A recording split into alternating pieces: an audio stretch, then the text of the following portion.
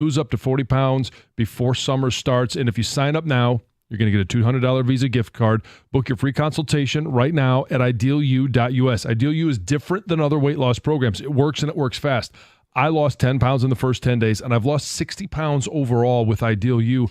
And with IdealU, it's not shakes, bars, or prepackaged foods. You're going to eat real whole foods every day. And that's how I've been able to keep the weight off. Your Ideal works because they teach you what to eat and drink to lose weight. You're in constant contact with a weight loss coach on a daily basis because they want you to achieve the goals that you set out to achieve. And once you've reached your goal, they're going to teach you how to keep that weight off. I'm more than 2 years in, and I'm still down 60 pounds. IdealU will help you lose up to 40 pounds in 40 days. Sign up now and get a $200 Visa gift card. Book your free consultation right now at idealu.us.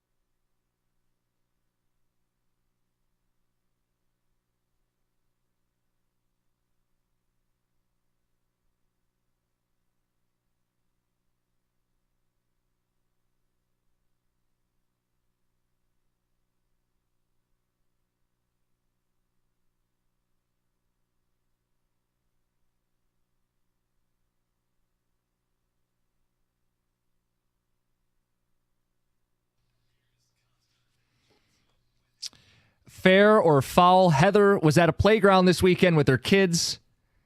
Smelled marijuana. Oh, no. Devil's lettuce.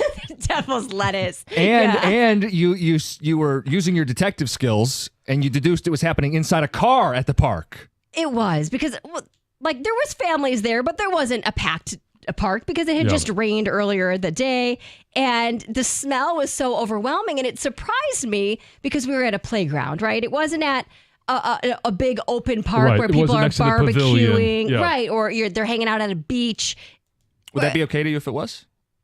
Yeah, this was okay to me too, but it sparked me as inappropriate as far as, yes, we're at a playground with 2-year-olds running around. It seemed strange. The park, did it have other parking areas? Yes. Like were there baseball fields? Yes. Were there nature walk trails where you could park in other places? Yes, you had to drive to get to those. It was a right. What I'm assuming is that this person had kids that they were keeping an eye on while they got high. Weed, sure. Right. Yeah. Ticket texters. I mean, I don't know their entire situation, so I don't want to We're not naming any names. We don't know who these people are. That's my theory. Yes, mine too. Is what they were doing, and the question was fair or foul. Ticket texter says, walking anywhere in Ann Arbor, people are smoking everywhere. As long as they aren't bothering anyone, I don't care. People pointing out, though, that it is illegal. Public consumption of cannabis is not legal in Michigan, must be done in a residence. You could go in your backyard. That's kind of where your rights end. We know that's not always the case because someone points out if you were at the NFL draft. Oh, it was weed everywhere. You are well aware that the city was smothered in it. Awful, says Dan in Plymouth. Says, I can't stand it. It was a negative to the whole draft experience. Oh, wow. Some pushback. Don't be a snitch. Well, she didn't take names. And another one says, hey, Heather, wake up and smell the coffee. Your little Emily's going to be exposed to a lot more than marijuana. Wake up. It's not Disney World out there. Oh, I'm well aware of that, people. I just, it seemed just out of a topic place to see what do you think about this? It did seem out of place. That I thought, can you wanted just to have do a this discussion before you come to the park, or maybe when you get home from the park? The law says you're supposed to. Apparently so. And you're not supposed to drive high, which is the other issue with being especially in your car. with your kids in the car. And that's the issue I would have. Other than that, I know what the law says. I don't have an issue if someone's at a park and they're So I just have a general question, and I don't know, maybe you know from discussions with your brother. I don't know if he just makes the bongs or if it partakes or... He does. Okay. How long does it take? Well, it depends. After you smoke weed for you to come down off of the high? Well, when you have a tolerance like he does, okay.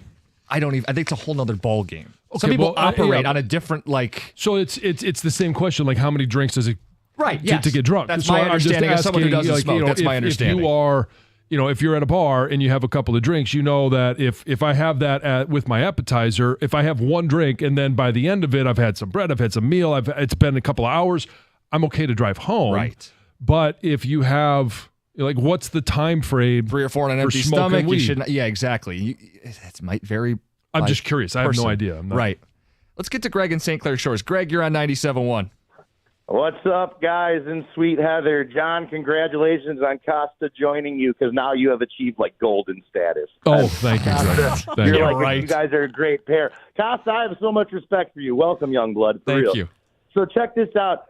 I've been in the marijuana industry for over 15 years. We had a dispensary. We sold it a couple years ago, and I'm still in the business. Detroit is forever a gray period. It's been like that. It's like the Wild West, but it's pretty protected. There's more things to worry about in Detroit than weed. Now, with the parks, I'm a baseball coach on the east side. I'm not going to say where just in case anybody else is listening. But there's disc golf courses and some of the fields we play at, and we smell weed always. The kids pointed out, we're kind of just we brush it off, but at the end of the day, the government's rescheduling it, trying to make it more like alcohol, which is good for knowledge because marijuana is considered medicine to some people. Mm-hmm. ADD people, I've seen it turn them normal. And then on Costa's comment about his brother with tolerance, weed high lasts about 40 minutes.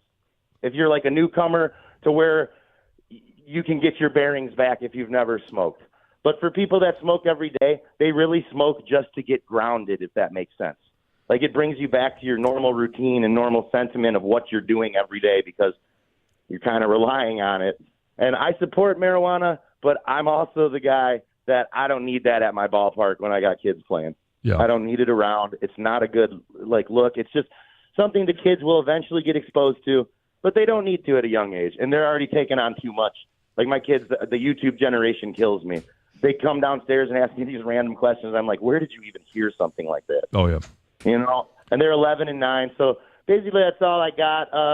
I'm a big supporter of marijuana because I've seen the Rick Simpson oil cure my friend Demetria's dad of cancer. So there's medicinal benefits, but I also think there's a time and place for it too. You know, like even in the car is going to collect all that weed smoke. And the second the window cracks open, it's a bomb of weed smoke wherever you are. And coming from a supporter, I really don't support that. You know, there's a house and there's homes and yards, and like you say, that the law passes, and everyone should just follow the laws. It's not bad being a rule follower, and I don't understand why a lot of people just like to make my own rules. But that's just me. Have a great day, you guys. I love your show. I've been listening Greg. for years, and have a great one. Thanks, Greg.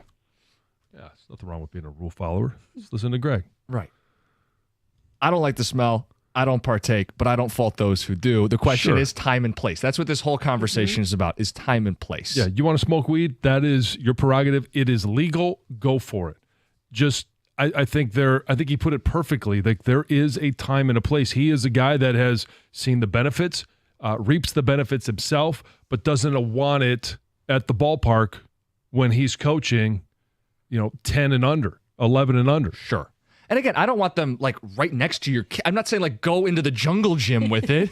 Clearly that would be, out of bounds. Mommy, who's that person sitting in the slide over there? Who is that old lady?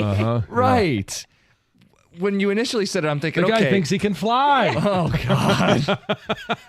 Right. I understand we don't want to spoon feed it to children. We don't want it right in their face. And that was your concern. My thought, when you told this story, they had taken the step to go into the car. There was some discretion. I don't want them driving away in the car, but maybe I get the point. 248-539-9797. Some ticket text coming in. I'm a certified pothead. Super inappropriate. Not because of the location, but because whoever was in the car is probably driving under the influence. Yeah. Yeah, that's maybe the bigger issue. Stoner here checking in. Weed isn't legal in public places. It's only legal to smoke in your home and backyards. Totally foul. DJ at work. Heather, you have a legitimate complaint. Smoking weed in public is ridiculous. You can smell it. Your kids can also, which means it's there. Mm-hmm. We were at a huge high school track meet in Farmington High. The runners could smell the weed the entire meet. We couldn't figure out where it was coming from. Yeah, I think athletic events is completely different, too. Like when you are sitting there and whether it's weed or it's just smoke. I remember when we were at practice for the Redskins, Dan Snyder and some of the older Redskins that had retired would be there smoking cigars, and I'd be like, what are you doing? Like, I'm trying to practice here. Just seemed weird. Yeah.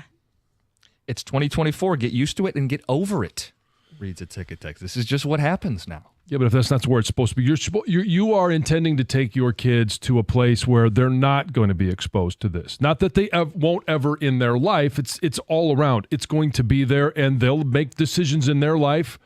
You're influencing them with your priorities, and taking them there is supposed to be a place where this isn't happening. Greg in Royal Oak, good morning. You're on 97.1. Hey, guys. I'm a big supporter, and I just want to let you know regarding the time and place, you can be respectful of people around you.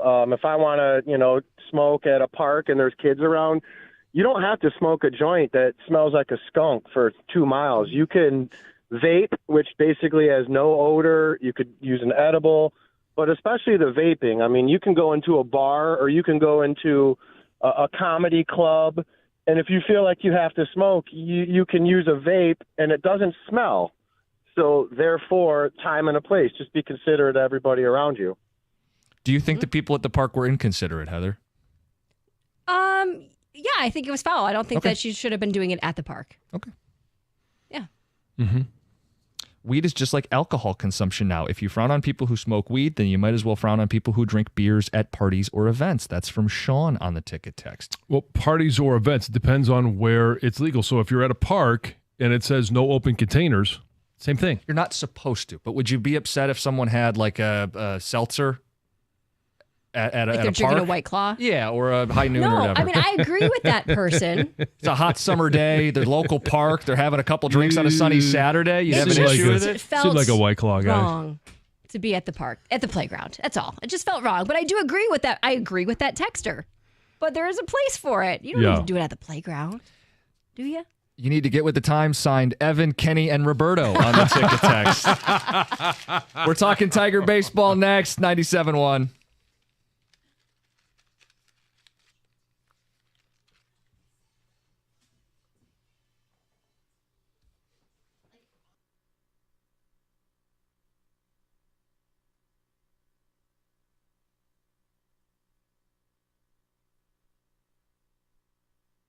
Brought to you by National Benefit Plans. The Tigers could use a reset after a long weekend in New York. They went 0 for 3 in games against the Yankees. Their first series loss since mid-April against the Rangers. A very soggy Sunday, ending with a 5-2 setback and dropping their record to 4th in the division.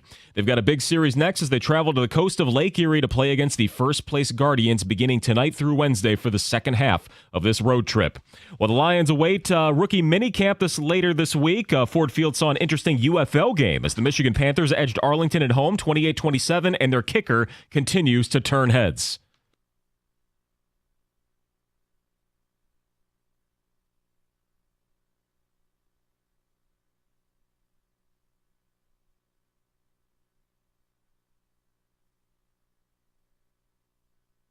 Courtesy of Fox Sports, Bates' third 60-yard field goal of the season. He kicked the game winner in that game as well. Silver for Team USA's under-18 team. They could not take down Canada in the gold medal game, falling 6-4 overseas. Up next will be the over-18 team. USA at the Worlds. However, no Dylan Larkin due to injury. Jeff Petrie was added, as was future Red Wing Trey Augustine. A couple of Game 7 finals last night in the NHL. The Stars bounced the Golden Knights with a 2-1 win at home. They face Colorado now in round 2. And the Cavaliers survived the Magic in Cleveland, 106-94, 39 points for Donovan Mitchell. They get Boston next. From the Corwell Hall Sports Desk, I'm Chris Villar. For more, go to 97.1 The Ticket and Odyssey.com.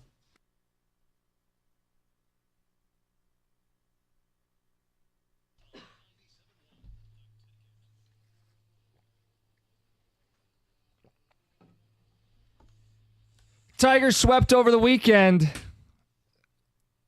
This is why it was hard to get fully invested or to fully enjoy what was a hot start.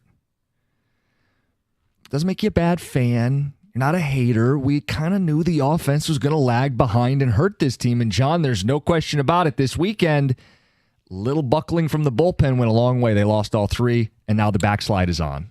Are you willing to reassess your prediction by the end of May? I had it with a winning record. 6 days in, yeah. And you were, 28-27? I was 27-28. It was 29-28, 28-29, whatever. I was hairs. 1 under, you were 1 over. Gov was very bullish. Yeah, this guy had to win 32 wins at the end of the month. Because I thought they might start hitting. Oops. Might. See, about how There's still a lot of May left. Right. Obviously. And they'll play some bad teams, and they'll beat some bad teams, and they'll be about a 500 baseball team, which is what I thought before the year. And when they started out 5-0 and they, started out hot, people got very excited. I said, sit there and appreciate the wins you do get, because I think they're going to be hard to come by. But I was under no delusions that this team was going to, win the division. And now they sit in 4th place in the American League Central. Their offense ranks 25th in OPS, 25th in slugging, 24th in on base. 14th, and 13th in the American League. If not for the Chicago White Sox, we would have the worst offense in the American League in our city. They pitch well. Bullpen's very good. Problem is, you can't smoke and mirrors your way over 162 games. This is who they are. They are a team that is going to be about a 500 baseball team. And it's because they didn't do nearly enough to address the offense in the offseason. This was predictable and preventable. And I'll give you a great example of a creative maneuver that a different team made this weekend. Luis Arraez is a 2-time batting champion. He was traded from Miami to San Diego for 4 prospects. Well, he's got to be 35, right? No, he's 27 years old. So we're talking prime of your career, 2-time batting champ for 4 prospects, none in the top 100, none at the top of the org chart for either organization. And now Arraez is a Padre. Who's the best hitter in the Tiger infield? That's what I thought. He could play second. He could play first. You could play him at third. I know he's not a great defender. The point is he hits. And he was a 4-WAR player the last 2 seasons, which would have been the best player on the Tigers. He was available. If you're willing to part with just guys in the farm system. Nobody special, but guys in the farm system. And the answer is no. It's more important that Colt Keith fails and struggles and learns. It's more important that Spencer Torkelson struggles, fails, and learns. It's more important that this team gets the ABs for the young bats than contend. That's a clear edict from this management. Yeah. That's how I have viewed this entire season. It's why I refuse to get up and do the party poppers and tell people that everything's going to be great. This is who they are. They're a team that's going to get beat up when they face good teams. They're going to get exposed throughout the season because they can't hit. And the question is, where does this road lead us? This road is going to lead us to where they currently are right now, a team that right now sits 2 above 500. Mm-hmm. And there's a possibility by the time they get back to Comerica, they're going to be 1 under 500. Maybe. They're going to bounce back and forth throughout the entire year, and they may be 4 or 5 above. They may be 2 or 3 below. And it's just they're a 500 team that is going to hopefully win some series. They're going to lose some. They're going to get swept some when they play the better teams simply because they don't have the offense. And whether it's St. Louis, if you only give up 1 run or you're only able to score 1 run and you're going to the 9th inning, it's still you're going against major league hitters. They're going to make something happen, and they do. You lose 2-1 against the Yankees. All right, one of the most formidable lineups in Major League Baseball. And you've got a pitching staff, along with your bullpen, that takes a 1-0 lead into the 9th, and then you've got to face Judge and company. It just, I don't know how you expect to beat good teams if you can't score runs. So the optimist would tell you the bats were going to heat up. The pessimist would tell you, well, no, what's more likely to happen is the elite bullpen is just going to be very good and not elite, because that's what I think is happening right now. Foley is a good reliever. There is a middle ground. He finally gave up something late in the game, and Shelby Miller finally starts giving up something on the back end. That's the bigger issue, is that their pitching was going to step back more than the offense was going to step up. Well, but so you don't have to be an optimist or a pessimist. You could just simply be a realist and know that this is a team, because of what Scott Harris said, because of how they've constructed this roster, and with how we've seen them win games so far. They've come back from a deficit 10 different times to win games. Sure. And AJ said it himself. It's not sustainable. We've got to find a way to generate more offense. But you have players in the lineup like Colt Keith, like Parker Meadows, like a Wensiel Perez, and you go down the list, Andy Ibanez, of young players. Some are excelling. Wensiel Perez, now, he hasn't had the exposure that Colt Keith has had, about twice as the number of at-bats for Colt Keith versus Wensiel Perez. But Spencer Torkelson, this is now year 3. Yeah. So there's a big difference between those that have had the opportunity, continue to have the opportunity, and those that are just getting their feet wet in Major League Baseball. Colt Keith, for anybody that knows anything about baseball, knows that, yes, you want to be hitting better than Colt Keith is hitting. 152 is not good. That's obvious. But when you look at his at-bats and his opportunities, sometimes he draws a walk and it's a good at-bat, or he moves a player forward simply by hitting to the opposite field. There's different things that he's doing where you're like, I think this player can get it. And he's so young, you're willing to give him time. The problem with Spencer Torkelson is he's had time. And for 80 games last year, it's what you thought you were getting. But it's not. Over the bulk of his short career, you're not getting that. What's the goal of this baseball team? Well, it's win games. No, it's not. Colt Keith wouldn't be here if the goal was to win games. Luis Arise would be here if the goal was to win games. That's the goal of every game. And whether you, I'm not going to sit here and say Spencer Torkelson, his compete level is not high, or Colt Keith, or Ibanez, or insert any player.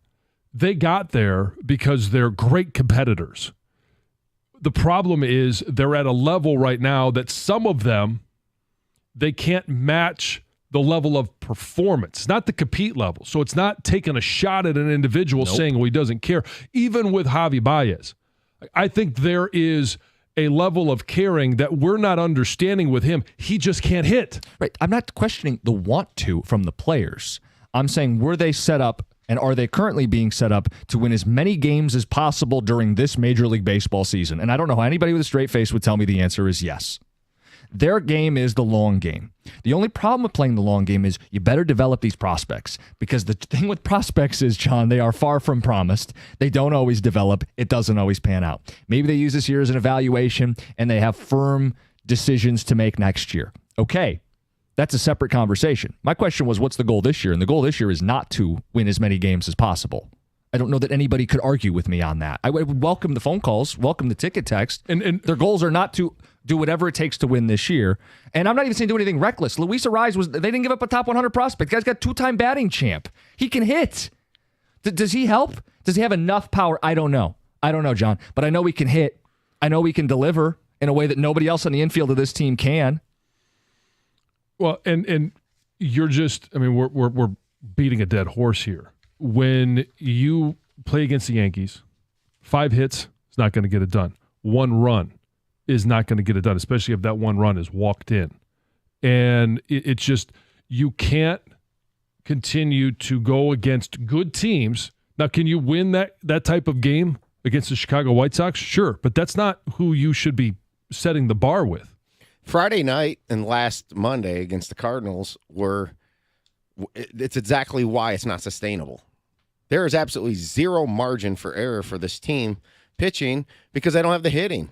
I mean, to me, you put this squarely on Torkelson, more so because he's been around longer, but also Keith. I mean, their productivity is so low, it is absolutely crushing this team. Tork's got the most ABs. Colt Keith, I think, has the 4th most.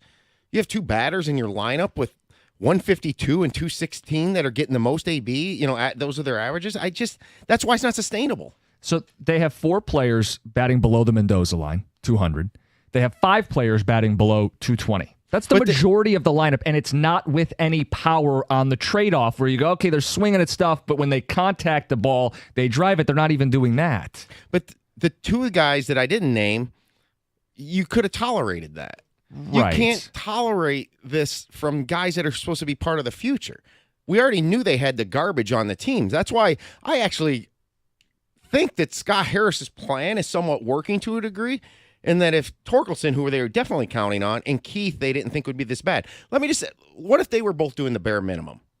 They'd have at least 2 more wins, wouldn't they? You're saying if... So the plan would be working. Maybe they're not as good as the Yankees, but maybe they don't blow one of those 1-0 leads in the 9th. So this is another way of saying this. You could stomach a bad bottom third of the order. There's plenty of baseball teams that have a bad bottom third, right? You catcher position, whatever. A lot of teams don't get a lot from the catcher position. Javi, you knew who Javi was, and then Parker Meadows.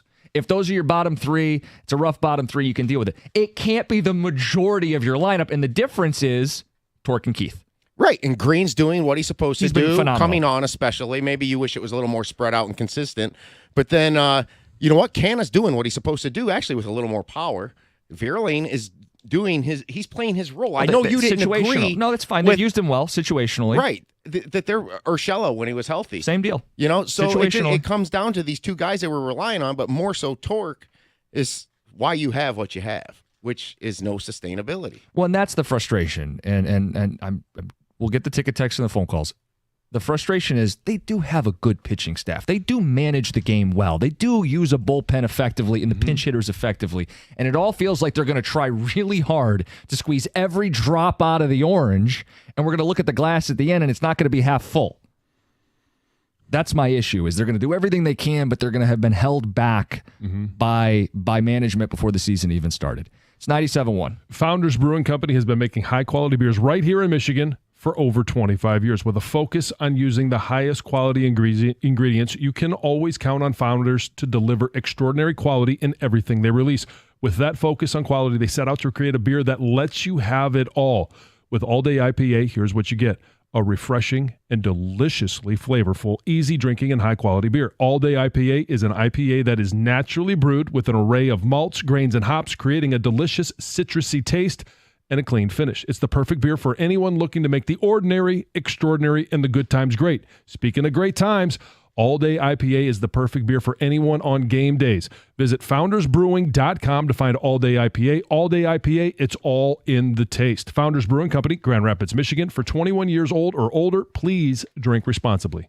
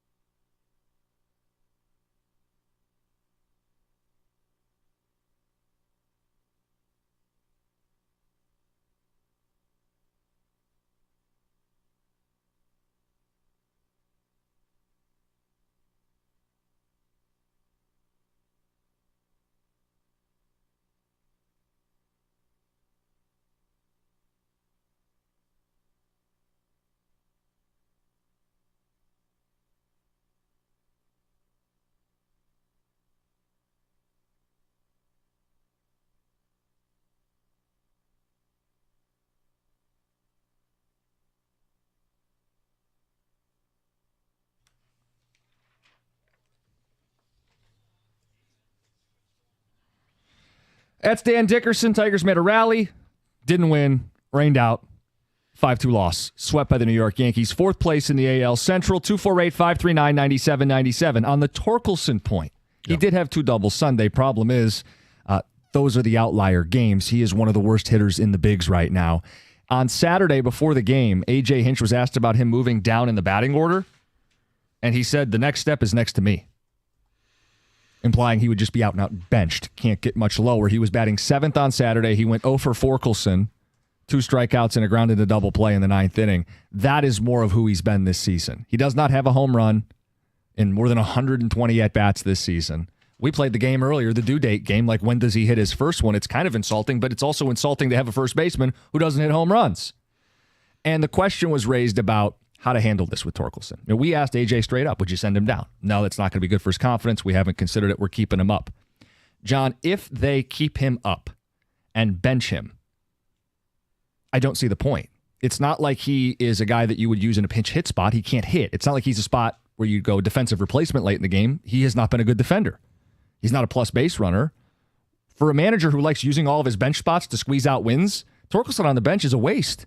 And at that point, it becomes, we got to do what's best for our ball club. Like, as bad as our offense is, we can't waste a roster spot on a position player who's not hitting. You're going to have to figure it out in AAA because you can't figure it out in the bigs. That's where I think we're at right now. And it's different than, obviously, Javi Baez, because Javi Baez, there's no options to send him down. Correct. And they still have that option for Spencer Torkelson to be able to send him down, try and get his mojo, find his swing, whatever it is. Because how are you going to do that sitting next to A.J. Hinch? Because it's not a matter of motivation. Like, if I felt like Spencer Torkelson didn't care, like he just was out there because, hey, I was 1-1 and this is just going to happen for me. Just wait your time. Quit, complaining. Like that's not the take I get from Spencer Torkelson. I get the take that he really cares, that he wants to be able to hit. So sitting next to AJ, and you could say, well, you're going to bench him and, try and re-energize him. I don't think he needs to be re-energized. I think he needs to find his swing. This is technique. It's mechanical. There's something that's not happening for him, and he needs to find it by taking more swings and getting his mojo back, and it's not going to happen next to A.J. Hinch. And it doesn't make sense to take those swings and struggle and weigh down a baseball team that is in a winnable division. For as much as I think they're held back offensively, he is one of the biggest culprits. Your first baseman is supposed to be a guy who clears the bases. 248-539-9797. The full quote from Hinch was, you see him steadily moving down the order. The next stop is next to me. We're trying to support him, keep supporting him because he's a good player, but he's not in a good spot. Let's get to the phones. Steve in Mount Clemens, you're on 97.1. Good morning, guys. It's good to talk to you. Listen, I guess I'm going to kind of toot my own horn here a little bit. I played professional baseball in the late 70s, early 80s. I was in the Montreal Expos organization. At the time in 81, they had a really good team. They had 4 Hall of Famers, and it was really tough to crack the lineup, and I never did. But I was a very good hitter. What I want to say about Torkelson, really in any of these games, and I know nobody cares about him. But I think that it gives me a reason to speak. The thing with Torkelson is his last year in the minors, they moved from rookie ball to A ball, from A ball to double A, from double A to triple A. His batting average continuously went down as he moved up, and his strikeout ratio continued to climb. Yet, he made the big league club. He made the big league club because of an $8 million signing bonus. Okay? It's just that simple. And as far as advanced scouting in the big leagues, because he scouts these teams, they go 2 weeks before you're going to play him in a series, and they got the book on him.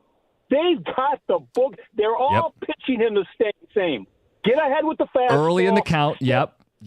Even if you throw it right down the middle of the plate. And then they bust him back inside with the fastball. Yep. I watch it all when I watch him. You're right. And I know the Tigers. Go ahead.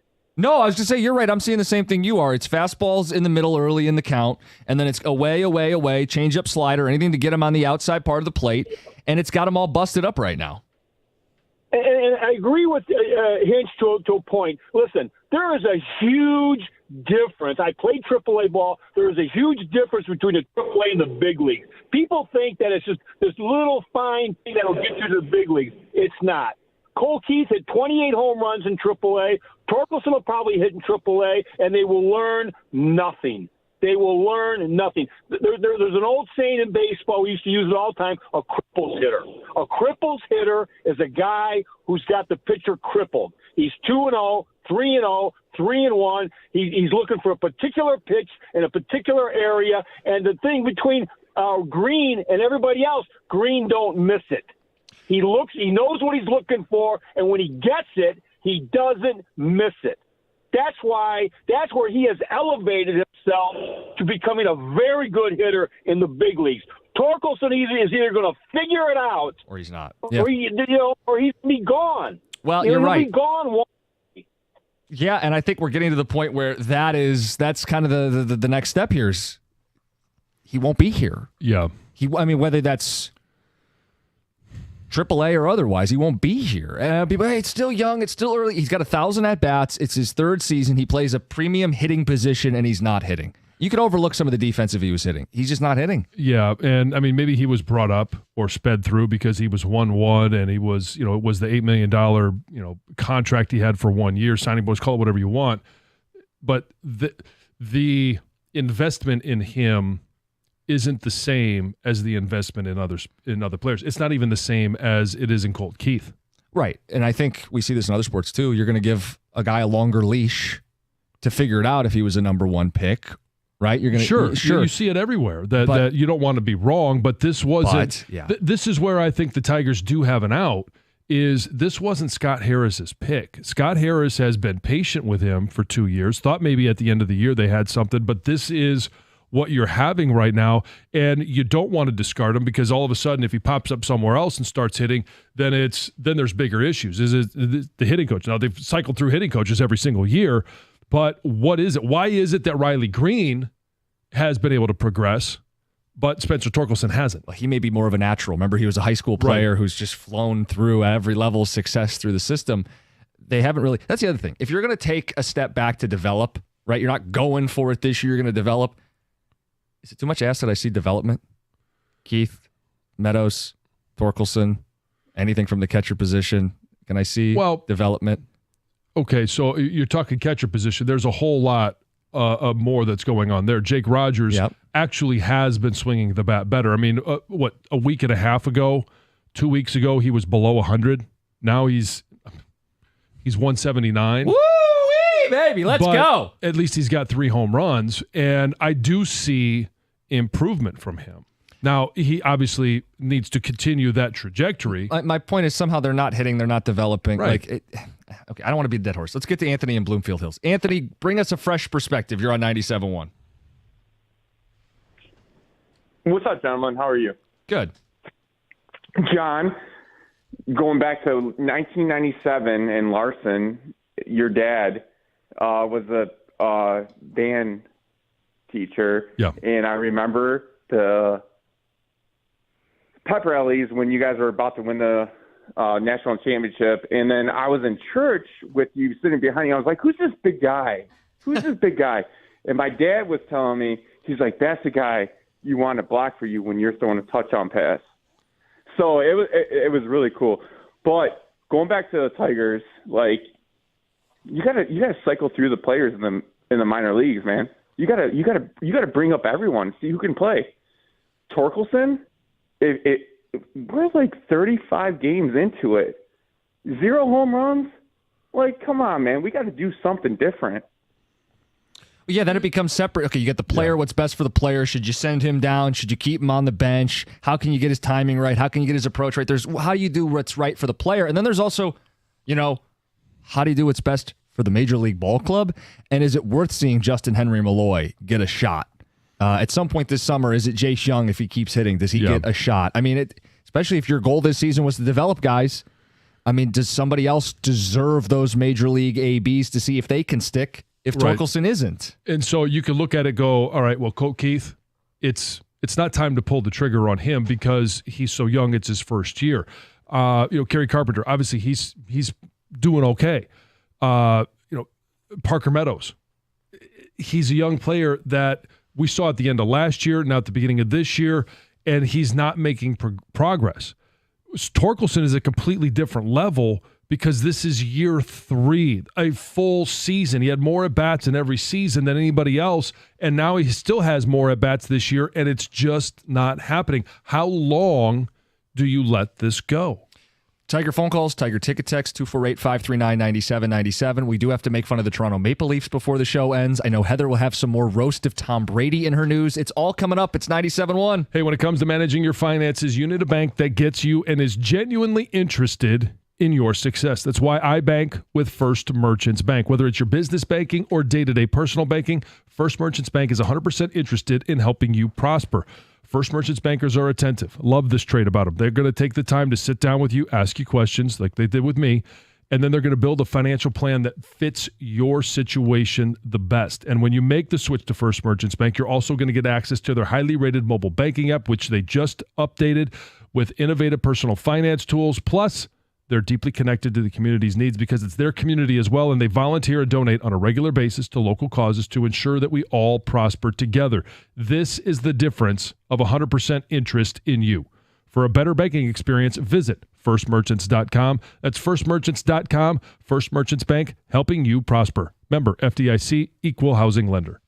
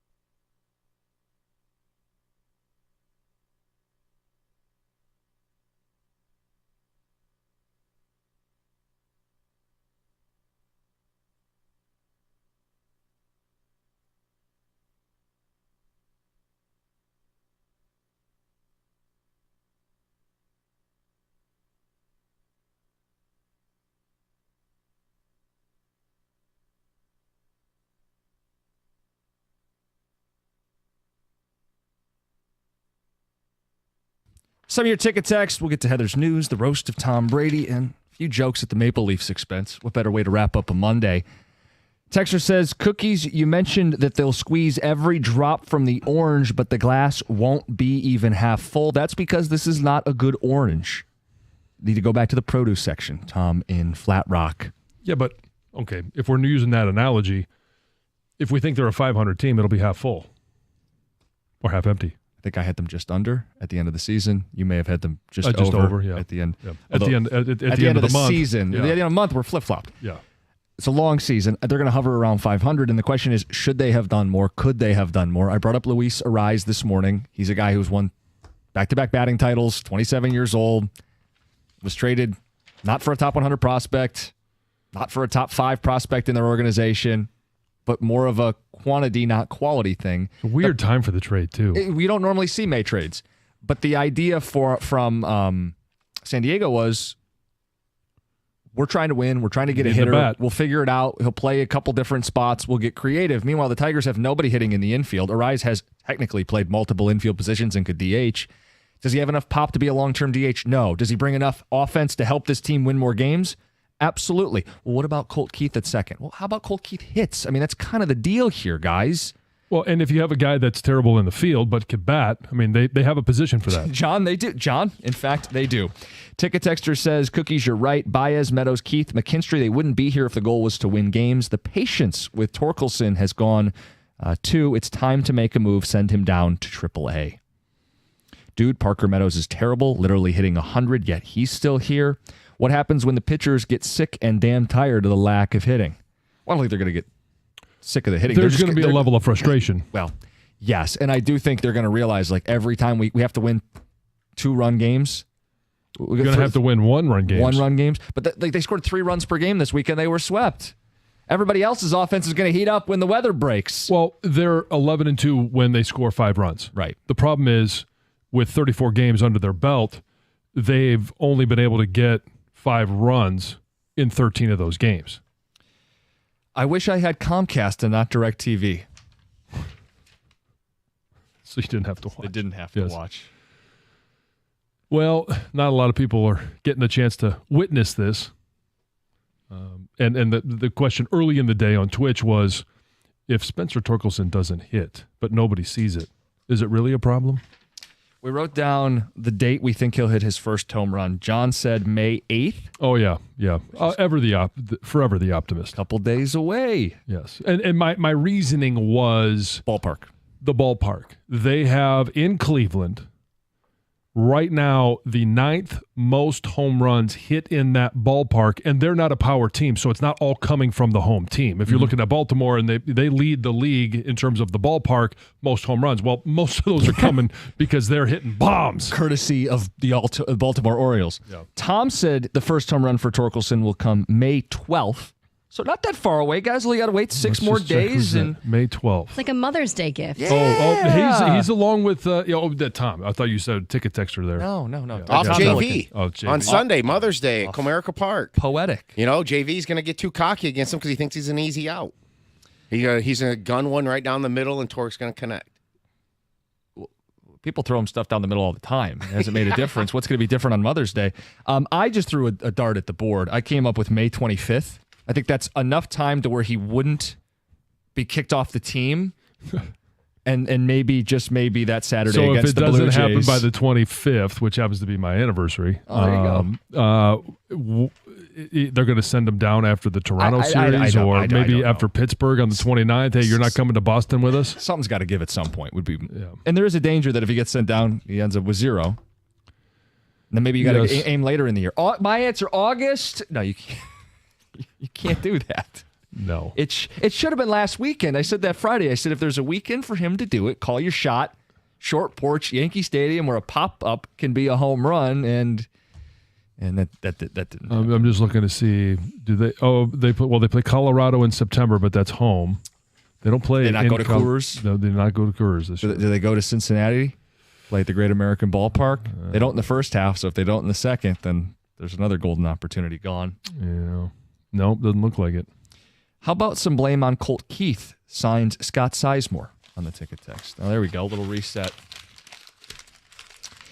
Anywho, we're going to talk about little bit of hockey before the show wraps up. Maple Leafs losing in Game 7 in overtime, agonizing fashion. Oh. How about Boston last year? But they were up, 3-1 and then lost in 7 games. They were up 3-1 and took Toronto to 7 games and then win in overtime. And who knows what happens from here on out. But Boston is one of those fan bases where I don't mind seeing them lose either. It was kind of a catch-22, but I would much rather see Toronto get knocked out in the first round. It was one of those, if a meteor hit the arena, yeah, I would have been just fine with it. Someone had to win, though, and it was Boston. I had a Red Wing revelation watching that game and that series. I want to get to that coming up at 9:50. First, Heather with the news. We've been talking about it all morning, and if you missed it, the roast of Tom Brady aired live on Netflix last night, and things got pretty wild. Yeah. It was pretty intense. There was lots of people, including former teammates, comedians, coaches that were there to take lots of jabs at Tom Brady. And we talked about Jeff Ross, right? And how that got Brady out of his seat, got him a little upset by some of the jokes he made. We talked about Bill Belichick. We talked about Rob Gronkowski. Well, there was other people there. Kim Kardashian made an appearance. She got booed royally, unfortunately. I didn't think her jokes were funny, though. The things she said, mind you, I'm sure somebody wrote them for her. They were funny jokes. Will Ferrell was there. Ben Affleck made an appearance. And there was also a surprise appearance by Peyton Manning. He referred to Brady as a 3-time Super Bowl loser.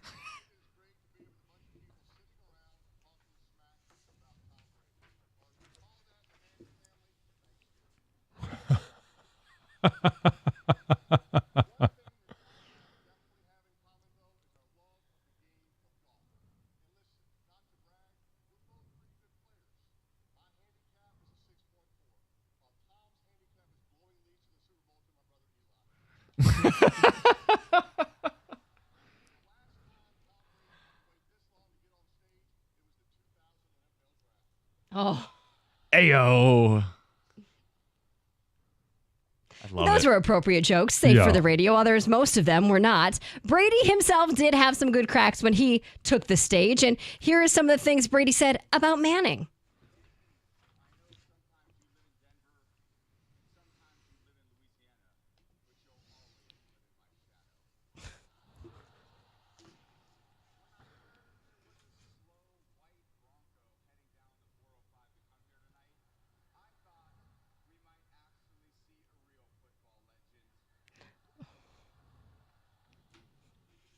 Oh, burn. Got him. In other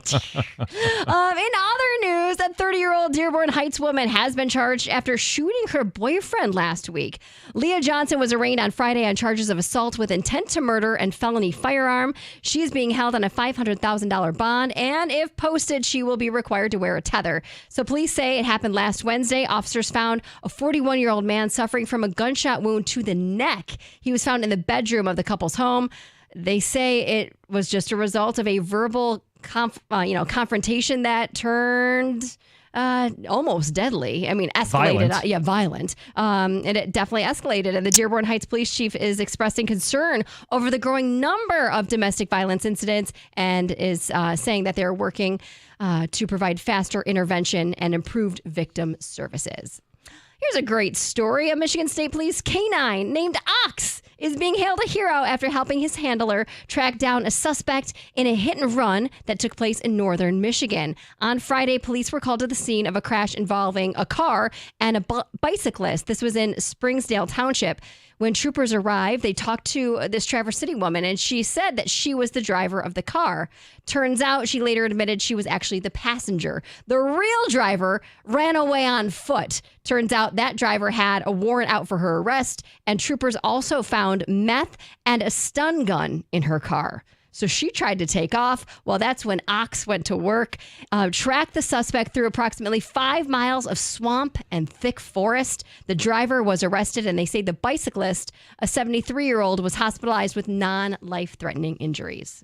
Good work there, Ox, for sure.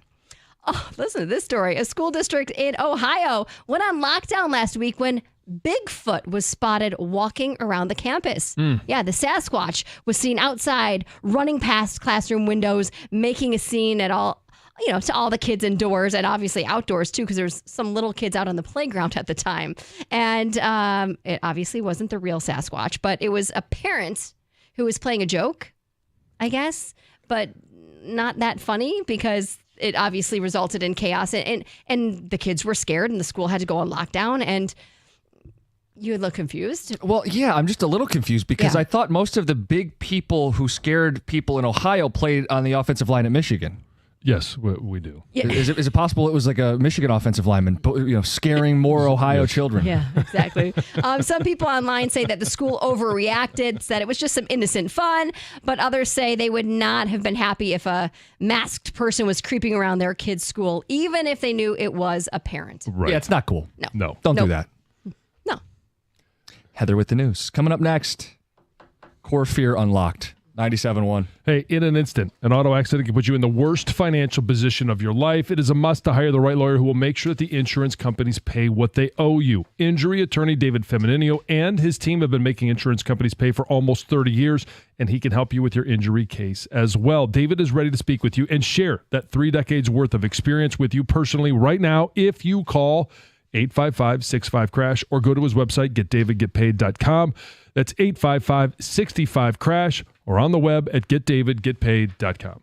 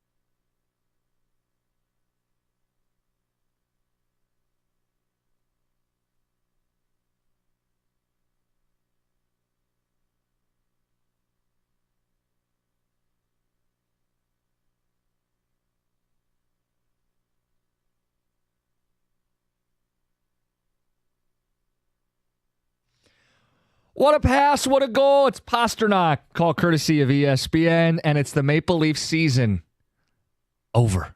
No cups since 67. First-round exits in 7 of the last 8 years. And I do think it's good to revel in a rival losing. It's good to acknowledge Toronto's shortcomings. It's healthy. But I also want to acknowledge that it is a fear of mine. This is what Yzerman's trying to avoid, what Toronto has become. You have an Original Six franchise, super invested,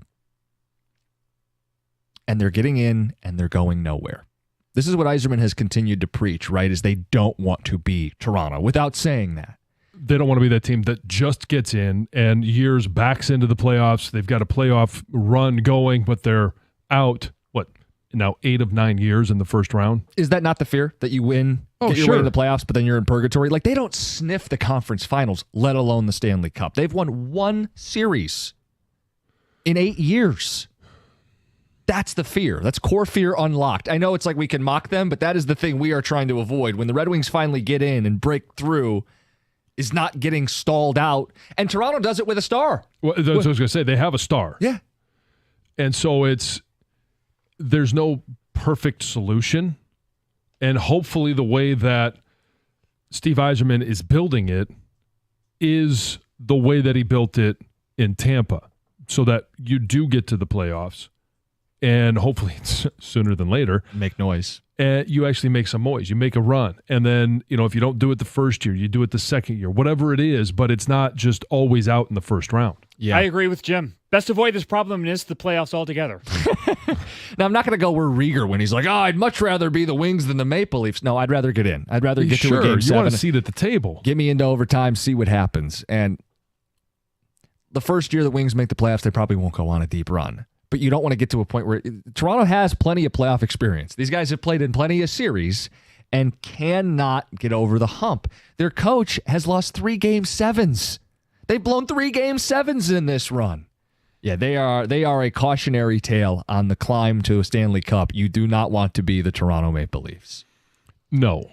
And what you want to be is a team that continues to improve. And we're hoping next year, and we have yet to hear any sort of concrete expectations from Steve Yzerman, Derek Lalonde, anybody else in that franchise other than the players, that this is a playoff team, that this is a team that's going to do something, not just get into the playoffs, but do something in the playoffs. Yeah, Larkin was very clear. We expect to make the playoffs next year. He said that at the locker room clean out. Management, Yzerman, I hope to. Well, I hope you do enough this offseason to where that becomes even his belief too. I think the fan base is already there. John, we got a ticket text. We should update this. What did your wife have to say when you got home the other day? You had to clean the house? You had an hour to do so? Yeah. Well, the cabinets, even though they're not completely finished, looked good enough for what had been done that she was enamored with the work that was done and did not, and I didn't go the flower route. I didn't, try and sweeten the pot at all. It was just, hey, this is what it is, and like it or leave it. I did mop the floor. Okay. And so, but that part of that was just construction cleanup. Right? But like, dust everywhere. Did she the judgy eyes? Were you no white judgy glove eyes? treatment? Nope. She was very excited about the fact that this is moving along because Lucy is graduating. We're trying to update the house, get some things fixed before the graduation party that we will be hosting. Oh, so you're up against it. Oh, yes, I'm up against it. What's the countdown clock here? We're about 30 days away. Okay. So, you got time. Yeah, the beginning of June. Yeah, but it's all a process. But it's and going there's quick. Other things, yes, and weekends are a no-go. So it's trying to figure out when I've got time, and it's generally cuts into sleep and cuts into those hours. While you're doing all this kitchen is still workable, right? Like you guys are still cooking and eating. Oh yeah, in the it's just the cabinets. Okay. We're not doing anything right now with the appliances, and even if we did with the appliances, it's a swap out. It's a new oven. It's out. You get the next one in, and they're there to put it together and make sure it functions, unlike a heat pump. Yeah, you want me to update that? Please do. Everybody's dying to know about my air conditioner situation. And I kind of feel bad that I'm somewhat enjoying the struggle, but you staked a claim, you planted your flag on being able to use your air conditioning system so early in the year, and the weather was such that you couldn't even tell if it was working, and then when it needed to, it wasn't there. I've learned so much about heat pumps, as John brings up. I have a heat pump at home. I did not install it. The previous homeowner 2 or even 3 times over decided to get with the trend and put in a heat pump in Michigan. All I know is in talking to 3, 4 different heating and cooling places, hardly anybody has these things. Yeah, you do not need them in Michigan. They're pointless in Michigan. Yeah, the advantages you see are if you're running them all year round in like Florida, or you saw them in Virginia. We had a heat pump, and I hated them at that time, but it was what was common. What everybody installed. Yeah, so I want to be done with them, but I need a whole new AC unit because the heat pump compressor, basically the heart of the unit, is dead. It had been kick-started, resuscitated. Previous owners did everything they could to push it across the finish line. Hard to work with a dead heart. Yeah, now it is. Yeah, exactly. My problem. So full replacement. At least the weather's still not necessarily AC weather. So to each their own. It might be AC weather to some people. It's beautiful. Open the windows up. Yes. We did. And have you maybe changed your stance a little bit? I will say this. I have been surprised. There you go.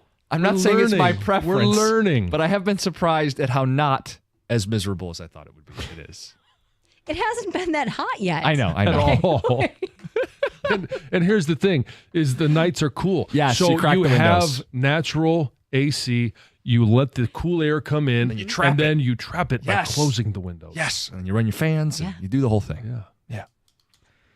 Piece of work. So You me, are me a or piece of the work. heat pump? No, Because I'll tell you. you, this heat pump You. is a piece of work. Yeah. Get the hell out of my house ASAP. That's a home inspection there. Oh, boy. Yeah, that's on you. Mm-hmm. Yes. Want to blame the previous homeowner, but I didn't install it. I never would have installed this. did you? He's not the home inspector. But he would have had an inspection when he bought the house. and you review it and you Yes, say, okay, but what am I going to do? Maybe Like, I'm not buying it? Maybe the Like- guy didn't disclose it. Well, it's pretty obvious. I mean, these are pretty big units. Didn't disclose it. Hey, I don't know what this thing looks like. First time I've heard of it was on this show, a heat pump. You bought a house with a heat pump, something that's not in Michigan. I'm just saying that, The look. unit's like 15 years old. It shouldn't be I didn't there. know. I mean, some people, they'll go through a home and they'll just be like, yeah, nothing, don't know hardly anything about it. And But that's why you look, hire somebody to perform the inspection, and then you review the inspection. coming from somebody who had a home inspector fail them, and we don't have the time to get into that. When I Oh, bought you did? mine. Yeah. Thanks a lot, guy. I'm just saying maybe the same thing happened to Jim. Well, it wasn't going to be a deal breaker. Oh, it's got a heat Right. pump. We're not going to buy No, the but you house. could have knocked a few Here it grand is. off the purchase price. Well, apparently they're supposed to be a selling point. You know, they're energy pumps. efficient and they're what. This is what really happened. Comes with the EV. The EV is convenient. This is anything but convenient. Go ahead, Tom. The inspector, he was trying to tell you about the heat pump, and you're more worried about, can I install a catio here? Is there Right, enough yes, clearance yes. on the wall? It's over not going there? to block this duct, is it? Yeah, that's what's most important. Can we pump it into the catio as well, just to make How sure do that all these hairballs affect the heat pump? Okay, thanks, Tom. Gator is coming to the studio. We were before we were grilling me about my air conditioner. We were briefly touching on the Maple Leafs being eliminated. I know that makes you happy. Oh, okay. Yeah, and then they were piling on because I don't have a working air conditioner right now. Oh, no. Yeah. Did you call Birmingham Heating and... Oh, I've called just about everybody in town to come out and diagnose and give me estimates and the whole thing. Mastercraft? Everybody. Oh, boy. It's covering all the bases.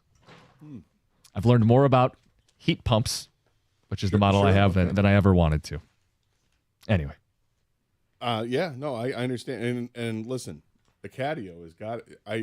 Needs to be cooled and warmed? Cold air into the Oh, catio. of course. Of course. Yeah. Only the Especially finest. since it's outside. The term catio is so funny to me.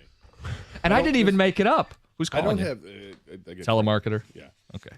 I support Jim for being a cat owner. I enjoy cats. Always have. I've got a dog. But, we always had cats growing up in the house. But the catio, the fact that there's actually a designated Only you, John. place called catio is hysterical.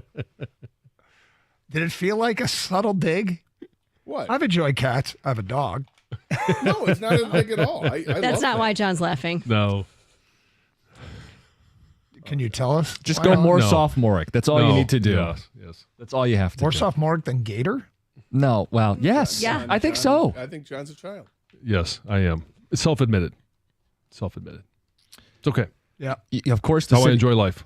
Of course, the City Connect jerseys will break during your show today. I'm sure. Of course. That's how Probably at that'll work. 10:05. There hasn't been a time connected to this, right? Connected. There hasn't been a time associated with this announcement, has No, there? just today, the date. I got some thoughts. Yeah? Yeah. What do you not want to see? Or are you? I don't want to dig I don't into your want to show see a too much. stark departure from what we already have, which is sort of the whole idea behind the City Right. Connect. I was gonna say, some of Doug, come on. some of them, like the Braves and the Dodgers, kind of hang on to what they have. Right. And then you have teams like the Rockies that are way out there. Some of them have significance to the city, like the Boston Marathon jerseys for the Right. Red Sox. Some that's kind of cool, but I mean, what do we have? Our connection to the past is the Old English D. Right. It's they already could do a lot woven with the in. jersey, but Yeah. just don't mess with the hat. We'll talk about it. And Champ and Chump. Karsh Anderson next, 97.1.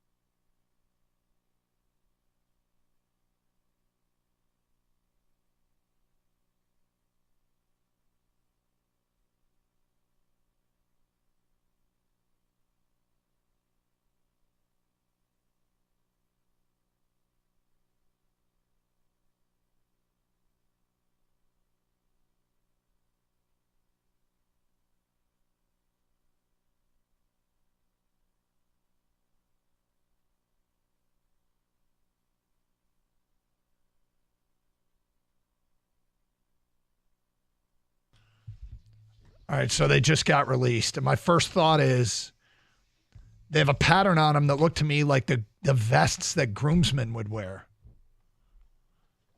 Have you seen them yet, Gator?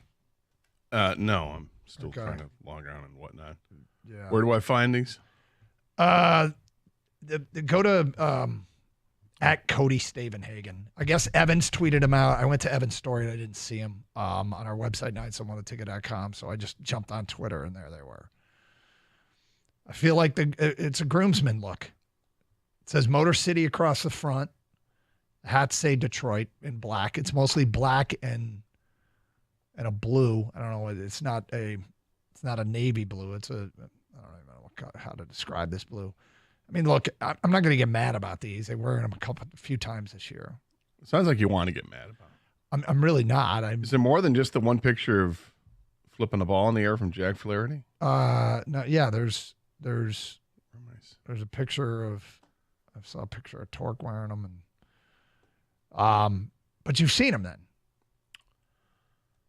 Yeah, sort of, but I can't get a good look at it. Riley Green leaning up against the car. That's Tony Paul's got that one. All right, so let me see this. All right.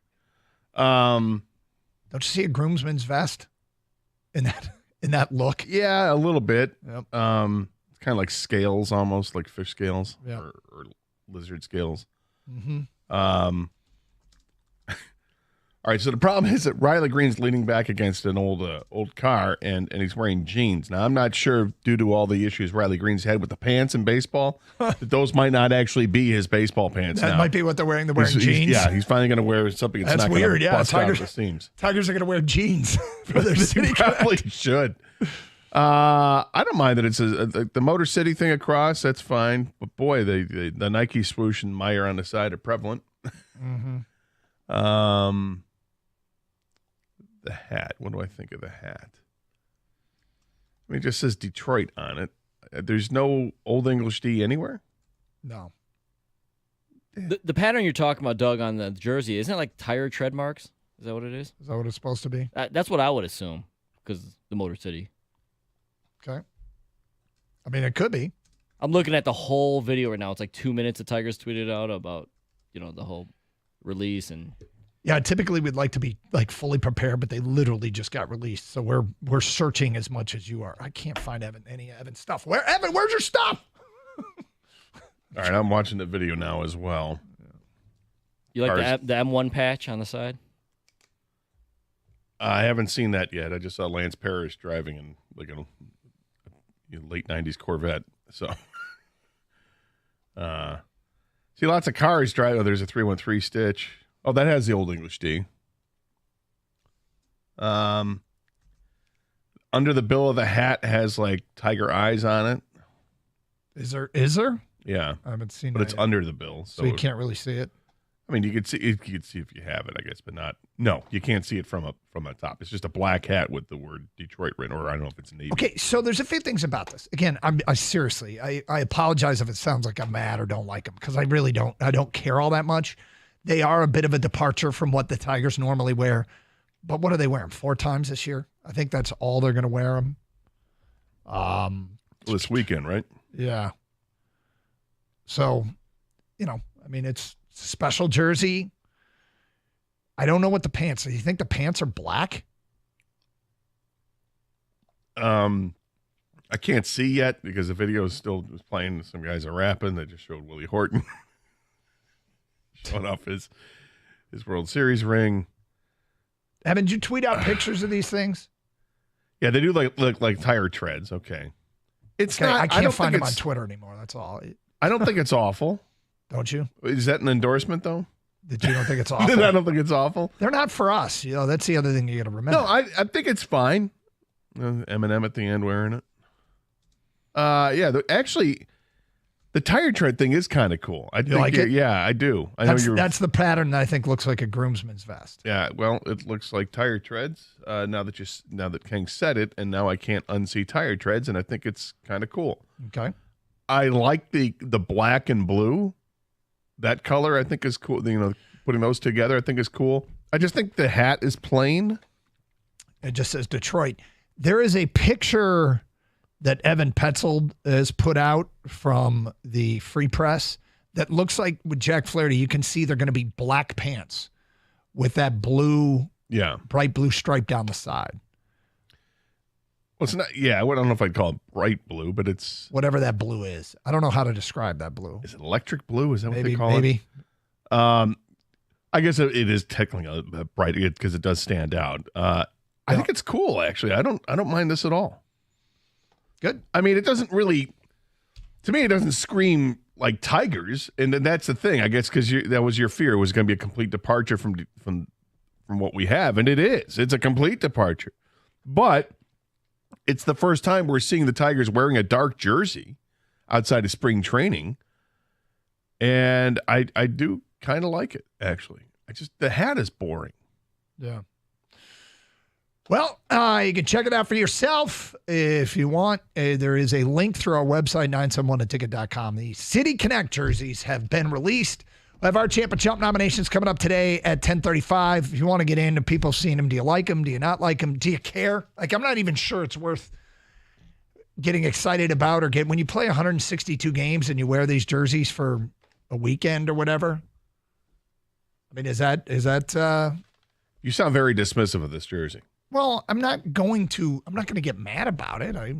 They went all in on the car theme though with the Motor City. Like I'm reading the press release, so because it's hard to see when you're just looking at a video real quick. Yeah. But the tire treads, like I thought, those are tire treads.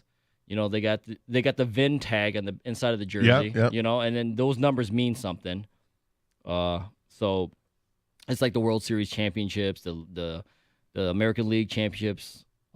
You mentioned the tiger eyes underneath the hat gator. Yeah. But there's the racing stripe. There's the M1 Woodward, patch. Yeah. There is, it's a lot. I mean, they went all in. A lot of it has to do with cars, but of course, the rest of it's Detroit related. Check it out for yourself, and we'll take your calls on it. Champ and Chump, and of course, what's happened on the field. It's Carson Anderson on a Monday on 97.1 The Ticket.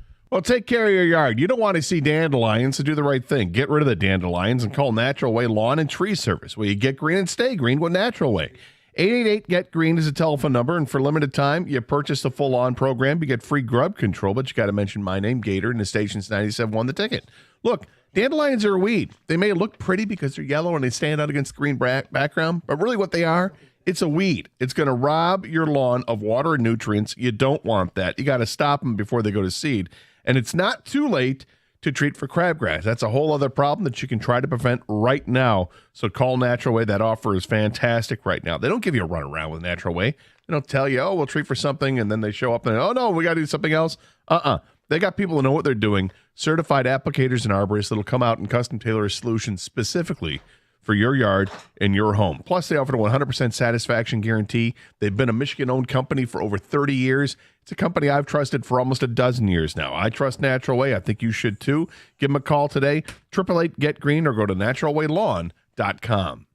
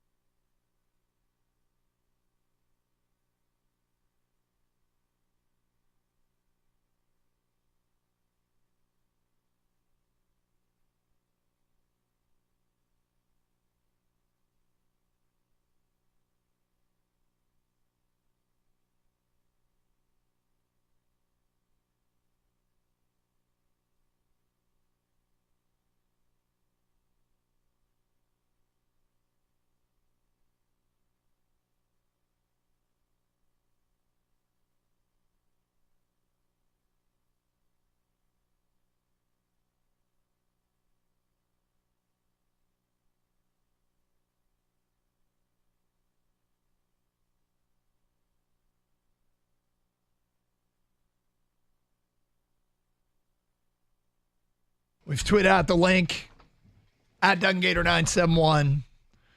You can also see it at 971 The Ticket XYT, which is our station's Twitter account, where you can follow the link and see the City Connect uniforms as put out today, released just as we hit the air. They're going to wear them. Actually, they're going to wear them, it appears, 10 times this year. So go check them out for yourself. Really, the opinion that matters is your children's opinion. Most likely. I mean, anybody that might buy a jersey. They're trying to sell merch, right? Yeah. So Evan just went online and bought the hat. Did he really? Yeah. Already? He's a hat guy, so he loves it. I'm a hat guy too, but hat's kind of plain. I think it is plain. Yeah. There's nothing wrong with that. I mean, the truth is, jersey. the Old English D is kind of plain. It's just iconic. It's cool looking. Well, that's, I guess, the thing. Yeah, this says, it just says Detroit across the hat, but just the bottom of the brim. The bottom of the brim with the tiger eyes is kind of cool. The simplicity too. Sometimes simplicity is awesome. So, you can check it out for yourself again. Follow the link that we have tweeted out. So the Tigers get swept behind a paywall in New York over the weekend. One of us paid for a service, the other one didn't. The truth is, Gator, I'm in a weird place. I did not pay for the service to get it to either the Bally's app or Fubo, which you did, right? I didn't pay. There was a free 7-day trial, and it's Fubo, Doug. Fubo, yeah. Fubo's the clothing. I mean, I'm trying to. Awesome. I think I've got enough street cred where. Yeah, you don't need it, Gator. Thanks, man. Yeah. Gator's got that kind of drip. Yep. This fits great every day. I got enough Riz. So, you paid for. Well, you signed up for the 7-day free trial. I have not. I was busy with family stuff most of the weekend. The first chance I had to watch was yesterday, and I decided to listen and follow online. And there's a fine line here, right? Between doing the job and watching the team, but also knowing what the people are going through. You know what I mean? How many of the games did you watch over the weekend? Both. Friday and Saturday. I'm sorry, Saturday and Sunday. So you did not? Friday I went out to the bar. Okay, so you watched at the bar. Yeah. All right. Friday was at 24 seconds watching it. This is really effing frustrating. Yeah. Now, it didn't help. The frustration is added to the fact that they lost all 3 games. Yeah, that one to me was more frustrating than. You're right. It adds to the frustration, I guess. You're already pissed off, and then they lose. It doesn't make it easier. Yep. And I'm operating under the idea that they're going to sort this thing out sooner rather than later. That might be false hope. I have no indication that it's going to get sorted out, other than people that know more about it than me said, don't be shocked, but there's no rumblings that they're moving towards a resolution, either publicly or privately. I want rumblings. Right. I really want rumblings, because when the deal comes back up on Friday, all right, I did this on Saturday, right? Just as the game's starting, I'm like, all right, here we go. Download the app, and I looked up on the phone to see what do I got to do for Fubo. How do I do this? What are the plans and all this? And after 7 days, it's pricey, but it's cable. And, it basically is what it is. So of course it's pricey. So, what's your experience with Fubo right now? Would it replace your cable? No, I don't want it to, for a couple reasons. A, I don't want it to because I don't want to change. I don't want to have to adapt completely to this whole new system, because there is going to be an adjustment on how to maneuver through channels if I were to go there. But I'm not going to go there. That sounds extraordinarily stubborn. However, I didn't even do that. Yeah. So, but if I have to, if this thing is going to go on longer, I may do just that. Or what I may end up doing is trying to get just the Bally's app. Yeah, if there's a free trial with that, then I'll give it another week with another service and see how, if it really is the train wreck everybody says it is. But with Fubo, the end of the game on Saturday, we're getting to the 9th inning, and screen freezes, and I get the circle. And I'm like, you got to be kidding me. You can't. don't do this. Don't, because I'm trying to enjoy the experience of actually watching the game. I don't want to speak ill of this thing that I just got. And based on what Bally's subscribers have said, they're like, well, that's nothing, But I had to, kind of go back to the home screen and then come back to it, and then it was fine. But nonetheless, at a most inopportune moment, it did freeze up. And I'm watching the game yesterday, and kind of, I guess that didn't really happen because we got into the rain delay, and it just didn't. But there was a couple times where it spun. Like, the spinning thing is going to drive me nuts. So, yep. I don't know. I don't anticipate switching over to DirecTV because that's a whole, overhaul of my system. And of course, the house, I've got internet and cable along with my landline associated with Xfinity. So I don't want to make the switch because it's a real lifestyle change there that I don't want to do because I'm used to the convenience. And just at a very base level, trying to maneuver through the app of Fubo, I didn't like it. It was more like, it's like a streaming service. It's more like a Netflix, and scrolling through to try to find where you're at. Yes, there's a guide, and you'll have to memorize things. I guess I'd have to really familiarize myself with it. But my initial reaction was I did not like switching to Fubo. Well, I am also... I'm a little bit more. I've streamed, I think, a lot more than you over the course of the. Oh, yeah. But I'm also being super stubborn about this, and yet, there's two things here. I have a job to do, but we also, a big part of what we do is relate to what the audience is going through, and maybe everybody in the audience has said, I'm gonna bite the bullet and get some service that you otherwise don't want. Or would never go to just to get Tiger baseball. And if this carries on, Red Wing hockey, Piston basketball. Kang, you did not crack and get any other service, did you? Nope. I'm one with the people, Doug. No, I just haven't done it yet. I don't know if I will. As of right now, I'm still wait and see mode. I figured this would be the way it was, but to be honest with you, if they continue to slide or whatever, it's going to be a lot easier to watch, Yep.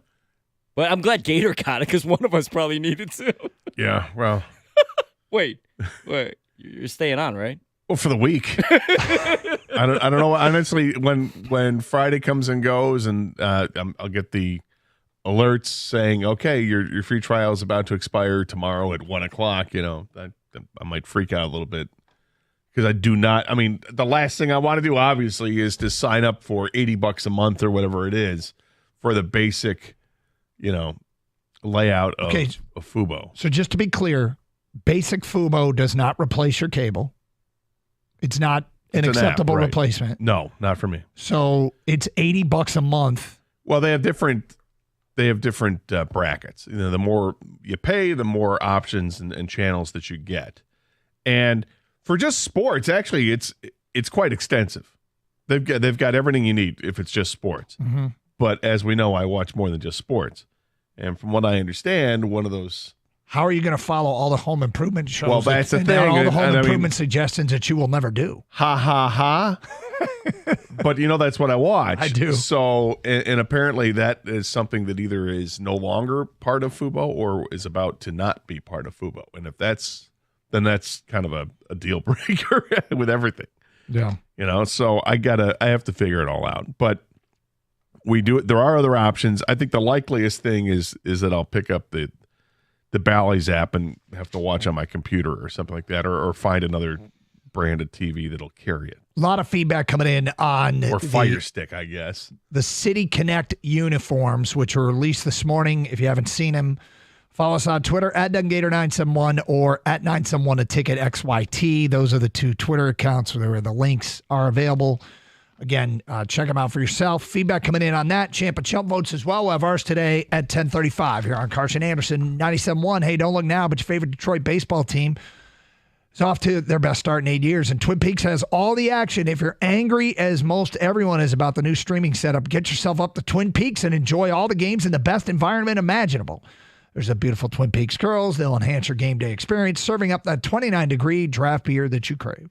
But it's not just about the beer and the girls. They have a scratch kitchen that is sure to quench any appetite. Signature items like hand-cut New York strips, smoked in-house brisket and ribs, all never frozen, breaded to order, wings and tenders, and their awesome favorites like their Chipotle chicken and trophy trout are sure to keep you wanting more. So combine your favorite baseball action that you can watch with the beautiful Twin Peaks Girls, an extensive collection of your favorite cocktails, including the high-end bourbons, whiskey, and tequilas, and a scratch kitchen that blows away the competition. Why go anywhere else?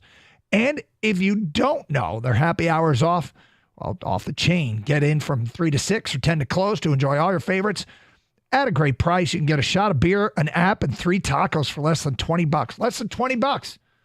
So there you go. Find a location nearest you. Go to TwinPeaksRestaurant.com. That's TwinPeaksRestaurant.com. Twin Peaks eats, drinks, and scenic views.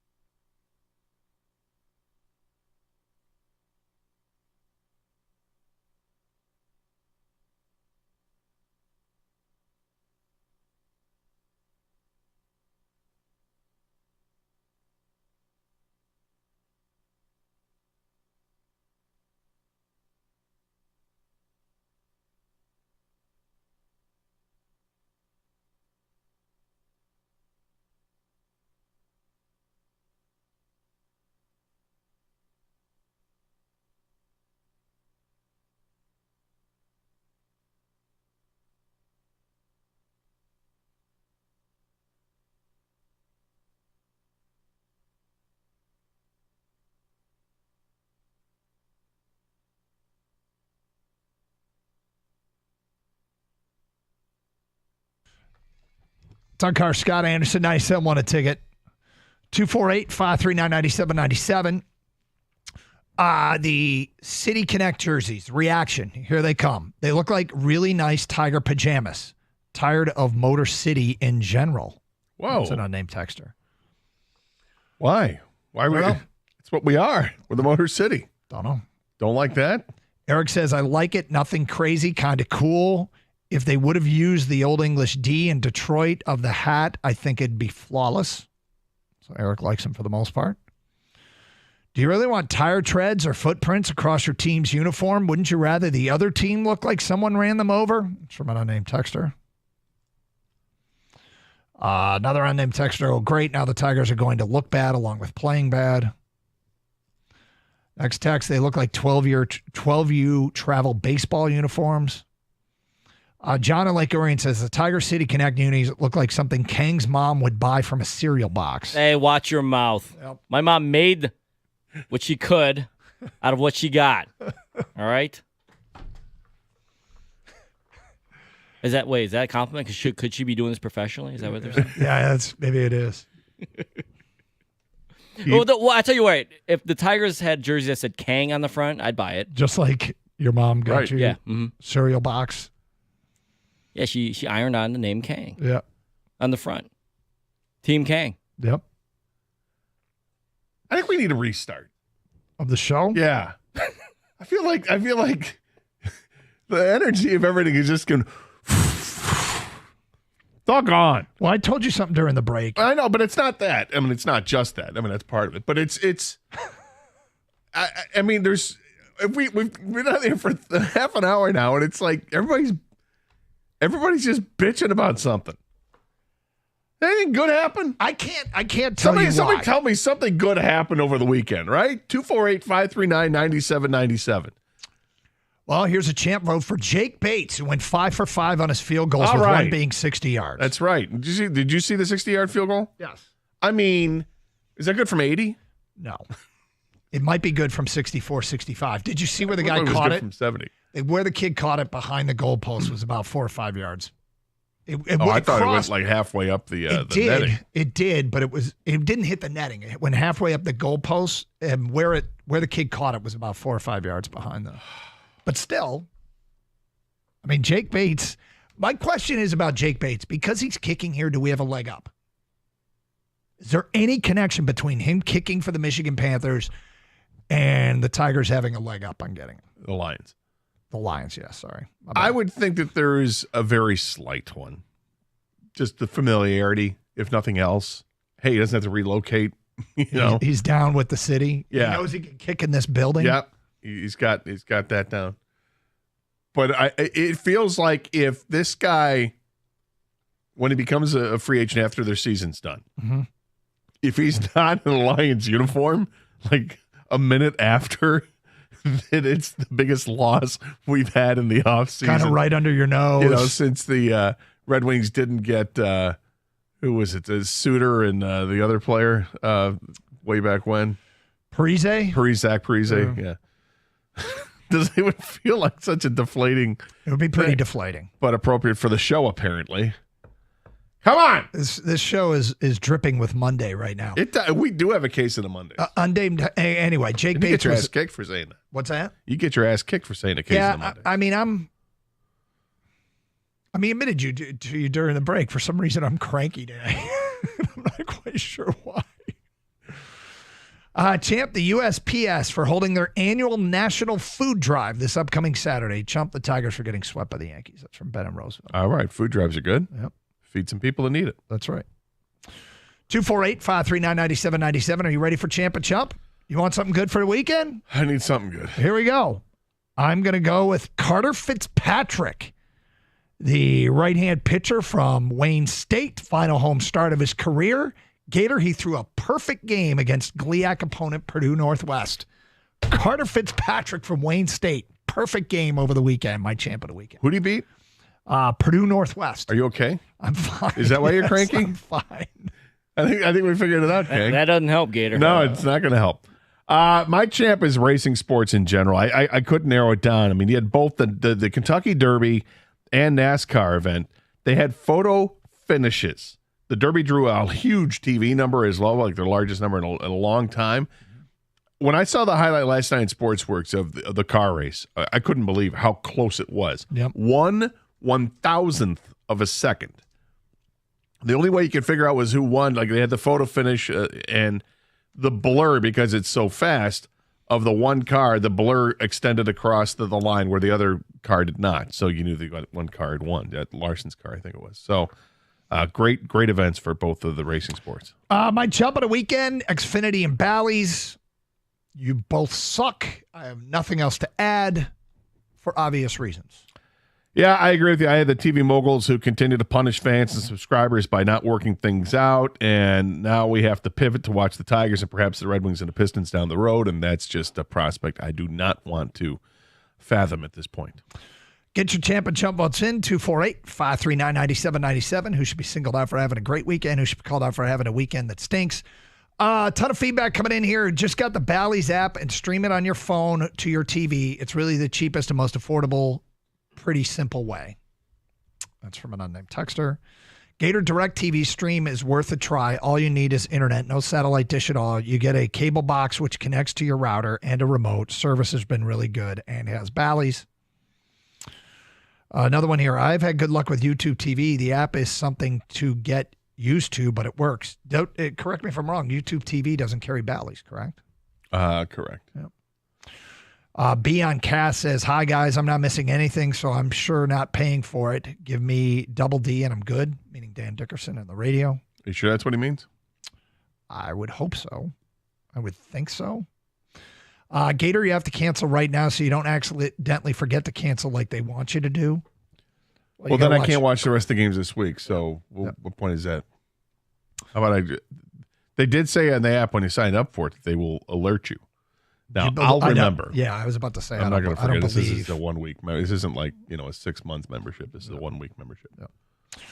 Fubo is the way to go. Tons of sports and local networks. Fubo will not, that's from an unnamed texter. Another one here. Fubo will not give you a warning before your free trial is up, and they will charge your credit card at like 4 o'clock in the morning when you are not paying attention or should be sleeping. That's from Chris and Jackson. So I'll be all right, Chris. Thank you. Be leery that you don't count on the warning.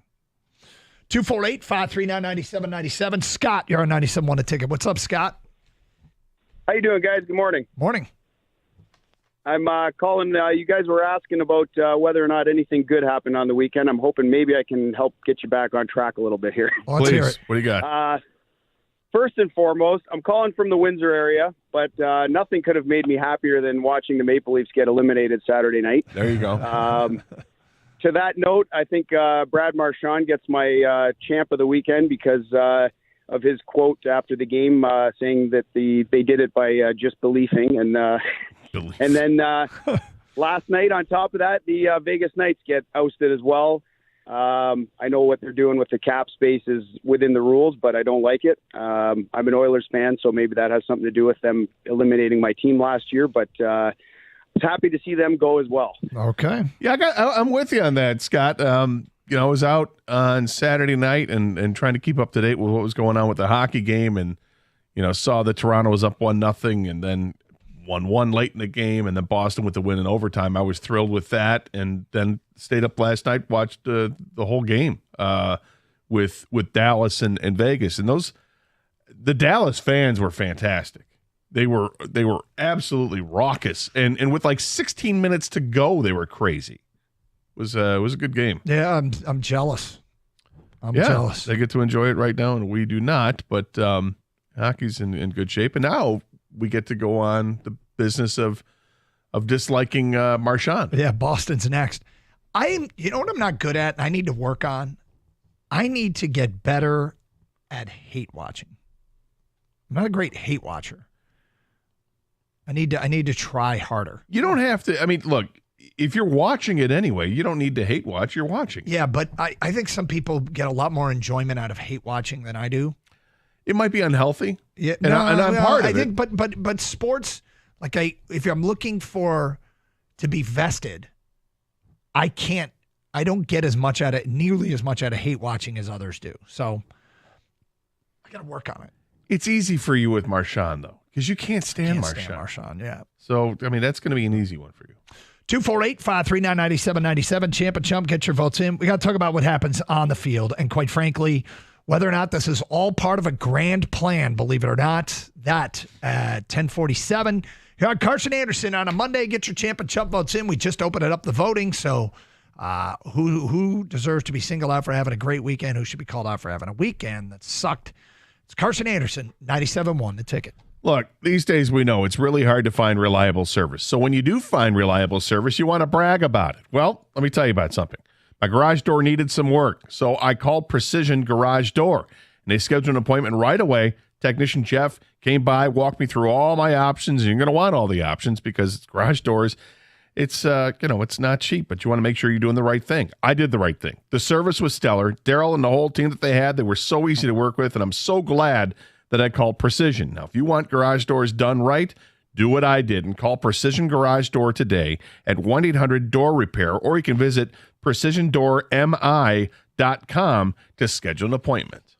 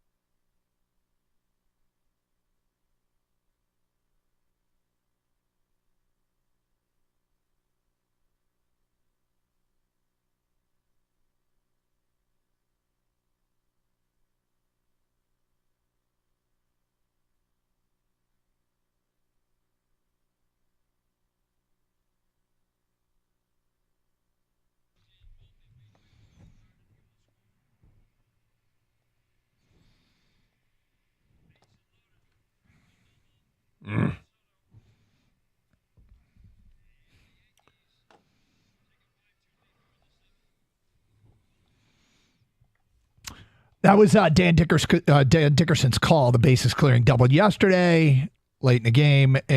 Tigers got swept by the Yankees, which is going to make it difficult but not impossible to go 3-3 on the road trip. Now all they got to do is sweep Cleveland, and Cleveland starting tonight. But, Gator, a lot of the talk has started to center around Spencer Torkelson. It's been going on for a while, but I think, to me, S just got real.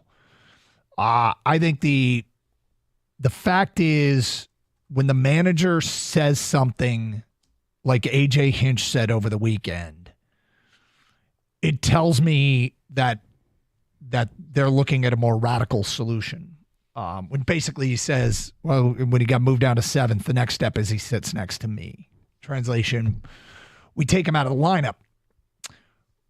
If you look at the grand plan of the Scott Harris regime, they did not go out and seek win now options. They signed guys that they thought could play roles for them, but they didn't go big with the lineup. And they made it clear they didn't want to block any playing time for any young players. This is a find out what you got kind of year. And now it's year 2, which I kind of feel like maybe year 1 under Scott Harris should have been that, but they weren't going to block playing time for Colt Keith or Spencer Torkelson. They have one sort of anchor that they can't really do much about in Javi Baez because of how much money he's owed. There's some other young players that are getting leash to try and show that they belong, Parker Meadows being one of them. Riley Green is coming through. Riley Green and Torque went in this year with sort of the idea that they would be here in the future. But they didn't go into the season with a we're trying to win now demeanor. And then they got off to a hot start. And that's cool. And it's fun. But they have allowed guys long leash to sort of prove whether or not they can be part of the future. And I didn't think that Torque would be a player that we're talking about, but Torque is starting to play his way out of this lineup. Now, is he playing his way out of the future? I wouldn't go there yet. But I thought we saw the first indication over the weekend. Okay, a send down might be in the short term, we might be hearing about that. Well, and did those comments come in the wake of Saturday's loss, or was that before Sunday's game, or was it before Saturday's game? I don't know. Well, the reason I bring it up is because did Torque respond? He had 2 doubles yesterday. Yep. And continues to lead baseball in doubles with 11 now. Well, he's 3rd, right, or 4th? Or is it maybe is it the American League he leads? Because I thought he was I think he's 4th in baseball. So the 11 doubles is it's nice to have, but there's still a big donut next to the number that you're expecting that number to be jumping up, right? That he's here and he was drafted first overall because he hits bombs, and he hasn't hit one yet, and it is disturbing. And looked like there may have been a moment over the weekend. Hey, did he hit it? No, he didn't get enough of it, and frankly, neither did anybody else. But his problems are going to be magnified because of where he was drafted and the expectations heaped upon him, and rightfully so. And I was kind of glad to hear what AJ had to say, because the guys asked him about it last week in the morning, and he talked about it. When we played the comments on Wednesday when we were out at Comerica Park about their plans with Spencer Torkelson, and wasn't really worried about it because he didn't think it was going to do him any good to call him into the office and tell him he's going to be sent down. Thought that's bad for confidence and all that. But a few days later, after more offers, all right, things are changing now because the at-bats aren't good. He looks lost up there with the decision-making, not going to swing at a pitch and it goes right across the middle, or does swing at the pitch and he's swinging and missing. He's not putting the ball in play like we know that he can. Is that a better sign that he hit a couple balls that ended up going for doubles? I think it's a good sign, but he's got to give us. I'll feel better when he's drilling it 395 feet over the wall. Yeah, to fend off this talk, he's going to have to put together a stretch of a week, 10 days, 2 weeks. He's got to hit one out. Yeah, and where he's crushing the baseball. Last year when the numbers weren't there, the hard hit rate was, the line drive percentage was, the barrel rate was. Those things aren't there this year.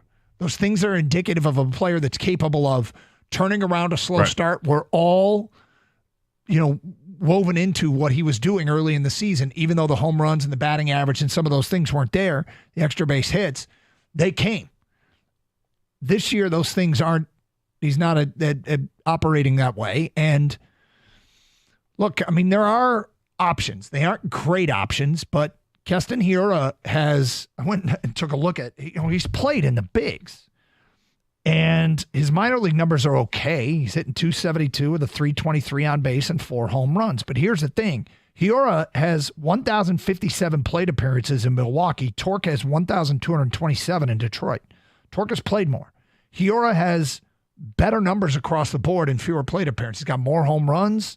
He's got more doubles. He's got a better batting average. He's got a better on-base percentage. The only thing Torque has more of is walks. And so if you need to win a game right now, I'm not convinced that Hiura isn't a better option if you're trying to win a game on a Monday night in Cleveland. But that doesn't mean you call him up. And it doesn't mean that you move on from Torque. And if you don't do that, do you call up Jace Young and get Veerling back playing some first, which he's played in his career? Well, I think that if you send him down, you're not giving up on him. I mean, No. You're trying to get him some confidence and get his swing back and be back to the Torque that you know. And do I think that can do him some good? I do. I'm not sure how much longer you want to toy around with him not hitting. And like we said, maybe yesterday's a better sign, but he's not alone. You got 2 other dead spots right now too, which I hate to say it, but I mean, Colton Keith is a dead spot at second base. He's really good defensively, and so is his counterpart in center field in Parker Meadows. But neither guy is hitting the ball, and they're not hitting it hard, which makes you think, okay, they're going to break out of it too. Along with Torkelson, all 3 of these guys are not hitting the ball hard. And then you've got the dead spot at shortstop as well. That's not good. There's so many positions right now that his team is not hitting on. And okay, Gio Urshela is coming back. Should come back real soon. Okay, well, then what happens? Somebody's got to go off the roster. And, while you still have lightning in a bottle a little bit here with Wenzel Perez, we don't know how much longer that's going to last, but he doesn't deserve to go back down. But is it time to send Colt Keith down to get him some confidence? Another guy with a donut when it comes to the home runs. At some point, you're going to have to decide on Parker Meadows. I love his defense, but I can't just have a guy on the roster because of one aspect. When you're an outfielder, you got to be more than that. Show me something. He's hitting 100, literally. So does that mean, okay, Akil Baddoo, who's actually playing pretty well right now, does he get his chance? Does Justin Henry Malloy get a chance? Malloy gets on base a ton and has the ability to hit the home run, and Baddoo's got a few home runs down there as well. I mean, they have come some along options. defensively, but yeah, I mean, they're in a weird spot in that I feel like they're using this season in which they're competing, which brings up the fan interest, and we want to see them win, but they're using it to test out what do we got here? What do we got in Torque, Keith? I think they thought they knew what they had in Torque, but now it's really in question. Torque, Colt Keith, Parker Meadows, Riley Green, a bunch of young players that I wonder how much longer they can go before they think it's in their best short and long-term interest to send guys down. Well, at least Baddoo has been up and down before. Yep. And is he your quintessential 4A player? Could be. I mean, he could be. Malloy, you don't know yet because you haven't given him the chance. So it feels like he's one of those guys that you don't want to block when you want to bring him up when he's ready. Well, he's hitting pretty well right now. Maybe he's ready to get a shot. And you're not giving up on Parker Meadows either, but Parker Meadows has got to start swinging the bat better. I mean, when he came up last year, he had like 2 weeks where he was great. He was so much fun to watch. And then this year he's had some really good at-bats left-handed, but he's got nothing really to show for it because aside from a couple of at-bats that look really good, there's the other 90% that looked awful. I want to try something here, and I don't know how well it'll go because but I want to ask, if you're running the Tigers, what's your solution? And don't call us and say trade him, right? I mean, my favorite of all time caller is he sucks, trade him. Translation, you think some other team's going to give you something worthwhile? On top of that, what are you going to get back if for like Baez? Like that's another one. Baez, he sucks, trade him. Who's taking on that money for the production? What is the real solution here?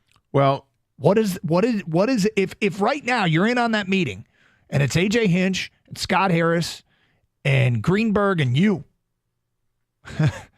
and they turn and get your opinion, what do you add to this conversation that isn't he sucks, trade him? I mean, it could be just send him down and bring up Hiora, because in a very real way, getting sent down can help.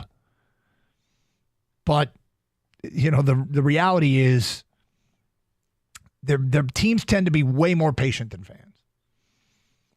And I guess over the years I've been conditioned to operate in that way as well, just because it seems like pulling the trigger on people early is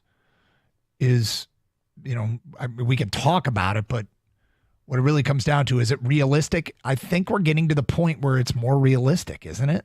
You give him another week, you give him 2 weeks, you give him 10 days. I feel like, I mean, he has to start being much more productive, because they do have some options they can go to.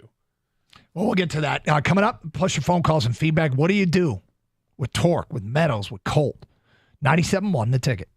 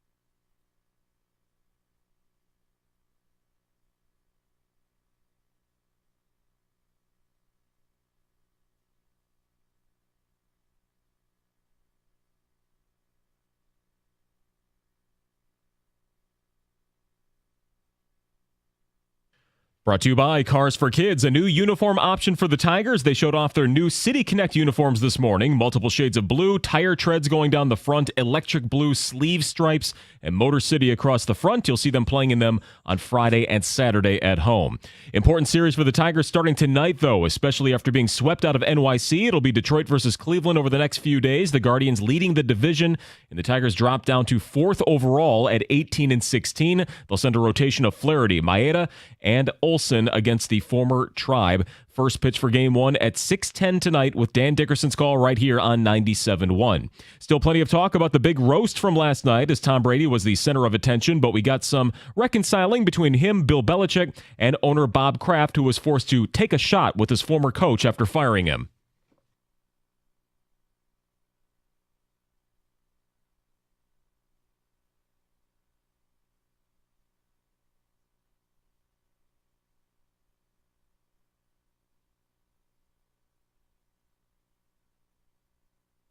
And one of the rare times someone didn't say the F word, you can check out the whole thing on Netflix. And Ricky Fowler, he will defend his title at the Rocket Mortgage Classic. He, Tom Kim, and Will Zalatoris all commits to the event at the Detroit Golf Club later this summer. Tickets for the PGA Tour stop went on sale this morning. Kids under 15 are free to attend with a limit of 4 per ticketed adult.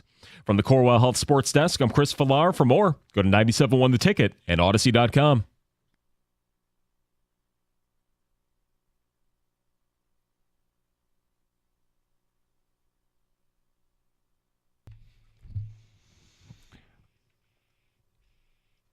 All right, so look, we're looking for real solutions for this Tiger offense. The one thing that we want to have happen is we want things to get better in a hurry. And I understand it.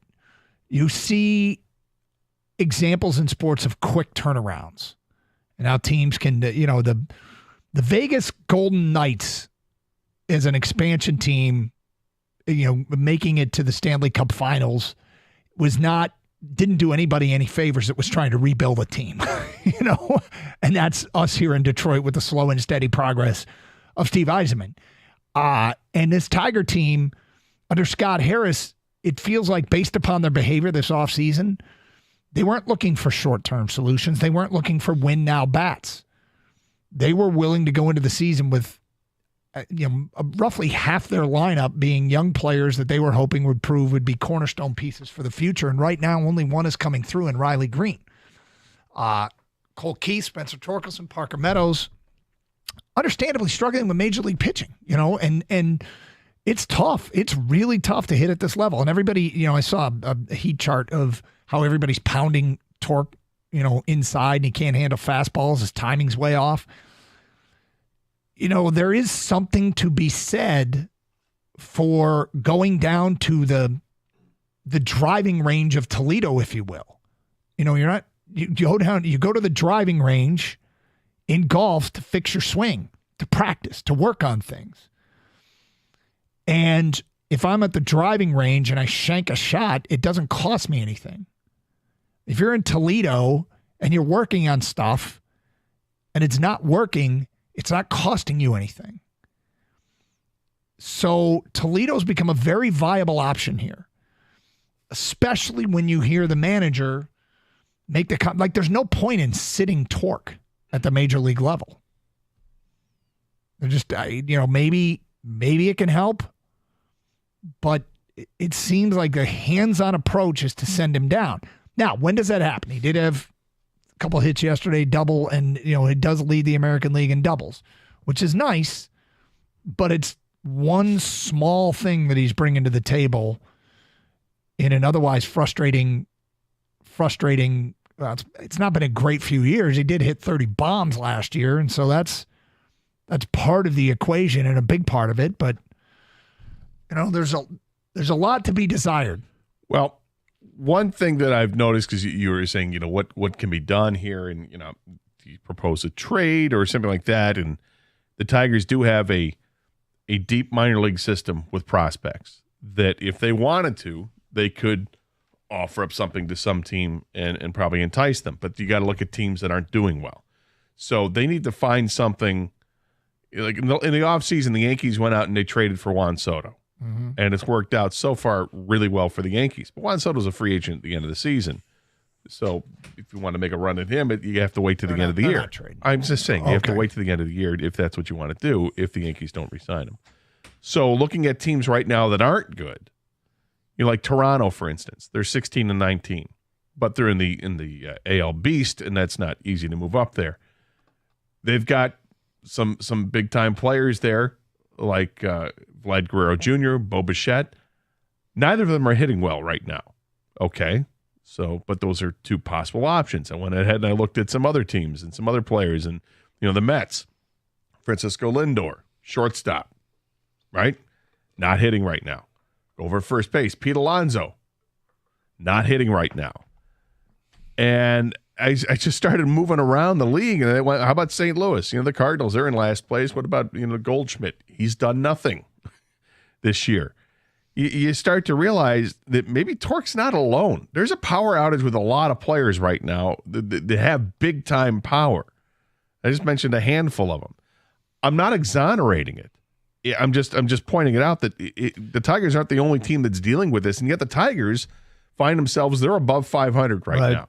And this is a very important week against the Gribe to see if they can stay afloat here. They just got swept by the Yankees. That's not good.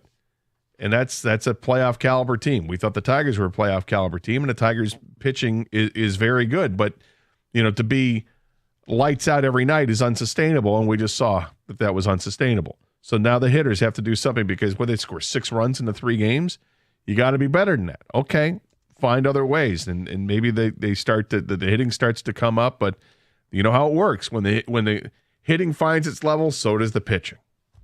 So I'm not sure what this team has really right now, but they do have a bunch of holes.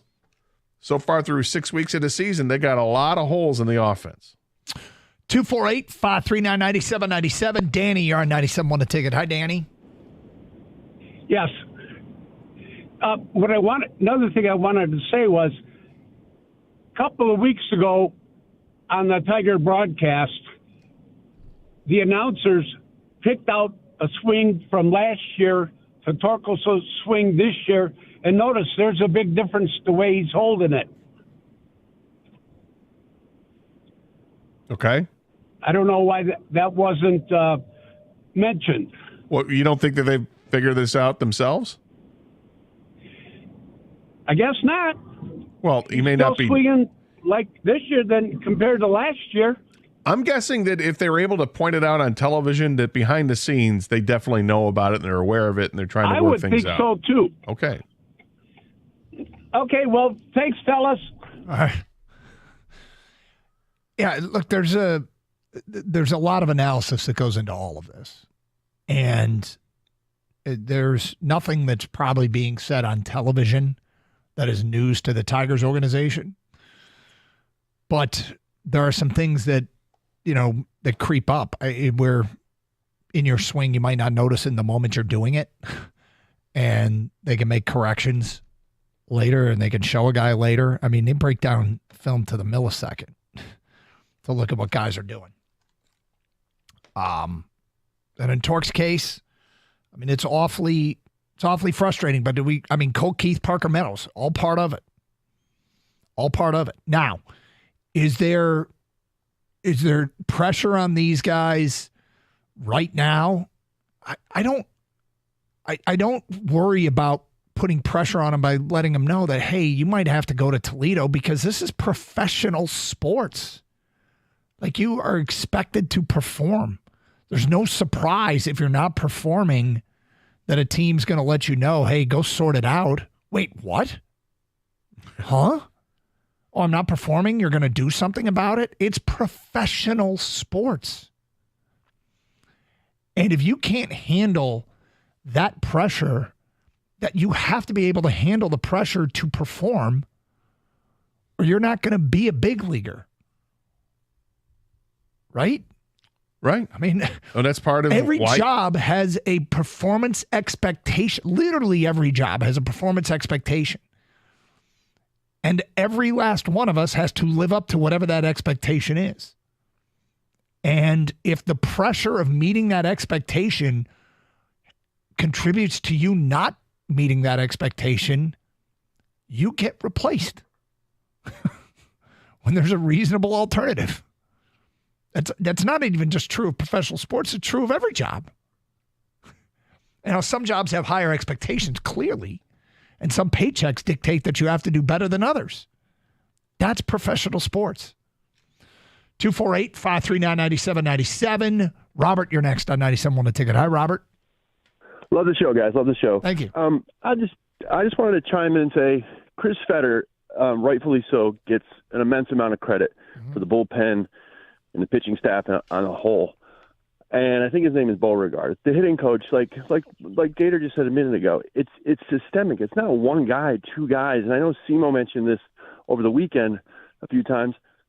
A lot of the guys seem to be in between on the pitches. They're late on the fastball. They're too early on the breaking ball. And it's just insane to me that so many of the young guys, with the exception of Riley Green, are just they look lost up there, for lack of a better term. And it's so frustrating as a fan, as a diehard fan, because this team, the division, I think Cleveland will come back to the back. The division is there for the taking if the hitting would just pull a little bit. My Lord. You can kind of probably hear my frustration and feel it, but it's painful. It's painful. The thing is, the pitcher's job is to make you uncomfortable. The pitcher's job is to keep you off balance. The pitcher's job is to fool you, and they are getting fooled. A lot of guys are getting fooled. Okay, what's the solution? What's the solution? And do they have the hitters and the coaches collectively have the requisite skill set and knowledge to make whatever changes are necessary? And at some point, you have to look in the mirror and ask that question. Because it could be on hitting coaches. And the Tigers have three of them. There's Beauregard, there's Bernard, and there's another assistant guy. I'm going to have to look up. There's Beauregard, Bernard, and then there's Lance Zawadski. Okay, so, those guys have to find solutions. Part of their job. Now, sometimes the material you're working with as a coach is just not going to get it done. But every time you move up a level, there's new challenges. And this is the highest level of baseball there is. And maybe, just maybe, some of these guys aren't cut out to be that hitter yet. You know what's funny, Gator? When you start mentioning all those young players that are struggling elsewhere, some of them aren't young, but some of them were, it got me to thinking. When you mentioned it, I was thinking, well, they're not trading him. Well, they're not trading him. Well, they're not trading him. So why would I think the same? Why would I think they're going to trade some of our guys? And it's mostly because guys have shown potential and organizations commit to them and think they're going to build around them. They're hesitant to trade them. And so I don't know that trading for a solution is one thing, but trading a Torque or a Parker Meadows or a Cole Keith, especially Keith, who just got here, it just seems like it's unrealistic. Like they wouldn't want to take this to the end of whatever road it is to make sure that they're not giving up on the next great bat. Well, yeah, I agree with that. And when I was talking about moving guys, I was talking about moving the prospects that haven't reached the major leagues yet. Yeah. So I wasn't looking at moving Torque or moving Colt Keith, but they do have prospects in the system that they could move if they wanted to. You've got a guy who's pitching right now at AAA and Matt Manning. That should he be on this roster? Normally you'd say yeah. But the guys have pitched pretty well so far this year in the starting rotation. 248-539-9797. More of your phone calls and feedback. What's the solution? What do you think the solution is? Comments coming in on the City Connect jerseys. If you haven't seen them, follow the links we tweeted out at DunGator971 and through the 971 The Ticket Twitter account. Go see for yourself. Champ and Chump votes rolling in as well. We got some Lions stuff we'll get to a little bit later on. Plus, this weekend I want to bring up something that I watched, took in, and dream of going to someday. And I don't think it's ever happening. That at 11:35 here on 97.1 The Ticket. Hey, dingers, blasts, moonshots, whatever you call them. Everyone loves home runs. And with FanDuel's Dinger Tuesdays, you can love me more. That's right. Dinger Tuesdays are back for another season on America's #1 sportsbook. Just bet on a player to homer, and FanDuel will give you $5 in bonus bets for every home run hit during that game. As if you need another reason to love the long ball. Visit FanDuel.com/Doug to get in on Dinger Tuesday action. That's FanDuel.com/Doug. Make every moment more exciting with FanDuel, the official sports betting partner of Major League Baseball. FanDuel.com/Doug for Dinger Tuesday action. Must be 21 or older and present in Michigan. Bonus issued as non-withdrawable bonus bets that expire 7 days after receipt. Maximum bonus is $25 per game. Restrictions do apply.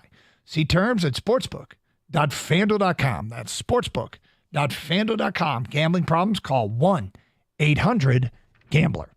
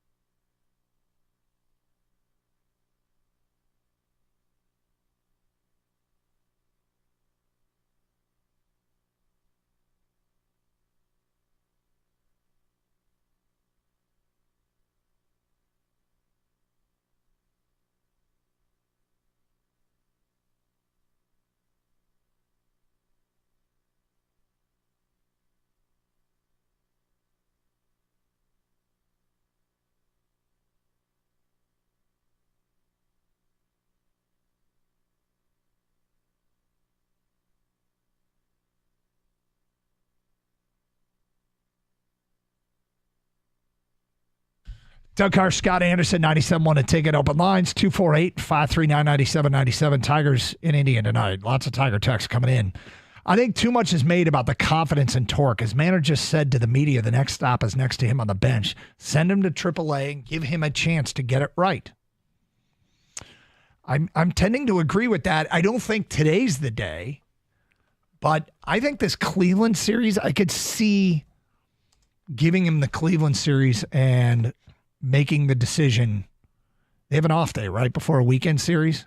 I got to double check that. I think they have an off day Thursday. That maybe they send him if he has a bad series. Now, he did have 2 doubles yesterday, which is nice. It's a start, but it's a start. Yeah, but they do have Thursday off. Okay, before returning home for the series against Houston. Okay, that is the earliest I can see something getting done. But it's also not just him. It's probably Parker Meadows too. I don't know that they do it with Colt Keith just yet. It doesn't sound like they're. I mean, it was almost like the threat to Torque. Hey, you don't turn around, you're going to sit on the bench. That to me doesn't say, hey, you don't turn around, you go in the minors. It means you're going to the bench. So I don't think he plans on doing anything with Torque other than if he doesn't hit, and he responded yesterday, so he did hit, that's where he'll go. But the consequence for others might be different. Like I said, Urshela's coming back. Mm-hmm. And when Urshela comes back and one of the few guys who was hitting, it's going to take somebody's roster spot. You've got Ibanez who's back. I mean, I know they've got this commitment to Colt Keith, and they said they don't want him looking over his shoulder, but Colt Keith's not hitting. And, I mean, doesn't even look close to turning things around. I wish he was, because it's a guy I'm really rooting for, but he's hitting $152 on the year. His slugging percentage is 172. You know what's funny about this is that the first public pressure came before Sunday's game, and he actually played well. Maybe pressure is exactly what he needs. Maybe. But it's scary when you look at the team of how many guys are not hitting again. This is like the third year in a row, at least, where we're talking about the ineptitude with the offense right now. And it's been same culprit over at shortstop who's not getting it done. Now you've got, a rookie playing second base who's not hitting. You got basically a rookie playing center field who's not hitting. And now you've got your first baseman, the power hitter on the team, where if he was hitting 216 like he's hitting, but he had like 6 or 7 home runs, you'd live with it, because that's kind of baseball today. But he's got no home runs. You know what's funny about this is as far as like the right here, right now, the Detroit Tigers, they're over 500, and this is cool, and I'm leaning into them being a winning baseball team, and this weekend dropping 3 games with the Yankees hurts. I'm not sure I cared about a 3-game sweep either any of the last 3 or 4 or 5 Mays. There was no reason to care, and I care more this year, and so my angst is up, and it bothers me, and that's cool, and that's cool for the here and the now, and it's fun to care. But my concerns over Torque and anybody, they aren't short term. They're long term. Like, these have to be cornerstone pieces. They don't have to be, but it would be extraordinarily helpful if the guy you took at 1-1 is a good player for you, and every passing day, series, week, month where he's not acting like it is more reason to be concerned that he's never going to be that piece. Yeah. Another guy they could consider moving around or moving out would be Zach McKinstry. Mm-hmm. He's kind of this guy without a position. He's not an everyday guy. And position flexibility. Right now, he's the only other guy playing shortstop for him, right? Yeah, well, that's the thing. And he's not hitting. But does that open the door to let somebody else come up? But the problem is they don't have a shortstop in the minors, at least in the high minor league system. 248-539-9797. No solutions, but at what point do we blame the hitting coaches since several players are struggling? It's Chris and Warren. Well, I mean, they got to look in the mirror. They know those are sort of behind the scenes conversations that are had. So Jim in St. Clair Shores, everyone talked about holding the hitting coach accountable. Well, here we go. A lot go. of guys that aren't hitting. Is that the hidden coach's job? The hitting coach's job, I think, is what he wrote hidden. But I still want to wait and see what Torkelson. Still want to wait and see. Torkelson, if I'm not mistaken, hit 20 or his 30 home runs last year in the second half. He has been bad. I give him another week to play. If nothing, then send him down. That's from Steve Downriver. Well, he picked things up significantly starting in May, and really, I think, had a special second half of that season. But through the first 125 at bats for him, it's been bad. He's got the 11 doubles, which is great, leading the American League, but no other extra base hits on the team. For clarification's sake, Jeff Rieger just sent in. AJ Hinch said those comments before Saturday's game when she went 0 for 4 with 2 strikeouts and a double play. So, and then he had the 2 doubles yesterday. So. Pete in Macomb says, send down Meadows and Keith, call up Badu and Buddy Kennedy, give Torque a week off. If he doesn't start to turn it around, you give me a 3-day benching. Then give him a 3-day benching then. But I do think water will find its level with Torque. As far as Meadows and Cole Keith, can't have both of them out there. It's from Pete in Macomb Township. 248-539-9797. All right, Kentucky Derby. Gator, over the weekend, looks like a fascinating sporting event that I will never be at. Ever. I'd love to go. But it's near the top of the list of events I think that I would like to go to that I don't think are even remotely accessible. But we'll talk about that. And what is it for you today at 11:31 here on Carson Anderson, 97.1 The Ticket.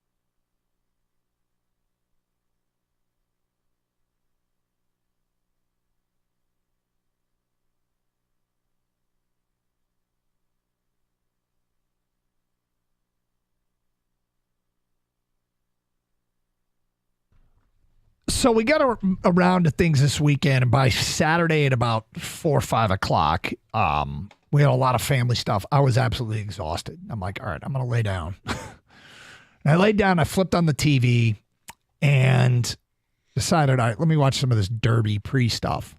And local guy, Mike Tirico, anchoring coverage.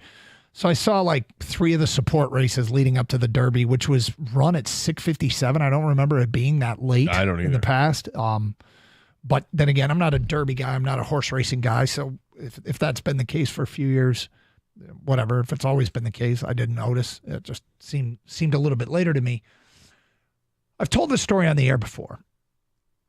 Watching the event, it looks really, really cool to me. Okay. Now, I don't need to get dressed up in, high fashion. But would I go to an event where I have to wear a shirt and tie? Sure. Yeah. I mean, I wouldn't have an issue with that. I'm not going to impress anybody. I'm not going to end up in any red carpets. But it was probably 7, 8 years ago. A group of friends, a bunch of couples were like, we should try to go to the Derby. And it sounded like the kind of thing that would be fun to do in the springtime. And so we started researching this thing. And to go, it became clear, and we tried. We went down the road of okay, lodging, actual tickets to the event, parking, everything. It was just like, this is not accessible to somebody in our income bracket. Like, it was insane. We looked so far as to staying in Indianapolis and driving in and out day of the event. And the hoops that we had to jump through, and I'm sure there's cheap ways to do it and cheaper ways to do it. But even so, okay, reservations year out, like all the different things, the tricks. It's just something I'm guessing I'm never going to be at the Kentucky Derby. Now, I don't know what their credentialing is like, and that's not accessible to every man, so it's kind of a moot point. I do know, like I was talking to Jeff Lesson recently, who does Lesson on Golf, longtime golf guy, and he's like, you have to prove to the Masters that you deserve a credential. Like, he's been denied. He's the most golfy guy here. And he's been denied credentials to the Masters.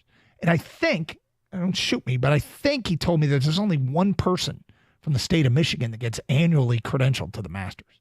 And they will want examples of you covering golf in the Masters. And I'm like, man, so the Masters is probably inaccessible as well.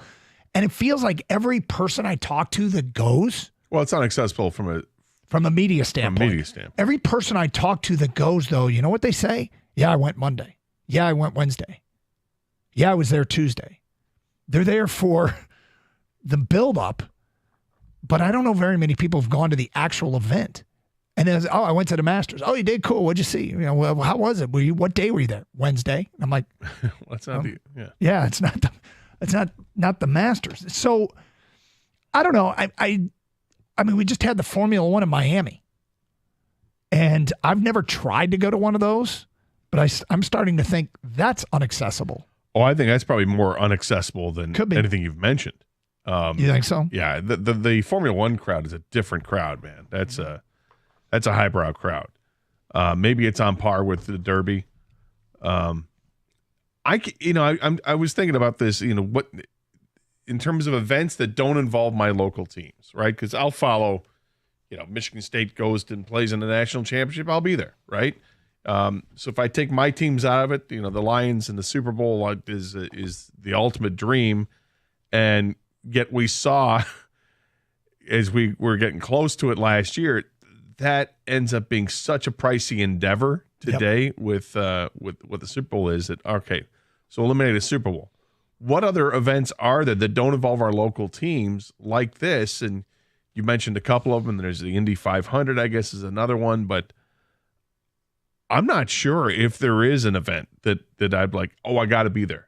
Got to be there for it. Because I've never been that guy that wants to go for the event just to say I was there at the event. Like, I need to to be interested in it and want to be there. And the Derby has never really interested me. I don't mind horse racing, but I don't think that I want to spend that Saturday amid hundreds of thousands of people that are all dressed up and treating this like it's something crazy that I'm like. I guess I find, to me, it is appealing. And it's not because I want to just be at the event. I want to experience a different sports culture.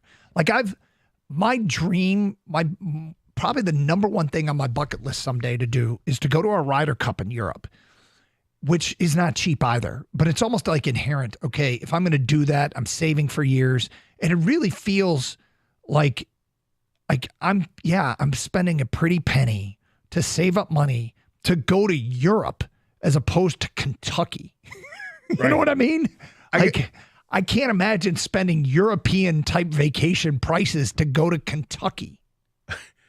For me, it might just be going to a venue, but not to see the event, but like for golf, for instance, right? Mm-hmm. I'll go back to Pinehurst at some point to play Pinehurst and the other courses they have surrounding that. That's something I would do. Go to a place that has hosted a U.S. Open or has hosted a major. Pebble. Right. I'd love to go to Pebble Beach, and hopefully someday I will go to Pebble Beach. But and even like Europe is a whole different thing. Yep. Europe, because that's like you're going to Europe to go to Europe, and then in addition, I can check this out and this out and this out. So I feel like Europe is even. I'm not even sure if that's fair for this conversation because there's so many things that you can just look up any event and want to go and plan a European trip around it. But to your point, it is pricey as hell. World Cup. When the World Cup comes to if it comes back to the States and has preliminary games, it's accessible. We saw it here when they had the games at the Silverdome. Mm-hmm. And around the country, when it comes back, it will be somewhat accessible. Is that something you do? Yeah, I think I definitely would. The problem is it does feel like so many of these events aren't accessible to the average fan that it's frustrating because it should be. Now, maybe it's a limited number of seats, but it's like I cringe a little bit when people complain about how bad the bad seats are at LCA because to me, I'm like, yeah, but they're priced. Those are the seats that many people can afford.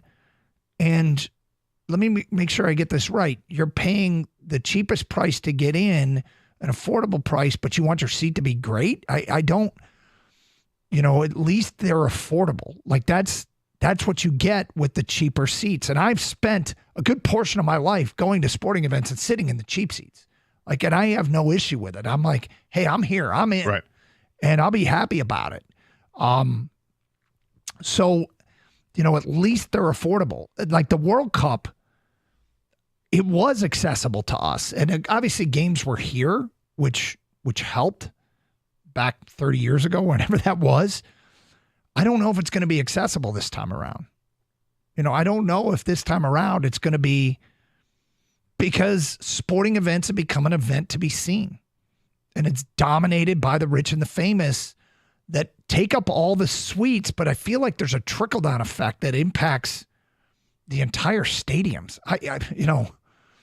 When I become president of the United States, one of the things I'm going to run on is affordable seats at games. There has to be a certain number of affordable seats at games. Well, and then you get to the point where if you set those it's like seats affordable aside, housing.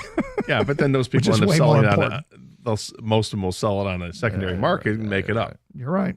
So I mean, the sentiment's there. I get it, but it just sucks because like that Kentucky Derby. I came to the realization when we really, really tried that we can't really do it. I just don't think we can ever do it. Now, could we? Yes. If I took European Ryder Cup money and decided to go to Kentucky, that's a hard thing for me to justify. Well, there are ways you can do it, but you have to pay somebody to be like your chauffeur and not have any interest in going to the event. You pay for their room. Let's say you rent a house in Cincinnati, okay? Mm-hmm. and go across the river and end up. So maybe the house is cheaper. Whatever, it's like a 90-minute drive, 2-hour drive. So That's why we looked at Indy. Right. So and you bring, like, for you, for instance, and you have your oldest son as your driver, or somebody's your driver, and you pay for them to come on the trip drop with us you. off. Yeah, and just and drive you around. It can be less expensive that way. It's still going to be expensive, but nowhere near as much as if you were to actually stay within a half an hour of Churchill Downs, which you'll never be able to do, and to get an Uber transportation or whatever. Although I imagine that there's probably places around, much like when we've had big events here. When the Super Bowl was here, you had all the parking over the Detroit Zoo, and then they would bus people down. Yeah. That's got to be part of it. It has down to there, be part too. of it. Yeah, one would think. 248-539-9797. Phone calls, feedback coming up. Carson Anderson will talk some Lions next hour. Champ and Chump, keep those votes coming in. 97.1 The Ticket.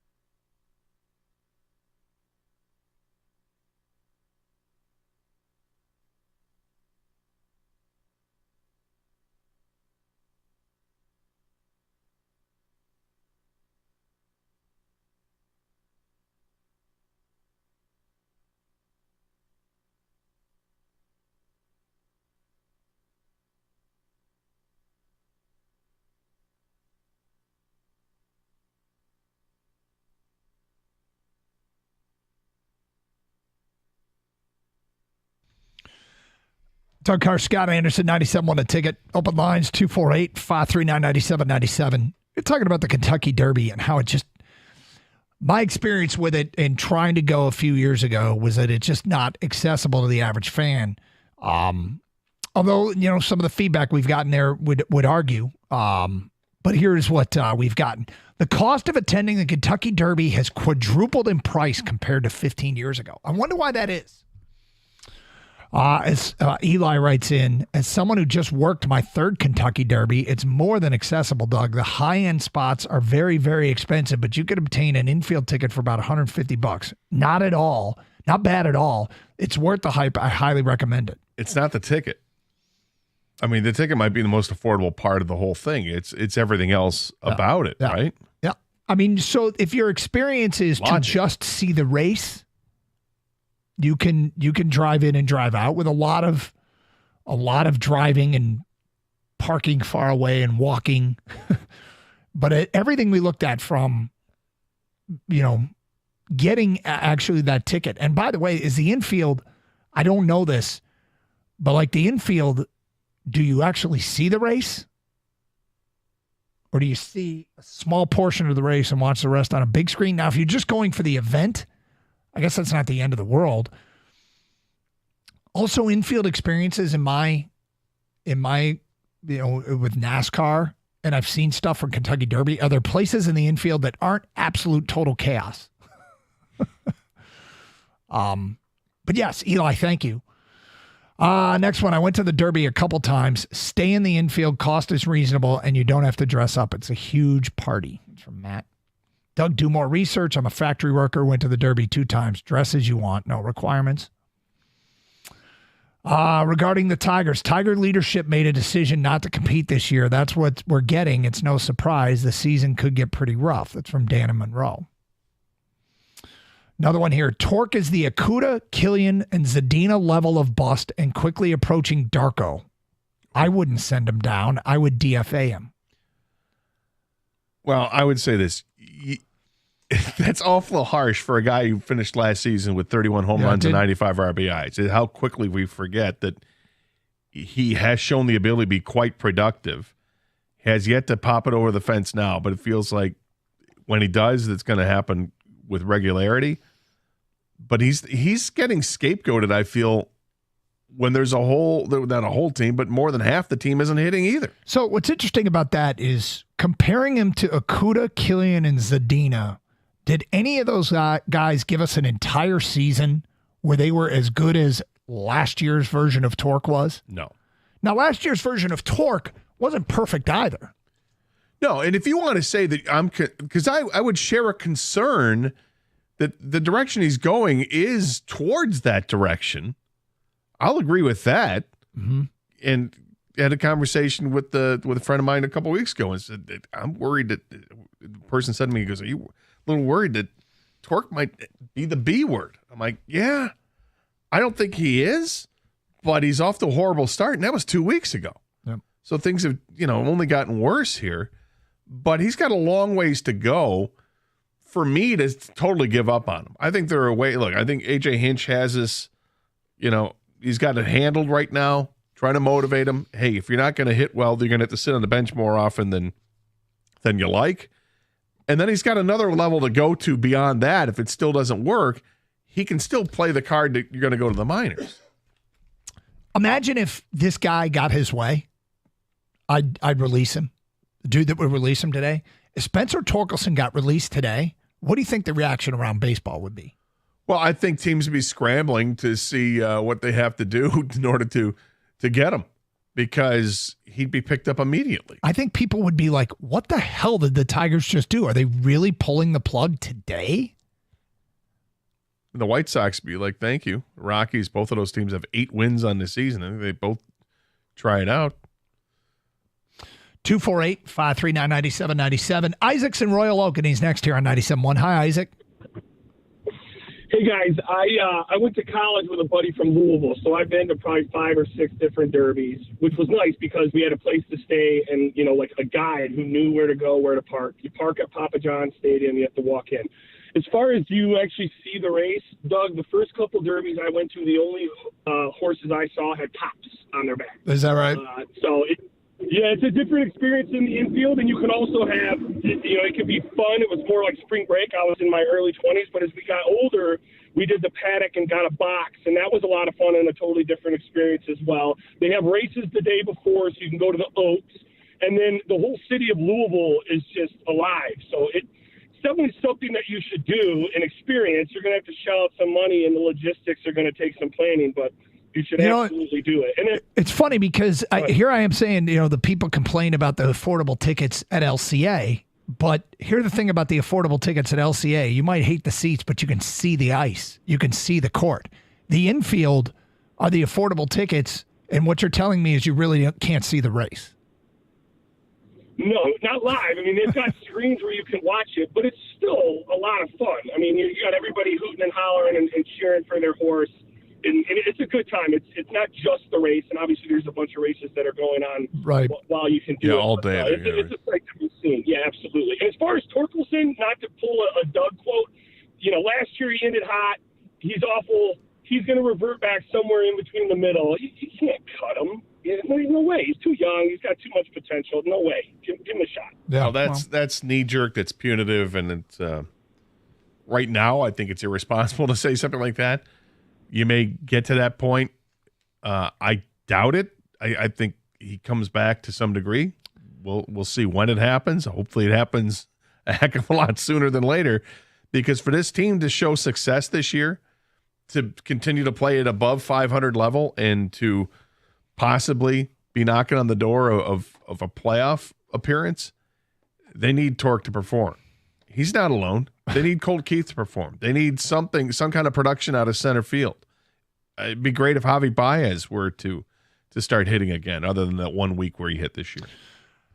So I noticed something that the Tigers sent out, a release that the Tiger City Connect is going 0-60. I think they mean 0-260. Mm-hmm.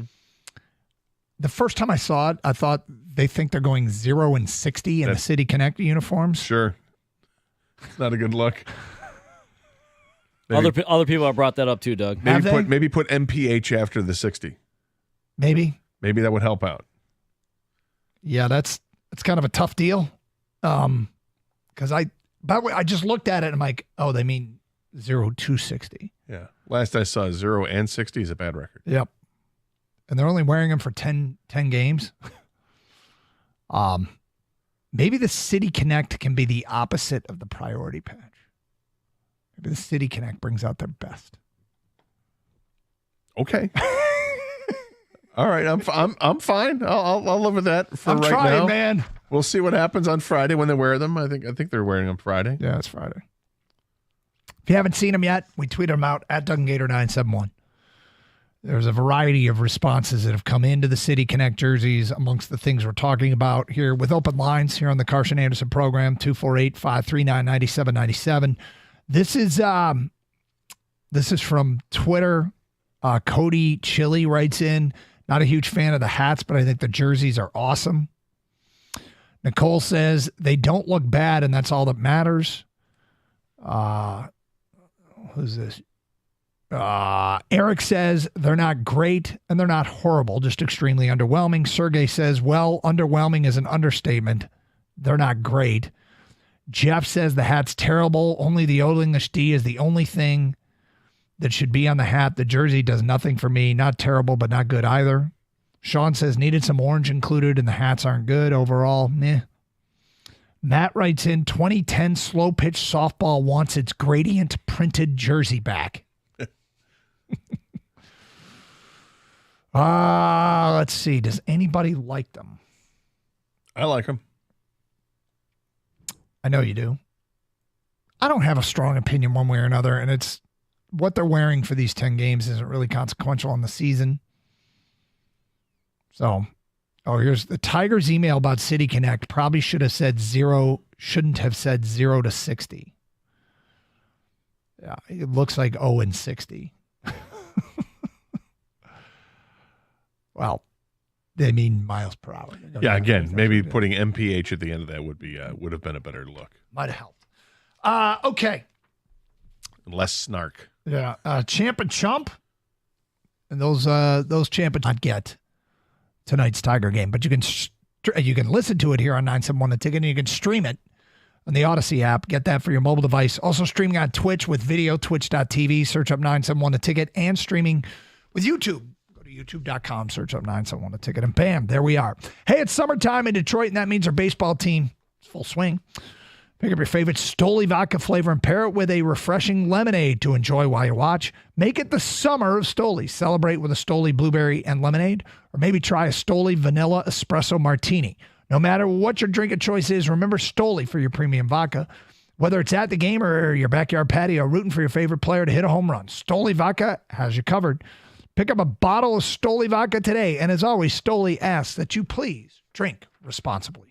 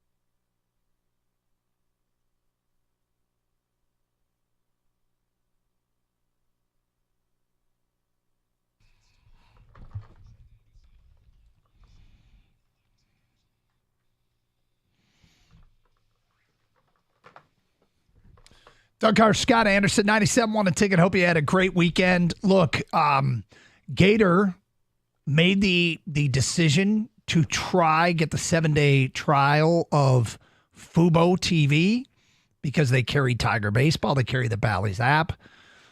I missed out because of family things on Friday and Saturday. Come Sunday, I said, you know what? I'm not going to do it. And I haven't done it yet. I haven't pulled the trigger yet, which feels stupid, right? This is my job. I should be watching the games. But it's also our job to relate to what the people are going through and to have the fan experience, which isn't code for I'm trying to get away with being cheap, okay? It's not that. But I right now I'm feeling everyone's frustration with the Tigers getting swept behind a paywall over the weekend by the New York Yankees. I know eventually I'm going to cave. Part of this, though, is still hoping a solution with there being no smoke that there is going to be a resolution to this issue between Xfinity and Bally's anytime soon. Gator, I'm still holding out hope that they would get it resolved soon. There's going to come a breaking point where I'm just going to have to say, you know what? That's it. And get the Bally's app or Fubo or whatever. Yeah, I mean, you're going to have to make that decision. And I'm going to have to make that decision at week's end of what's going to happen with me because the free trial will end. I don't like where it's going. I don't want to have to pay another streaming service that kind of money. Now, yeah, it could take over for Xfinity, I guess. However, then I got to come up with another service for internet. And do I have to overhaul everything? You may have to. I don't want to do that. No, I don't really particularly want to do it either, but it is what it is. This is being a sports fan in 2024. And this has happened in other markets too. And it's just the first time it's happened for us. But 248-539-9797. Feedback coming in on a variety of topics, including Champ and Chump. By the way, my champ of the weekend was from Wayne State Baseball, Carter Fitzpatrick. Do a perfect game over the weekend in GLIAC, his final home start of his career against Purdue Northwest. Congratulations, Carter Fitzpatrick. Gator, your champ of the weekend? I went with the racing that took place, whether it was the Kentucky Derby or the NASCAR race. Both of them ended up being photo finishes. And I think a lot of times you hear photo finish, it was really close. No. These were extraordinarily close. Like it was a nostril that was flared in the Kentucky Derby, or if it was, the slimmest of margins, historically slim margins in the NASCAR event, that you had to look at a blurry picture of the finish to recognize that the number 5 car had crossed first. Chump of the weekend, we actually kind of have the same thing. I went with Xfinity and Bally's. You went with just TV executives. Yeah, they all suck. This system is not good. City Connect uniforms are out. If you want to comment on those, 248-539-9797. Scott writes in, these City Connect jerseys have a VIN number, so you can look the pants up on Carfax and see if they've ever been in an accident. That's funny. Yeah. They do have a VIN number on the jerseys, and the VIN number is actually the years that the Tigers won the World Series. Yeah, isn't it the year they've been established and all the years? Yeah. Champ Dan Dickerson keeps me in the game with his words. Chump Bally's, pocketing money for an app that rarely works. That's from Pam.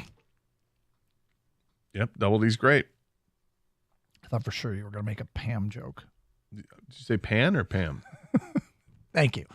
Hey, Gator, here's some good news. My daughter went bass fishing for the first time this year to kick off our annual fishing tournament between the two of us. We both caught a handful of bass, but going by size and weight, she's already ahead of me. That's good news to me. That is good news. I assume she's not cheating, putting some weights inside the fish. One would think. Yeah, let's not do that. Did you end up having a mint julep on Saturday? No, oh, I did not. Just me? Yep. Mike from Wyandotte says, I watched all 3 games versus the Yankees. You didn't miss much. Chris in Washington, I'm 56, and the Tigers' irrelevance for so many years had my interest hanging on to by a thread to this season. The Bally's issue just has cut that thread. I may listen to the radio in the background, but I'm not buying streaming service for this product. Unnamed texter, Bally's app gave me 0 problems, getting $8 to $10 from Xfinity back, so an extra $10. Not a huge deal. 248-539-9797. Scott says, can you fill out an expense report for the app? No, but I can claim it on taxes, but that doesn't mean I want to do it. No, I can't. Although there are some loopholes in that, I've been told. Probably shouldn't talk about them publicly. Let's get to your phone calls. Greg is in Dearborn, and he's on 97.1. Hi, Greg. Hey, Doug. So I was calling to Chump and Chump, but before that, do you think the guy I already pay for cable guy is still with us? Yeah, I hope so. I'd like to hear from him. He was. If you missed this call, it was years ago, and it was actually about a topic of things that weren't available, but you could know what happened. You got to create a login that's different from that, and then go and connect your provider. I don't know. Have one of your kids show you. I'm sure they're around. Yeah, that's great. That's true. Yeah, you're right. You're 100% right, Greg. Yeah, 3 of those can figure it out. But yeah, Champ and Chump. It was hard to pick one of them, but I just love that Tom Brady roast last night. Tony Hinchcliffe may have been the best of the worst, and I think if you are going to go watch it, just know that you're going to be offended. And if you're easily offended, just leave it alone, because it was as bad as it gets. But that's the whole point of it. So yeah, I think the first time I saw one of these roasts was probably about 20 years ago, when you started seeing the how raunchy they can be. Mm-hmm.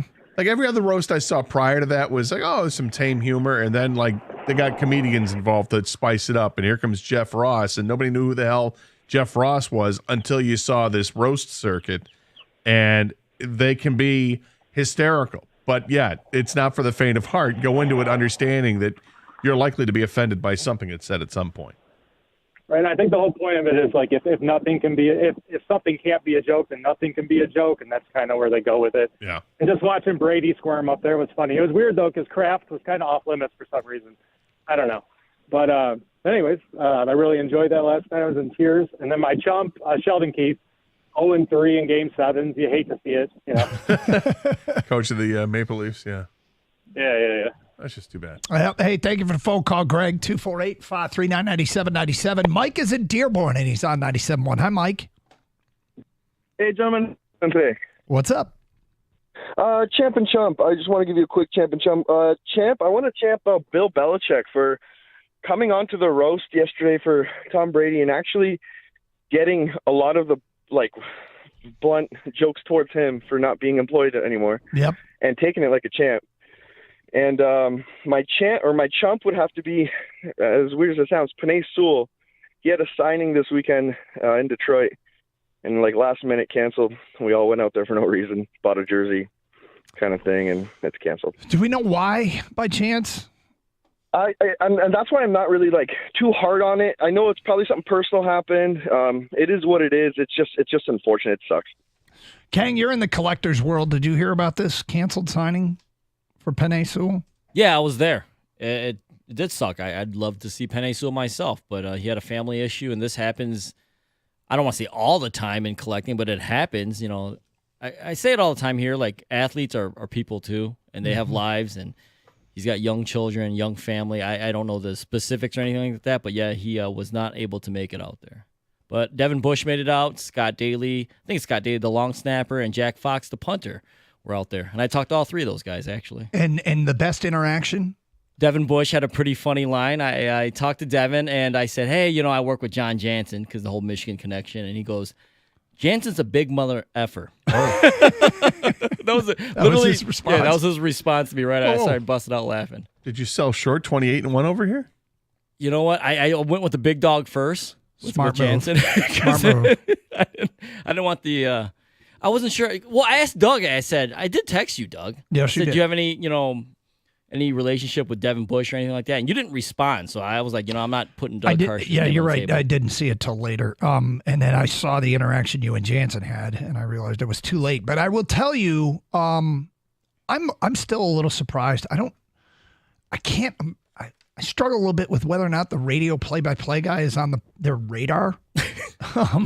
When you're in college. Well, back you were doing sidelines. Yeah, but I was doing sidelines, and you were talking to these guys. Yeah, I think those guys would be. I think most of those guys would be. Oh, I recognize that guy, but I don't think any of them know who I am, like my name or anything. Devin was really cool, and I'm probably an idiot for getting this, but I forgot for a moment that he was the player at Michigan State that got in the midfield and everything. But I know you probably hate a Gator, but that's an iconic photo for Michigan fans. And so for him to sign that, I'm like, what a legend. Like that, he could be doing signings forever. Him stomping the ground. Yeah, forever because of that. There's one picture of him standing where all you see is his back and the line of Spartans walking at him, and that's sort of the one that everybody in Ann Arbor signed. But vice versa, trouble with the snap, that one, he'll be signing out. He could sign autographs forever with that too. That's what make college football great, though, those moments.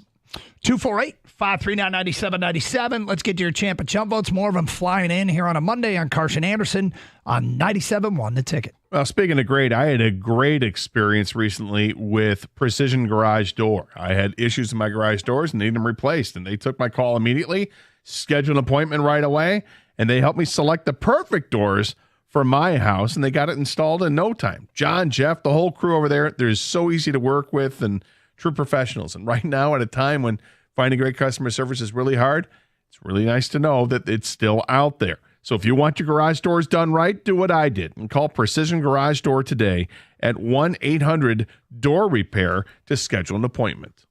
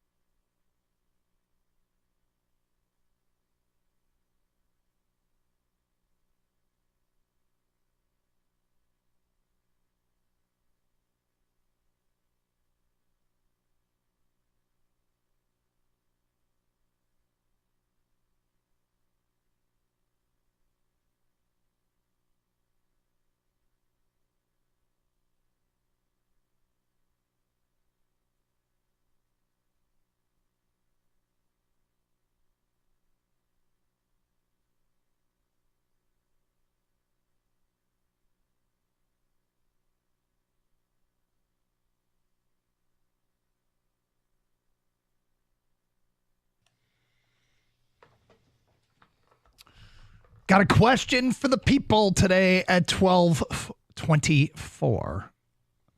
I think everybody can answer. Gator, I look forward to hearing what your answer is. Okay. Because today's National Beverage Day. It has to do with that. 248-539-9797. Let's get back to your open line calls. We go to Dan in Detroit. You're on 97.1. What's up, Dan? Hey, how you guys doing? Thank you for taking my call. Our pleasure, Dan. I just want to acknowledge Kurt Blackwell, Sound Mind, Sound Body Camp. You know, Detroit has the most players in the NFL currently. When you look at, cities, and Curtis Blackwell and the Sound Mind, Sound Body Camp is a big part of that, just bringing college coaches and players together. You had a lot of coaches who were offering kids scholarships on the spot. But he celebrated 20 years of service to the Detroit area. He's currently in schools now, DPS schools, Southfield, Oak Park, providing extracurricular activities for students. So just want to shout him out as my champ of the week. Okay. And then my chump of the week, I'm going to go with the Lakers. There were some games that I think the Lakers kind of left on the table that I think they could have won. So my chump of the week is the Lakers. Got it. All right. Hey, thank you very much for the phone call. Have a great week, Dan. 248-539-9797. John is on a cell, and he's next here on 97.1 The Ticket. Hi, John. Hey, guys. Calling from Scorching Hot, South Florida. Oh, okay. Gotcha. Thank you for listening. My chump would be Illich. I think a lot of these problems and a lot of the pressure on Torque could have been averted by putting a couple bats in the lineup and spending some money. And my champ is going to go. I spent a great weekend up there this weekend for Michigan State baseball. Took 2 out of 3 for Michigan. First time I think in 8 years that they took the series. Friday was a walk-off. Saturday was a slugfest. I mean, there were balls flying into the cedar like crazy. And then yesterday was a 12 inning. So great baseball. Yeah. Fun to watch good baseball. Jake Boss, head coach there, has been there for a while, and I've gotten to know him over the years. He's a really good dude. He is a really good dude. Come under a lot of scrutiny. A lot of fun, good weather, everything was good. Well, good to watch baseball again, real baseball. I've always been an advocate for college baseball to be moved to a summer sport. It'll never happen because players like to go play in the Cape and all that stuff.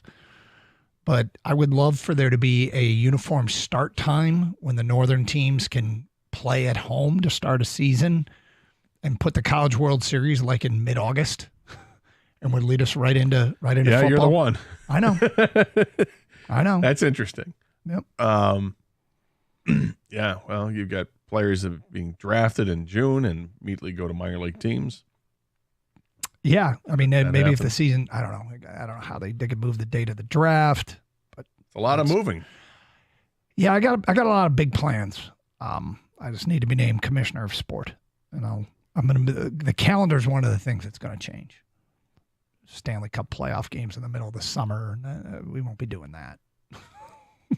This is how Doug got involved in coaching the baseball team. Yeah, I know. See? I know. When he gets Scheduling, control of the schedule, Doug can control it to what suits him the best. I get it, Doug. It's a little maniacal. I don't know what that means, but means you like control. You're a bit of a control freak. You like to have the power. You're power hungry. How long have you worked with me? This is going on our 18th year. Is this news to you? No, it's not. But now that you want it on the grandest stage of all, to be the czar of all sport, to totally I think it's. I would oppose you. Would you? It's too much power for one person to have. Oh, wow. And it's all selfish reasons for Doug. Well, hold on. I think it's better for the sport of college baseball. Is that selfish? I disagree. It's better for the sport of college baseball. Do you? Okay. Mm-hmm. I think if they had the floor to themselves in the summertime, and it's better for the northern schools if there were a uniform start time later, for sure. And so maybe that is selfish. I'm looking out for college baseball at the Big Ten level, which Big B would kill us. 248-539-9797. Phone calls, feedback. Regarding the Tigers, Will writes in, to solve Torque struggles, I'm going to petition Major League Baseball to allow him to use an aluminum bat like he was in college. Can you make that happen, Czar?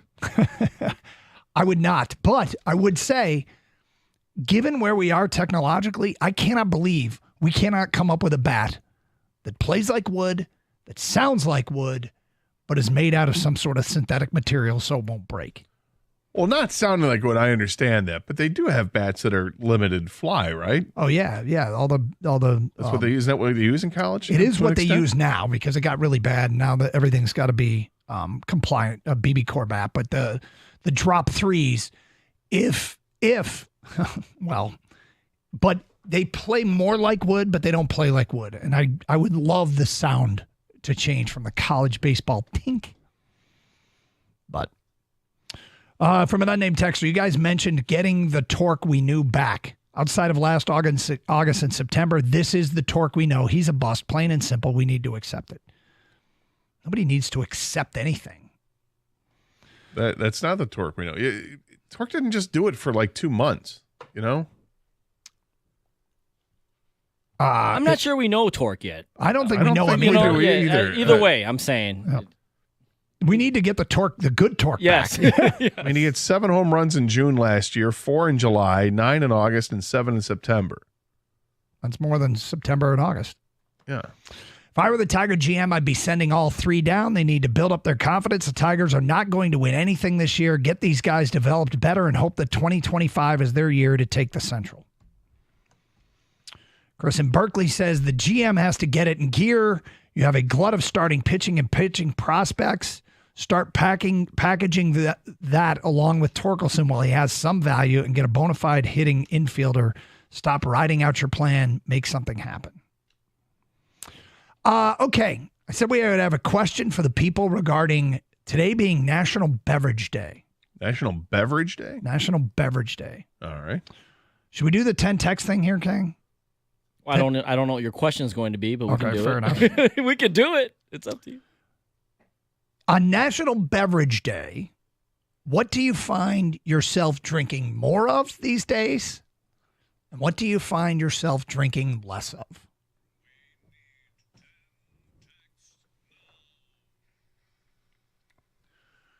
This can be a drink with alcohol, without. It feels like in the last decade, creative forms of alcoholic drinks have become far more easily accessible.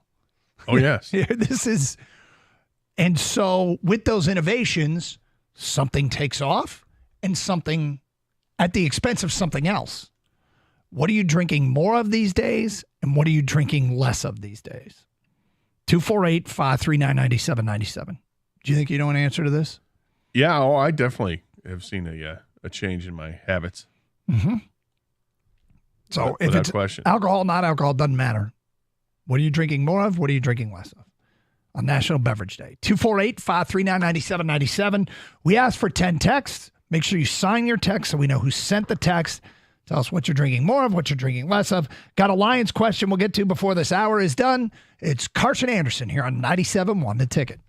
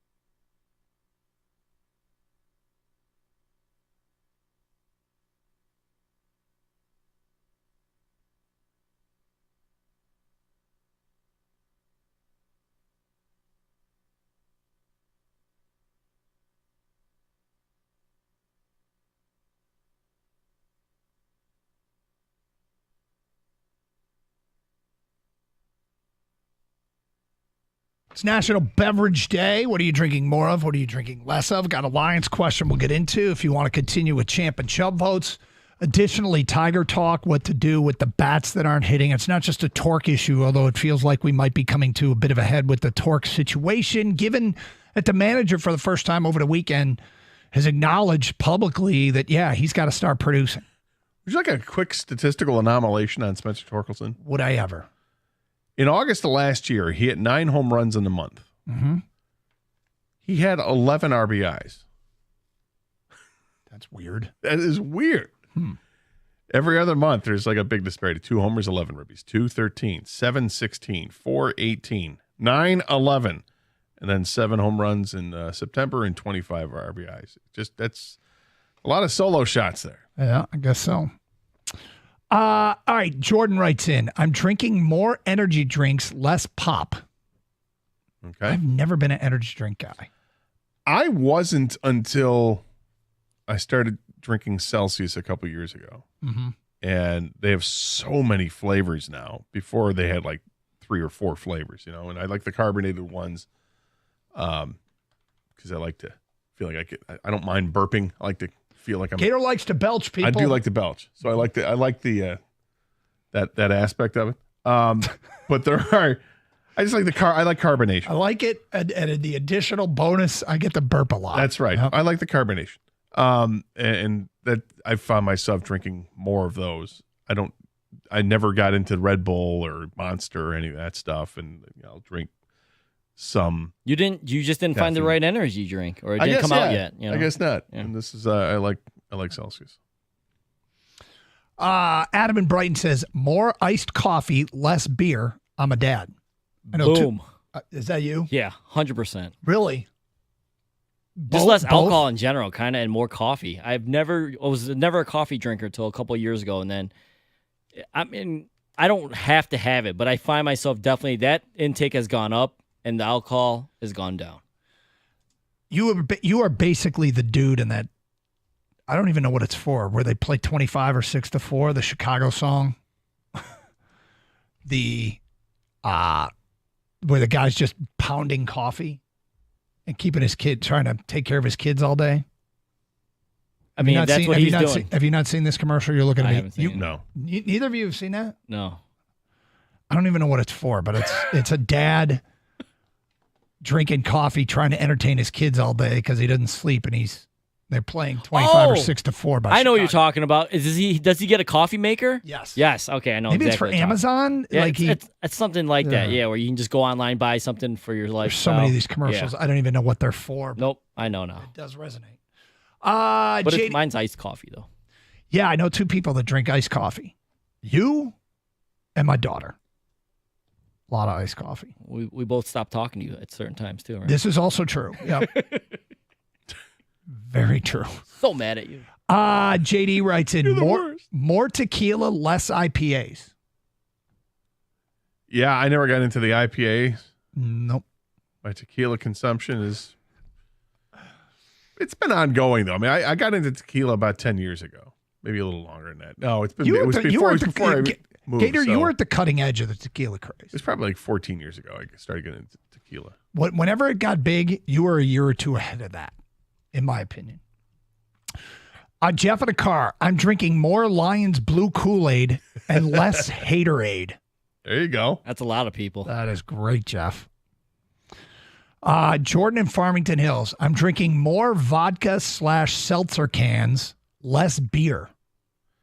I imagine that's a lot of people over the last couple of years. Yep. G-Man in Macomb. I'm drinking more water, less alcohol. Austin and Ann Arbor on National Beverage Day. I've stopped drinking as much soda and pop, and I've switched to drinking sparkling water flavored or non, and then it stops. I don't know what came after non, but Austin, less pop, more sparkling water. Stephen Westland, I'm drinking more Diet 7-Up and less coffee. Wow, that's 2 ends of the spectrum. Yeah, that's no caffeine. 7-Up isn't 7-Up and Sprite. Their claim to fame is no caffeine. Right. Josh in Dearborn, I find myself drinking a lot more water and drinking a little to no juice, any kind of juice. I'm kind of the same way. I don't drink much juice at all. unless it's, I guess pineapple juice is one of the few that if I mix it with tequila. But only if you're mixing it. Yeah, I don't drink juice just for the sake of drinking juice. Like apple juice, orange juice. Nope. Not anymore. Prune juice. Nope. Oh, maybe I should drink some prune juice. You got the burping part down, though. Yeah. The other way? I don't know. Jacob writes in, I'm drinking more Red Bull, less coffee. Never got into coffee. Okay, so I don't know if anybody, you just sent the first 10 texts. Yeah. Mine has to do with where we are on the calendar. Right now, I am drinking more of a summer type drink, but less. I'll just say I'm drinking less beer. I have a feeling I'm going to get killed for this. Now that the more I think about it, the more I think people are going to make fun of me for this. No, dog, no. Well, if nobody would make fun of you for choices you make. Is it something like weird, or do you think? Well, it's a summer drink. I was thinking lemonade off the bat when you say summer. I was like, maybe he's drinking more lemonade. I am drinking more. Are you ready? I'm drinking more twisted tea and less beer. Twisted tea. I don't think people. Gator, do you think people are going to make fun of Doug? Yeah, a little bit. Are you going to make fun of Doug? I mean, no, I don't. You drink what you want to drink. I've never had an issue with people that do that. So I've only had twisted tea a couple of times. And I think it's been in a situation where I'm at a party, there's a cooler of stuff, and I just didn't feel like drinking a beer. I went, I'll try this. I'm like, oh, it's okay. Not bad. Do you like Long Island's, Doug? I do. So the thing about the twisted tea, here's where they're really going to lean into me, is they have multiple types of twisted tea. Here we go. I like the light one because the rest are too sugary. And I had a Long Island like 2 weeks ago, and I'm like, that's really sugary. So I kind of backed off some of that. I get it. Do you? No, I understand it because I've kind of transitioned that way. Like I get the zero sugar lemonade or zero sugar pink lemonade, or find anything that's the zero sugar in place of the sugary juicy type drink, and I can make my own cocktails that way. Whether it's, a great cocktail I discovered a couple years ago is gin and pink lemonade with some lime, and then top it with some kind of sparkling water. That sounds pretty good. It's unbelievable. It's fantastic. So here's what happened I order up a Long Island. I take a couple sips and I'm like, it's pretty damn sugary. And so I took my water and poured a little bit of the water and the ice in there to just cut it a little bit, and then I was fine. But I definitely find myself drinking less beer than I used to, without question. My alcohol consumption is really not that much, and that's probably happened over the last 8 years. It just has declined significantly. But the beer to tequila ratio has definitely changed over. It's a good ratio. What is your beer, King? What is your beer to tequila ratio? Tequila's just, there's so many to choose from now, and they've done a great job with it. It's not that if you grew up and your first time with tequila was in Mexico or some cheap version, you're probably like, this is terrible. But that's not the same tequila anymore. Like, Gator, you know more than I. I dabble in a little bit, but not as much as you. There's just, you go to Total Wine or any liquor store, they've got tremendous selection now. Yeah. I got into it. I was at a wedding in Austin, Texas, and had some time to kill with my buddy and his wife, and we went to some restaurant called the Iron Cactus, and they offered flights of tequila, so you could choose from a number of different groups of tequila. I'm like, I'll try this grouping here, and so you had samples of 3 different tequilas, and from that day on, I was like, wait a minute, so it's not all Cuervo? Yeah, right. It's not all that stuff you have in college. It makes you like, second. You make the face where you have to do the lime and the salt and the whole bit. I'm like, this actually doesn't taste that bad. And from that moment on, I started to experiment and trying different kinds of tequila and doing research on it and just finding more and more. And it matters. I just love it now. It you totally can do matters. a shooter and be like, that was good. Like not have that face like you're talking about. I have 3 bottles of Sancoro in my basement right now. And I have like Patron and some other ones, but yeah, there's so many to choose from. Yeah, and I mean, it's to the point where I don't do shots of tequila. I sip it. You don't have to. Now, you can drink it any way you want. Yeah. I'm never going to tell anybody how to do it, but that's just how I've. It's got where I like the reposados or the añejos, the aged a little bit and pour it over ice and just sip it. 248-539-9797. Got a Lions question we will get to today at 12:48. It's Carson Anderson, 97.1 The Ticket.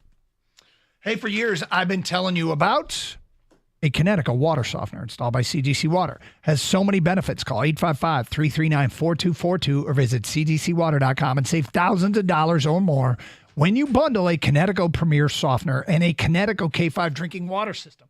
Every day I fill up my water bottle with water from our Connecticut system, and it's not like I'm drinking more or less. I'm drinking the same amount I always have since we got the filter put in. It's great. Remember this, if you're not filtering your water, you are the filter. Don't be the filter. Save 10% off a Navien tankless water heater as well when you let CGC Water Treatment and Plumbing take care of your plumbing needs. CGC Water, your authorized independent Connecticut dealer. Call 855-339-4242.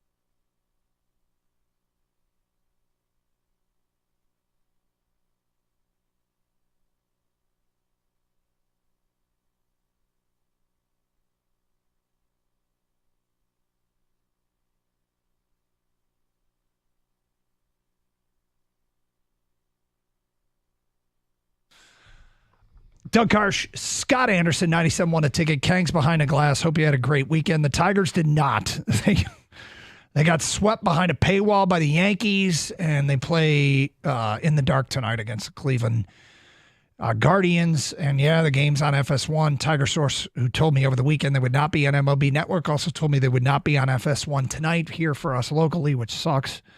But you can always listen here on 97 won a ticket, and hopefully they make us regret that the games aren't available because we didn't see them lose the 3. Well, Gator, you did because you got the 7-day free trial on Fubo.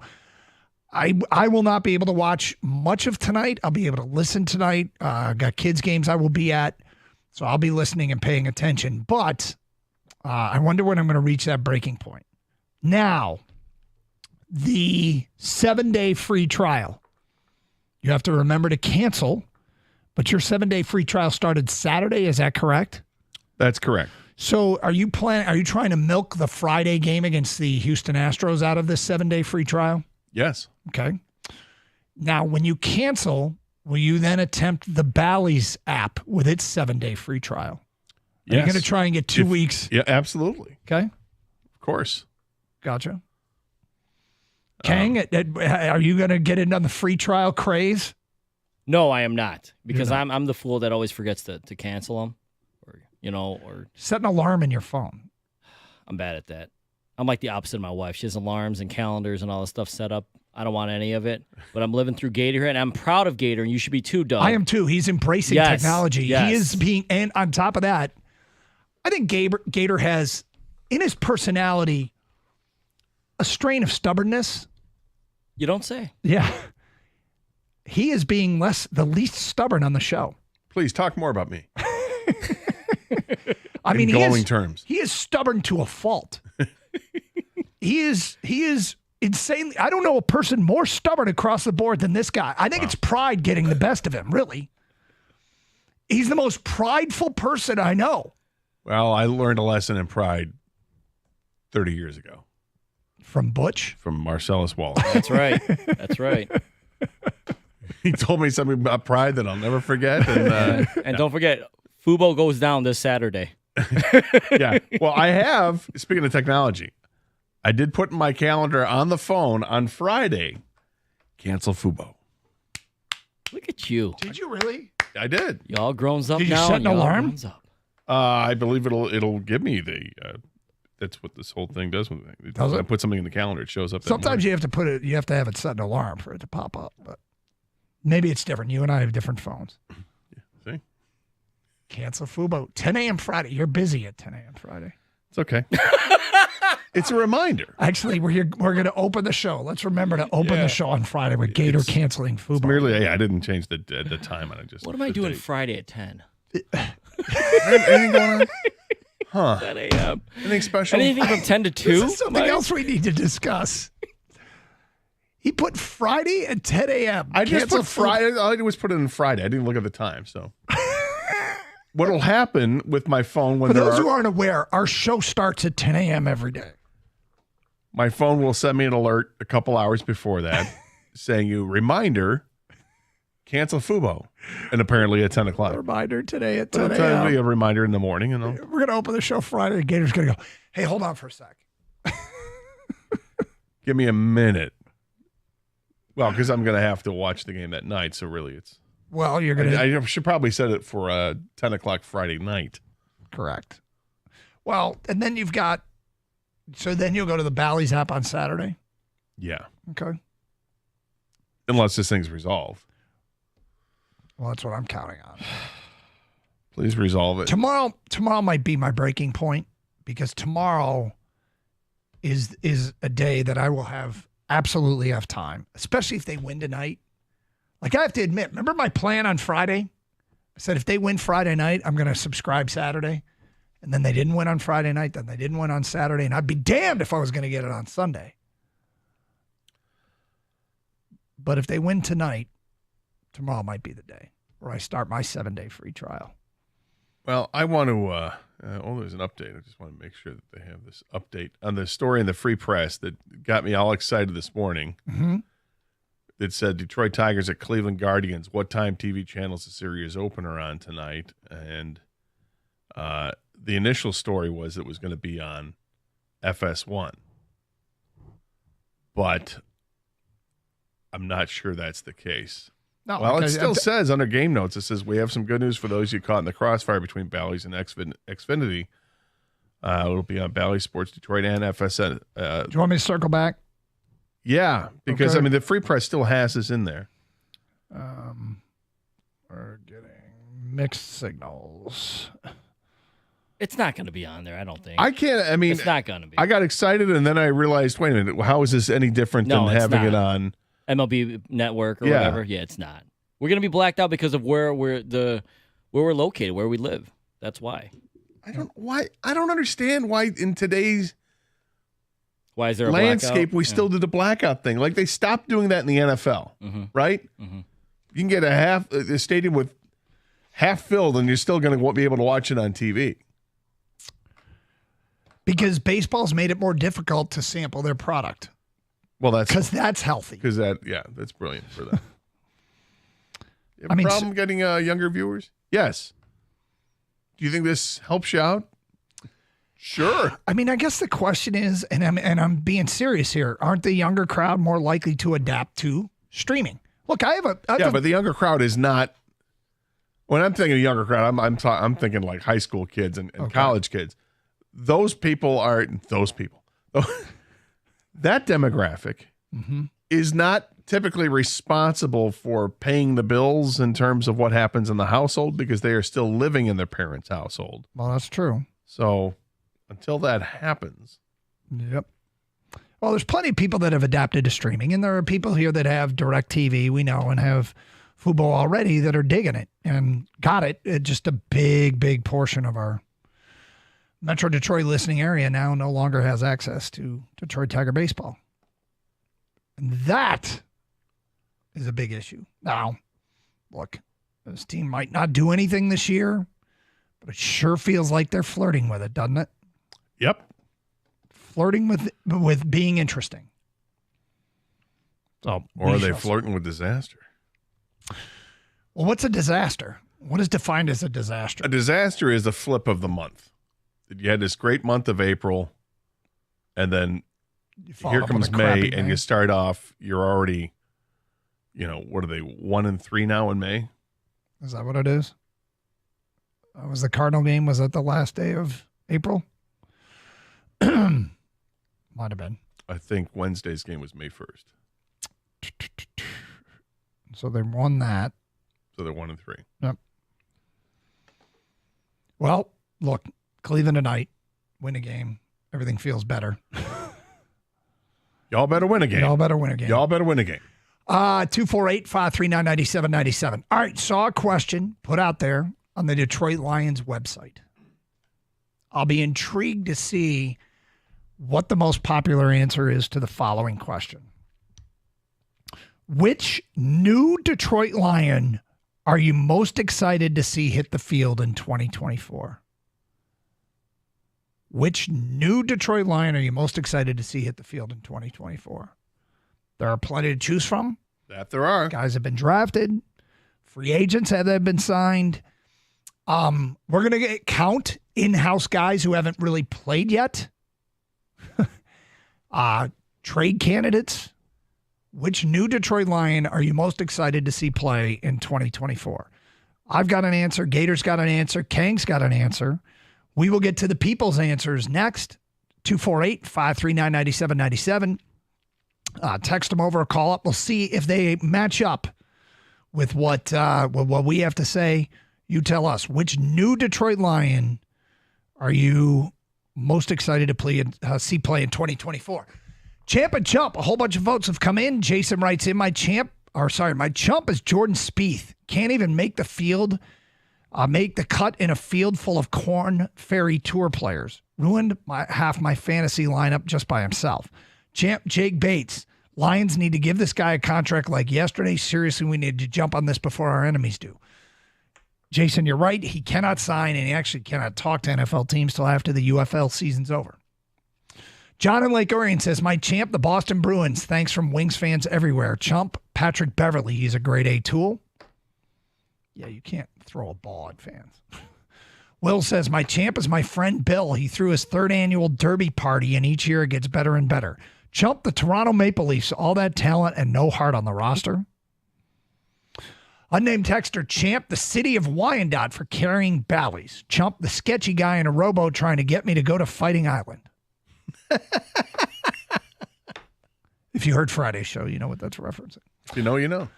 Dave in a truck, my champ, the Arlington Renegades for losing another fourth quarter lead.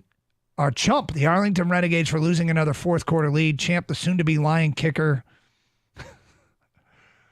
Jake Bates. Master. He's a master of his craft. Mm-hmm. He's got to be a Lion, right? I mean, I'd have to think we have a leg up because he's kicking in the stadium he'd kick at if he signed an NFL deal. He's got to like that. I mean, not everybody in the NFL needs a kicker.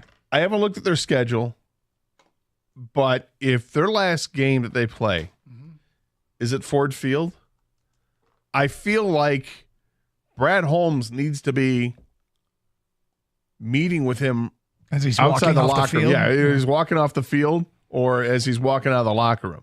Then he needs to be there. Hey, your season's done, man. We can talk. Here's a contract. I'm right here. I'm right here, and I always will be. 248-539-9797. Phone calls, feedback. We will get to what new Detroit Lion are you most looking forward to seeing on the field? We'll get to some of your answers coming up at 102. Champ and Chump votes, get them in here on Carson Anderson, 97.1.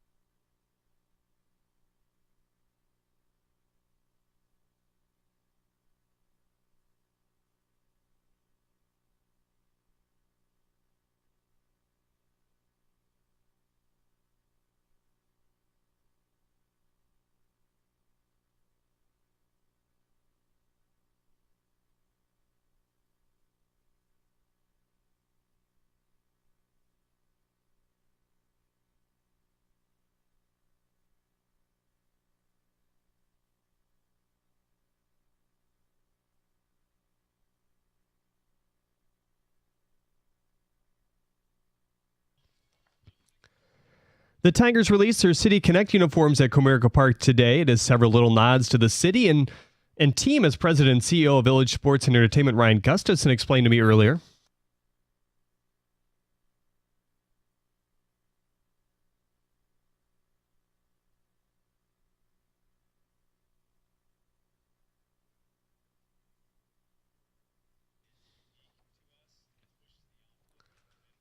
They'll wear them for the first time Friday as they return home to face the Astros, along with 9 other Friday home dates this season. On the field, the Tigers are looking to shake off a sweep at the hands of the Yankees over the weekend. They begin a 3-game series with the Guardians tonight at 6:10. Cleveland has been one of the better teams in baseball this year and leads the AL Central by 2.5 games over the Twins. Jack Flaherty gets the start for the Tigers today, fresh off one of the best starts of his career last week. He tossed 6 2/3 innings, allowing just a single walk and 2 hits, while striking out a career-high 14. Golfer Ricky Fowler was one of the first players to commit to Detroit's Rocket Mortgage Classic earlier. He took the crown at Detroit Golf Club last year in a playoff. Finally, rapper Snoop Dogg has purchased his own bowl game. It has been coined the Snoop Dogg Arizona Bowl and replaces the deal with Barstool Sports previously. The game will be played December 28th. At the Coral Health Update Desk, I'm Jeremy Otto. For more, go to 97.1 The Ticket or Odyssey.com.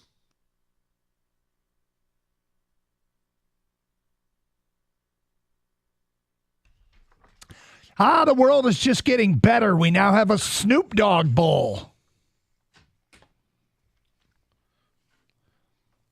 That sounds pretty laid back. Something tells me Snoop Dogg's had plenty of bowls in his life. Plenty. That's accurate. That is accurate. Oh, good Lord. The Snoop Dogg Bowl. Does Snoop know this is a football game? I mean, Do we still have the Jimmy Kimmel Bowl? I was just going to say, that. I mean, that's more ridiculous. Is it? Yeah. Is it more ridiculous or is it as ridiculous? No, it's more ridiculous. Snoop is heavily involved with football with his kids when they were growing up. He was coaching. For years he coached, and he's got some guys that coach that end up going and playing in the NFL. Yeah, but just because he sponsors a bowl game doesn't mean he gets to coach one of the teams. No, I understand that, Doug, but we were asking which is more ridiculous. And I said it's more ridiculous to have a Jimmy Kimmel Bowl than it is to have a Snoop Dogg Bowl.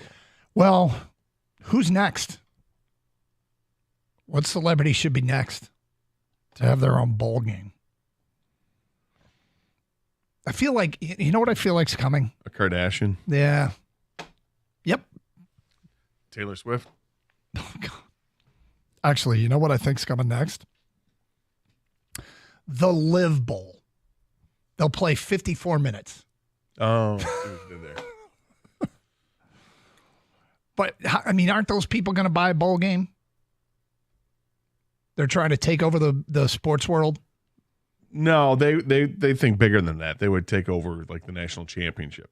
That's the way they think. Probably. Like, why? Who cares about some, December 27th bowl game? Mm-hmm. Yeah, well. Let's get to some of your answers on the Detroit Lion, the new Detroit Lion you most want to see. Now, I will tell you, I've got my answer. I know your answer. Kang, I do not know your answer. The field of candidates for this are players that were drafted, players that were traded for, players that were signed as free agent, and players who have been in-house but haven't played. Which new Detroit Lion are you most excited to see hit the field in 2024? Mark in Huron Township says, let's go Sione Vaki. So a couple things. I need to mention that the people that answered this question on the Detroit Lions website were Tim Twentyman, Mike O'Hara, Danny Rogers, and the managing editor of the website, Lindsay Miller. Gator, that first answer from Mark in Huron Township, Sione Vaki, Danny Rogers had the same answer. Okay. Yep. Cooter from Ann Arbor says rake straw. He's got a little honey badger in him. It's never not going to be funny. What? The name. Rake straw? Yes. Cooter, Doug. Oh. Cooter. The fact that was an every Friday night occurrence on CBS TV in the 80s and the Dukes of Hazzard, and that man who played Cooter went on to represent our government as a congressman is an unbelievable tale of truth. I got to be honest, in this day and age, I might vote for Cooter. You can't go wrong. Was there an Enos? Yes. In Dukes of Hazzard? Yes, Deputy Enos Strait. So Cooter said Enos because his answer was Rakestraw. Maybe that's his point. Lindsay Miller said Rakestraw. I can't wait to see DJ Reader in the lineup with Aiden Hutchinson. I think this addition is a game changer for the Lions defense. That's from Tyler the Cop in Southfield.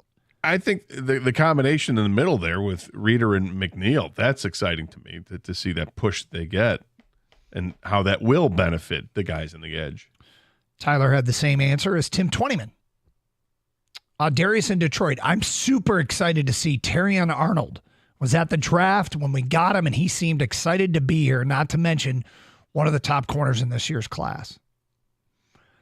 I think Terrion Arnold's excitement, and have to go back and look. He was projected to go anywhere between like 7 and 17. And when he fell to the Lions at 24, what you have to remember is that's lost income on the first contract. These contracts are slotted in. There's various other variables that play a role here. But whoever went 7, 8, 9, 10, 11, their contract's going to be way higher than the guy who went 24. And it didn't show on Terrion Arnold's face at all. Nope. Now, maybe he's going to lock that in and use it as motivation, though he doesn't strike me as the guy that will. He's this guy that's really grounded. I think has the right mindset, very positive and moving forward kind of guy.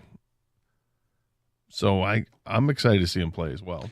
I mean, this comes down to that other things were more important to him.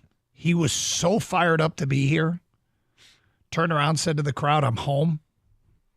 That it tells me that he's not in it for the money, although the money's a big part. He's playing for the game. The money's there.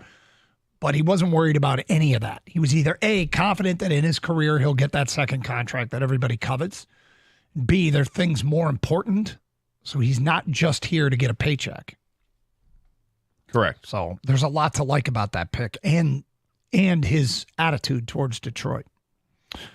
Next one, to start the year, I'm most excited to see DJ Reader. He's an established veteran and has a chance to change the whole look of the defense if he can apply consistent interior pressure on the opposing quarterbacks. It's from an unknown texter.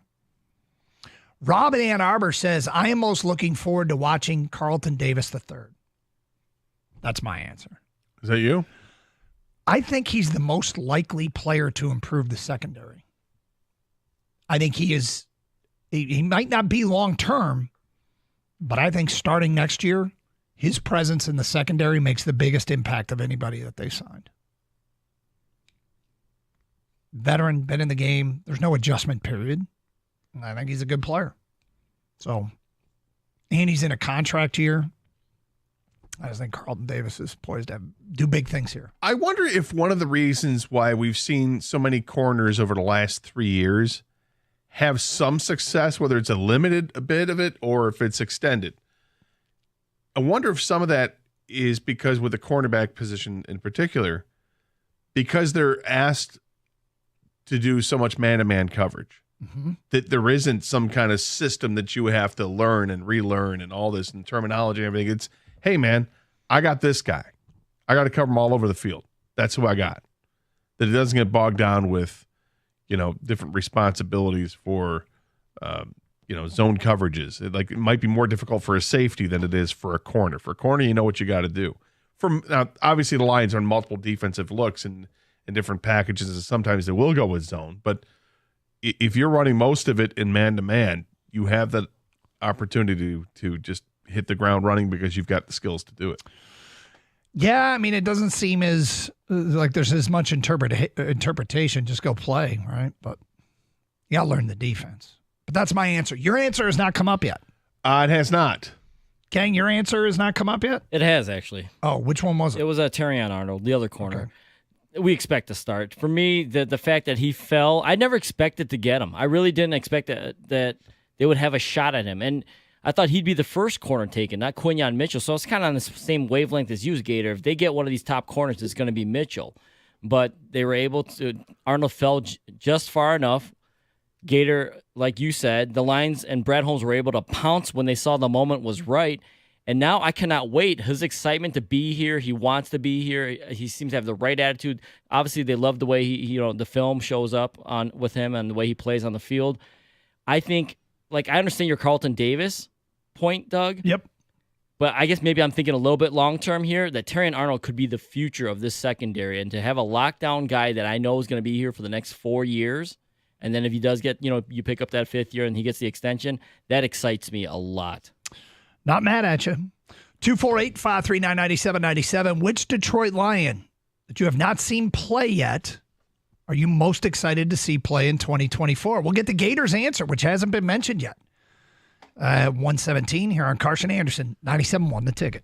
Well, here we are with the weather. It finally went from cold and dark to now it's getting hot and humid and sunny in just the blink of an eye, like it always does in Michigan. We're used to this. So, hey, I love the heat. It's great. I can't wait for summertime, but it means you better make sure that your air conditioning unit is ready to go. So do what I do. Call the great folks over at Birmingham Plumbing, Heating, and Cooling and make sure that your AC is running cold. Or if you got a pool in the back, make sure that the pool's got heat, right? Run warm.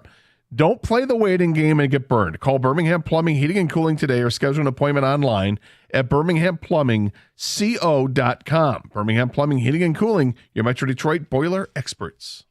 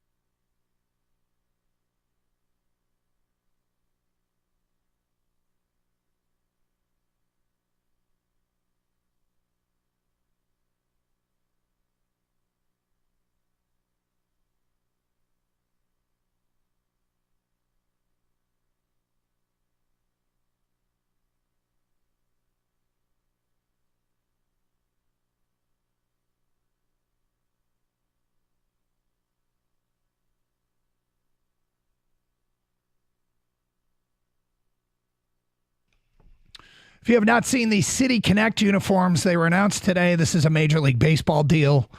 Look, I heard Jim Costa this morning on the morning show describe them as these are uniforms that paint outside the lines. I don't know, 25, 30 years ago, Major League Baseball came out with some sort of uniforms that were supposed to be from the future. Do you remember that? I don't. They came out with these uniforms that were going to be futuresque, and all they were giant off-centered logos. Like they'd have this massive logo on the shirt that was kind of tilted askew. These are supposed to be the uniforms of the future. That's kind of the City Connect. It's supposed to be something about your city. Like the Boston Red Sox have a yellow and blue one that is the colors of the Boston Marathon. And the Colorado Rockies have a City Connect uniform that has a mountain backdrop on it. And the LA Dodgers say Los Dodgers to pay homage to, obviously, a lot of heavy Hispanic population. And so in Detroit, ours say Motor City on the front. They're black and like a navy blue, maybe an electric blue. They've got tire marks on the front of them, which everybody, I mean, some, I shouldn't say everybody, but some have said look like they've been run over. You kind of like them. They don't really resonate with me, but I don't really care. It's 10 games this year. But you can check them out. We tweeted them out at Doug Gator 971. All right, Gator, nobody has said your answer. No. And I kind of. Well, should I read some more text? Sure, see if anybody ahead. else has it. These are players that you haven't seen play for the Lions. You can't wait to see them on the field in 2024. Nicola Milford says, more excited about the possibility of seeing Sione Vaki and Christian Dirtbag Mahogany. The offensive lineman. Yep. Kid from BC.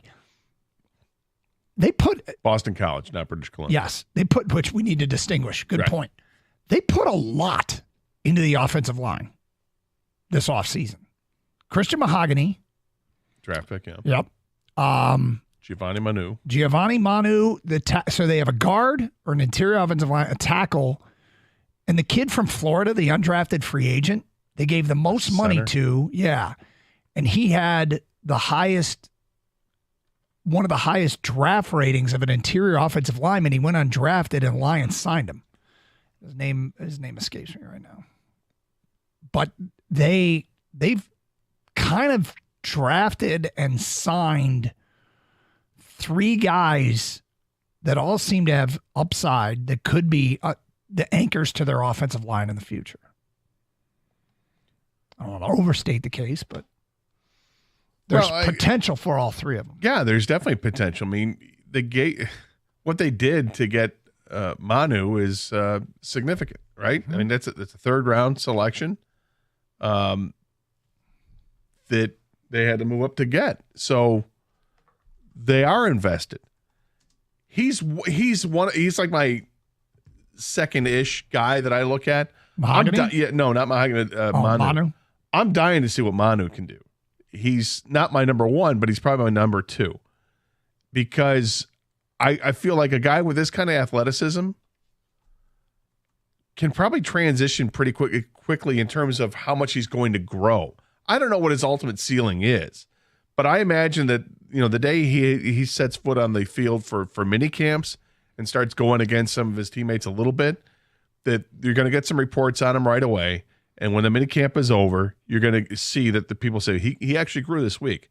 And then when you get into August, when you get to training camp, full throws of training camp, and you've got the joint practices and then a couple of preseason games and you get to see him, I think that growth will be probably exponential again. But I still don't know what the ceiling is. But I'm really curious of what that arc is going to look like. It's funny because that's kind of how I felt last year about Broderick Martin. And he played in 3 games, but I find the resource and the aggressiveness in which they went after him really intrigued me. But my number 1 guy. Well, hold on. Okay. Let's go to Max. You're on 97.1 A Ticket. Hi, Max. How's it going? What's up?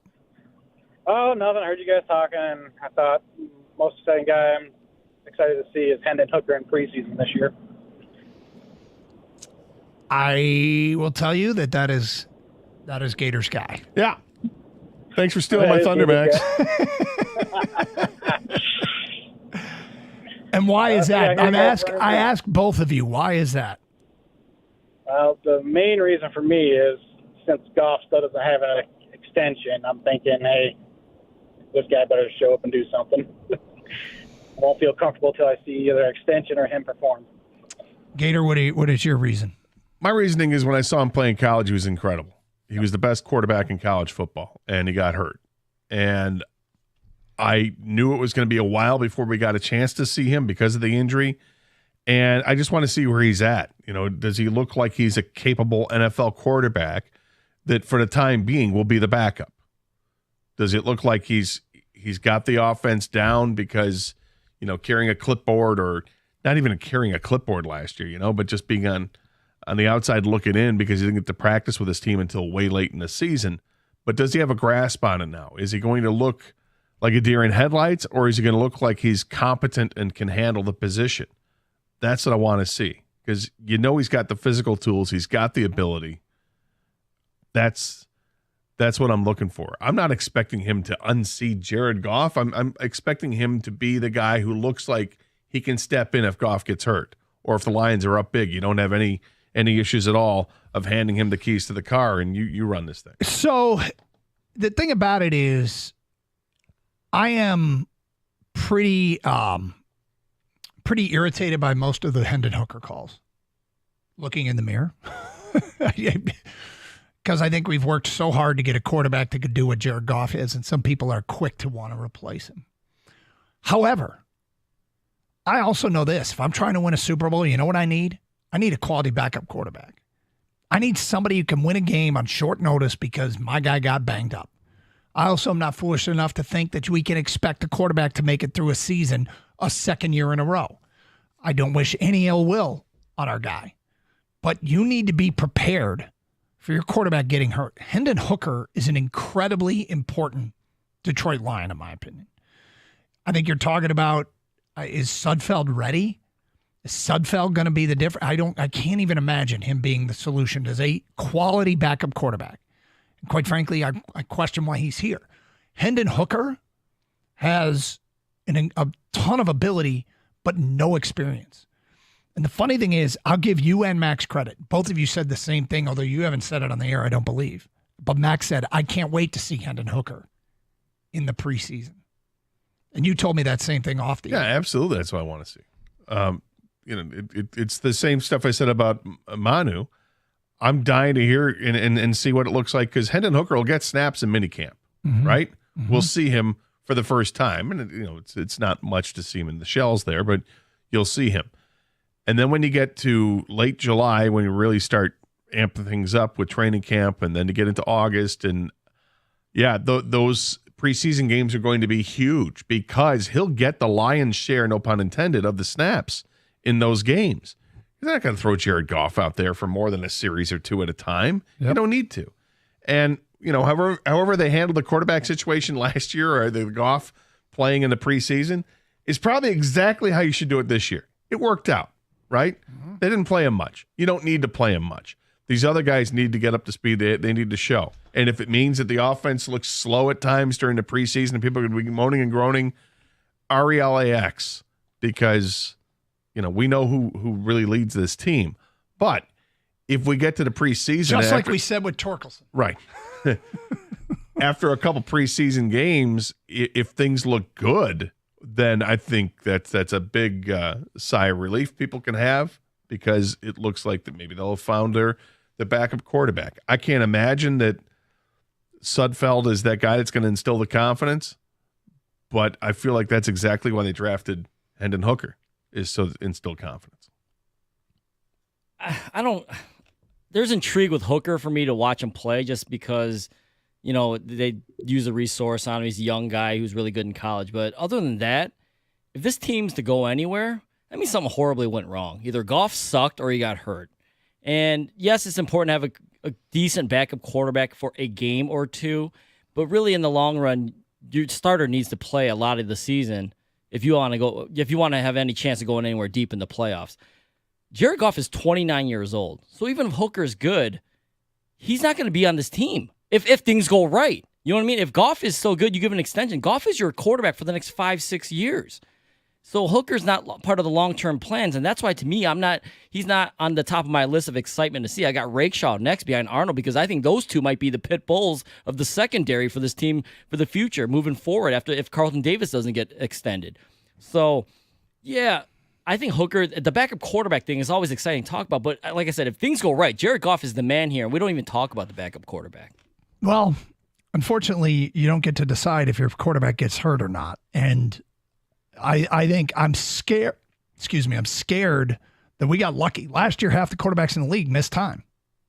And can we count on him being healthy a second time around? Look, it's not my answer either, but I do see the importance of it. There's importance, but I mean, most of the league doesn't have a really good backup quarterback. And then you look at who's standing in the end, it's because their starter was still there. Unless it was Philly, who won with a backup quarterback. Exception to the rule. 248-539-9797. We'll get to more of your answers. Which Lion you have not seen play yet? So either somebody in-house that hasn't played yet, a draft pick, a trade, a free agent. Who are you most looking forward to see play this coming season? It's Carson Anderson, 97.1 The Ticket.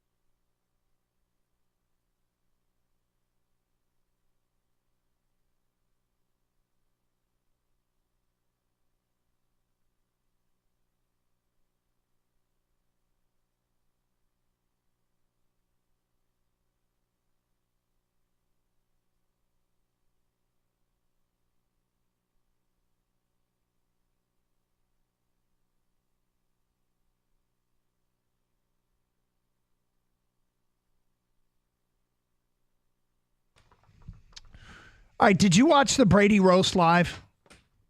No. Kang, I totally forgot about it. Did you watch the Brady roast live? No, I did not. I feel like I watched the whole thing.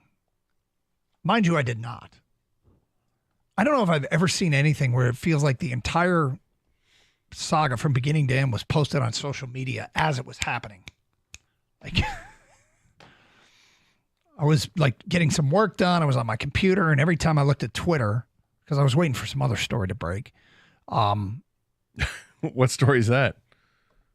It's completely irrelevant. I thought you were waiting for the No. thing. No. It's just I kept refreshing Twitter for another reason. But it was like every joke that came through got posted immediately. And so I feel like I've seen the thing. How'd you feel about it? Any thoughts one way or another on the Brady roast on Netflix last night, Tom Brady? I didn't see much at all in terms of I didn't bother going to Twitter and checking all those out. Yep. What I've heard is what I've heard. The clips we played on the air during the updates, or I heard Heather's news this morning. She played some. I heard the Peyton Manning roast of Brady. Those were funny. I love the roast. I've seen a bunch of these roasts in the past, and I know it gets raunchy, and I know that it can cross a line. Kang was telling me some stuff this morning about some of the jokes that they made regarding Aaron Hernandez.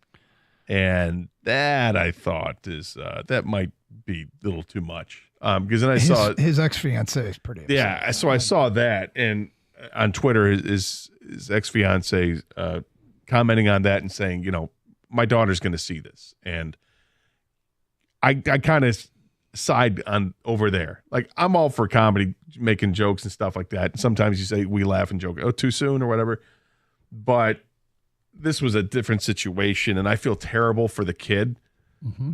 It's not the kid's fault. No. So, no, it's just tough. Like, the whole purpose behind the roast is it's really weird. It's a place where we license you to say offensive things, and people say offensive things. Well, that's what they've turned it into. The roast didn't used to be this I was never a big controversial. fan, so I don't know about the evolution of the roast, but they were tamer. Huh? Well, now what it is it's you get the comedians that are up there, and it's the same handful of comedians typically that are in all these roasts. And what they do is they roast each other, which kind of makes it funnier. Okay, they can laugh at each other, and they see the reactions, and everybody's laughing, having a good time with it. But when they start to hitting on some of the other people that aren't on there every roast, right? They can cross some lines, and sometimes I've heard stuff. I'm like, I wish you hadn't said that. I'm laughing. It's funny, but dude, there's the time, and I don't think there's a time or place to do that. I will say some of it was so super clever. Kang, what was the joke that you told me about? They're making fun of Brady's investment in cryptocurrency. Oh, yeah. Nikki Glazer had a joke about I thought Gronk, I want to say strays, but they're not strays because these are all direct shots. Yes. When you roast someone up there. Gronk got killed. Yeah, Gronk got a lot of jokes towards his direction because, obviously he's a teammate of Brady's and all that stuff. So he was there, and he has a reputation of being the meatiest of meatheads. Exactly. Yeah. And so she was ripping on Brady, actually saying like how he lost all this money in crypto. And he's in a lawsuit and all that stuff. And she said, how could you get involved in that? How could you lose money in this? And she said, even Gronk knew better. He was like, me know not real money. So like making fun of Gronk like he's just so dumb. But even he knew crypto's not real or whatever. So me know not real money. So that was funny. Most of it was really funny, I thought. And there's some definitely off-color stuff. Like if you've never watched a roast before, maybe watch some earlier stuff, I guess, Gator, if it was more tame before you get up to this. But then the Hernandez stuff is, to me, a bit much, but when you kind of give a free license to make fun of whatever, that's what it is, and you don't have to laugh at everything, and everything's not funny, but true. But they 100%. But there's nothing off limits though with them.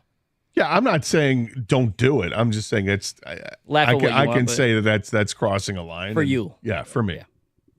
Yeah. But I haven't. I want to see. I will probably watch it between today or tomorrow. One of the 2 days, I'll watch it. All right, so feedback coming in here regarding which new Detroit Lion are you most excited to see on the field in 2024. Sean and Wayne says, I'm most interested in seeing the dude from the CFL. If Brad Holmes found a diamond in the rough and so many fans were tripping for a pass rush, that would be amazing. That's a good one. The player is Matthew Betts. and he was the defensive MVP of the CFL. Was it 18 and a half sacks? Wasn't that what it was? I thought it was 18, but sure. Okay.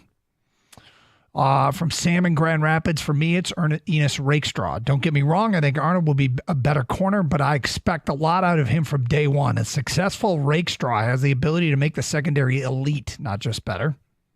I'm thinking like old Pistons, Lindsey Hunter, Mike James. Like, I know it sounds crazy, but then they won a championship. But if Holmes hits on those two picks, honestly, Manu and Vaki, it doesn't even matter if those guys hit or not, because that's such a big upgrade for this team. That's such a position of need. I mean, they were so bad against the pass at times last year. And by at times, I mean during the games.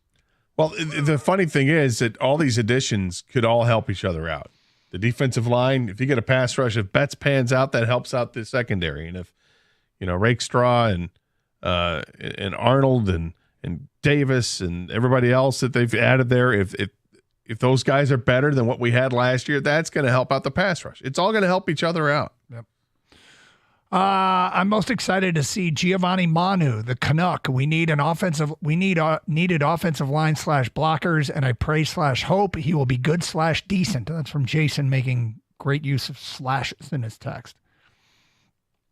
I want Giovanni Manu physically, dude is a beast. Get that pad level low as it will go. Drop it like it's hot. O-line will be set for years, writes Ben in Roseville. Well, it's hard to get the low center of gravity when you're almost 6'8". Yeah, and there's talk about him playing guard. Good luck with that. Yeah. But if he's athletic enough, it'd be awfully impressive. Yeah, although you see a guy 6'8", 350 pounds, you think, that's a tackle. Yep. Without question. Yep. But he's got report eligible guy written all over him. That he does. Yeah.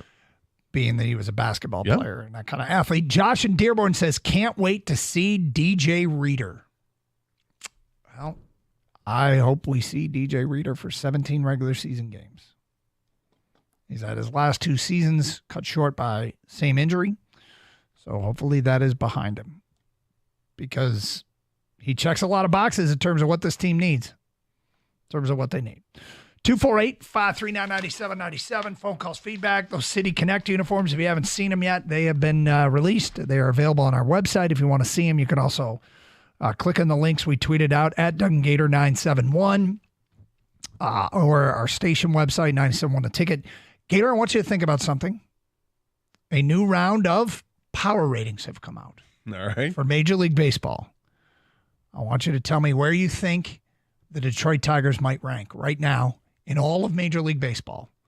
After this weekend? After this weekend. They were released this morning. To see if some of the other major websites came out with them. But I got a few of them here. So think about where you'd rank the Tigers in the entire game right now. We'll get to that today at 1:47. It's Carson Anderson, Open Lines, 97.1 The Ticket. The NBA playoffs, they've tipped off. It's not too late to get in on the action with FanDuel, because right now new customers get $150 in bonus bets with any winning $5 bet. It's $150 to use on same-game parlays, live bets, championship futures, and so much more. There's no better place to bet on playoff action than America's #1 sportsbook. Just go to FanDuel.com/Doug to get started. That's FanDuel.com/Doug, and take advantage of the $150 in bonus bets with any winning $5 bet. So just find a heavy favorite, bet them on the money line. When they win, you get $150. FanDuel is the official sports betting partner of the NBA. Must be 21 or older and present in Michigan. First online real money wager only. $10 first deposit required. Bonus issued as non-withdrawable bonus bets, which expire 7 days after receipt.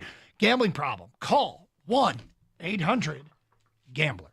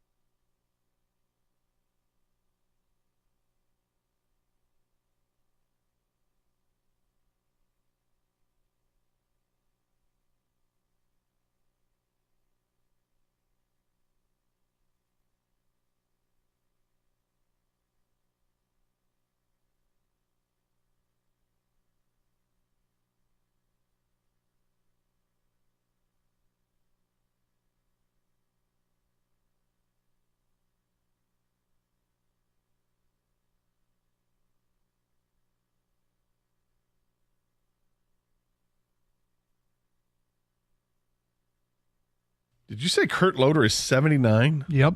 Did you say the Friends finale was 20 years ago today? Yeah. Oh, boy. God, what happened?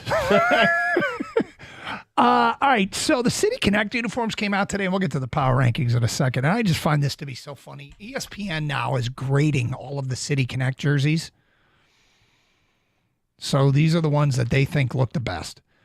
Isn't this totally up to an individual? Like there's a reason why people have different tastes.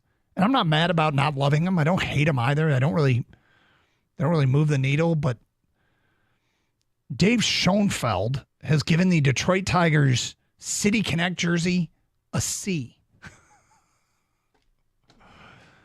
And he writes, the electric blue pops a bit, and there are a couple of nice details, but in general, this City Connect looks like a lot of others with its darker color scheme.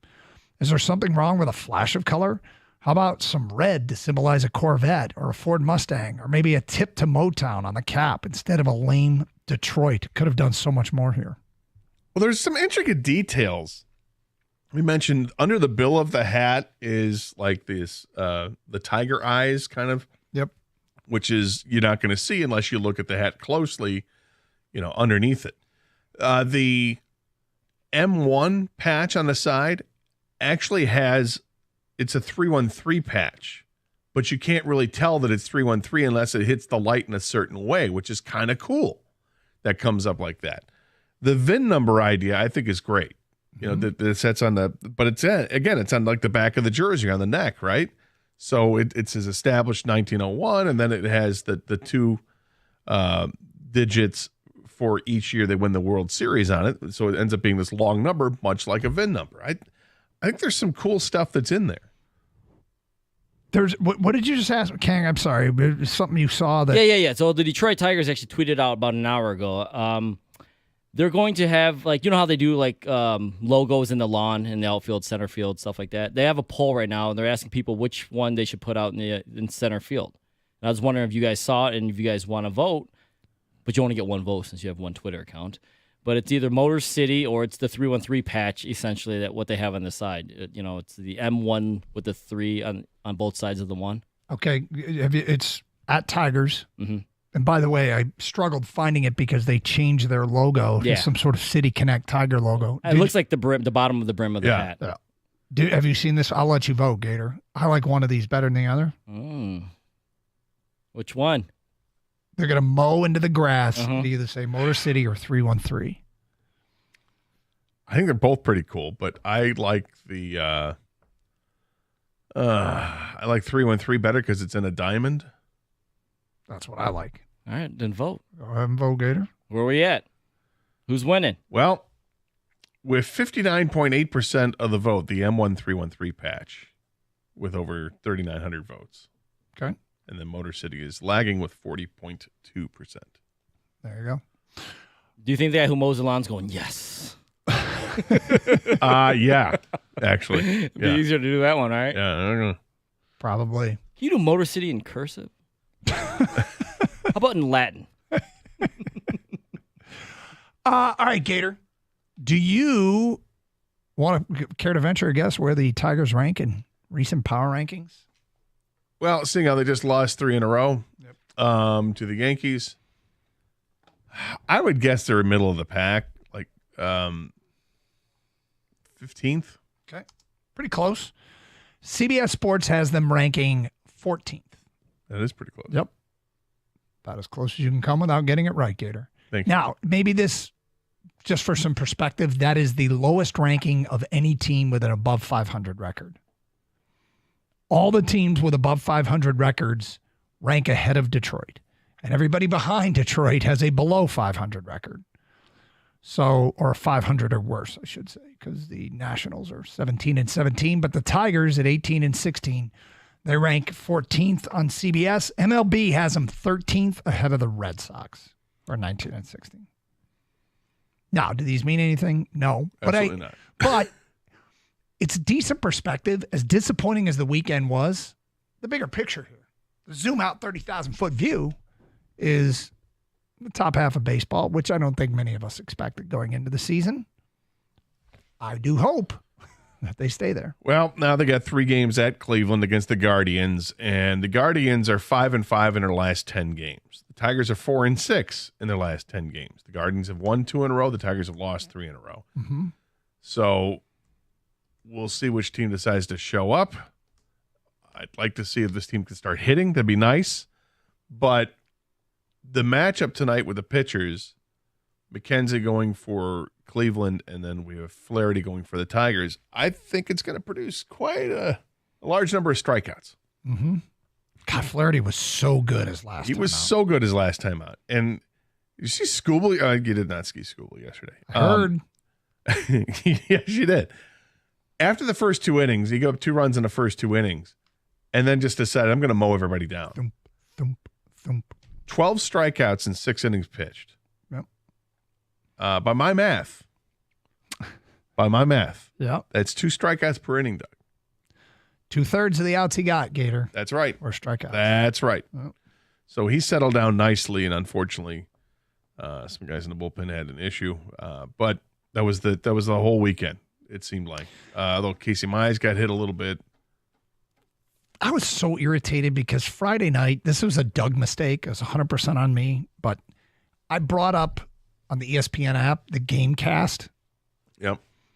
And somehow, some way, I thought the bottom of the 8th was the bottom of the 9th, and that the Tigers had won the game 1-0.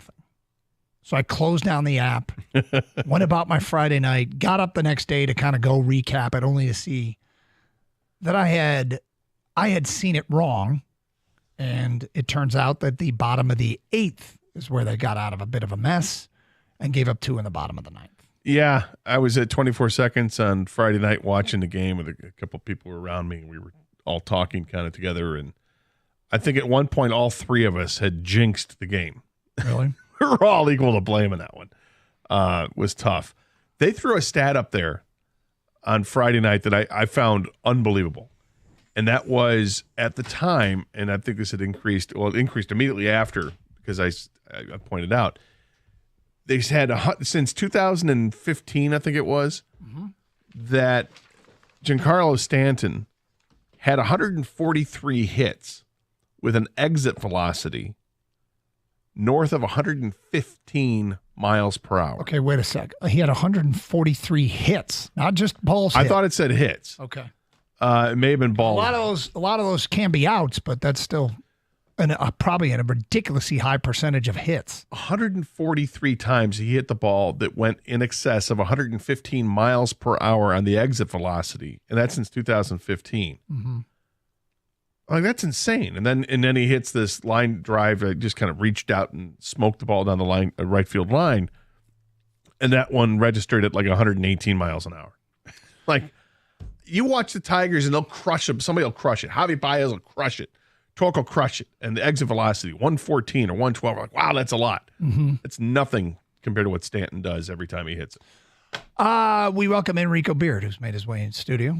Of course, on deck with his radio partner, Mike Valeni. How are you, Rico? I'm good, fellas. You guys, were you able to reset Monday, the show? Start over again? Yeah. Yeah, I was kind of cranky, and Gator wasn't happy with the vibe, so. I was listening to you guys as I was cutting the grass. Like, it was funny. Yeah. Can we just start all over again? Yeah, it was. Just didn't get off. You know what? I knew today was going to be a bummer to start off. Really? You see what I put on my show sheet? What happened to me this morning? No, I missed it. So I made myself a bowl of cereal, some Cheerios, and take the first spoonful of Cheerios and realized the milk had gone bad. Ruined it. Had to pour it all out. When milk goes bad. Yeah. Did it join a gang?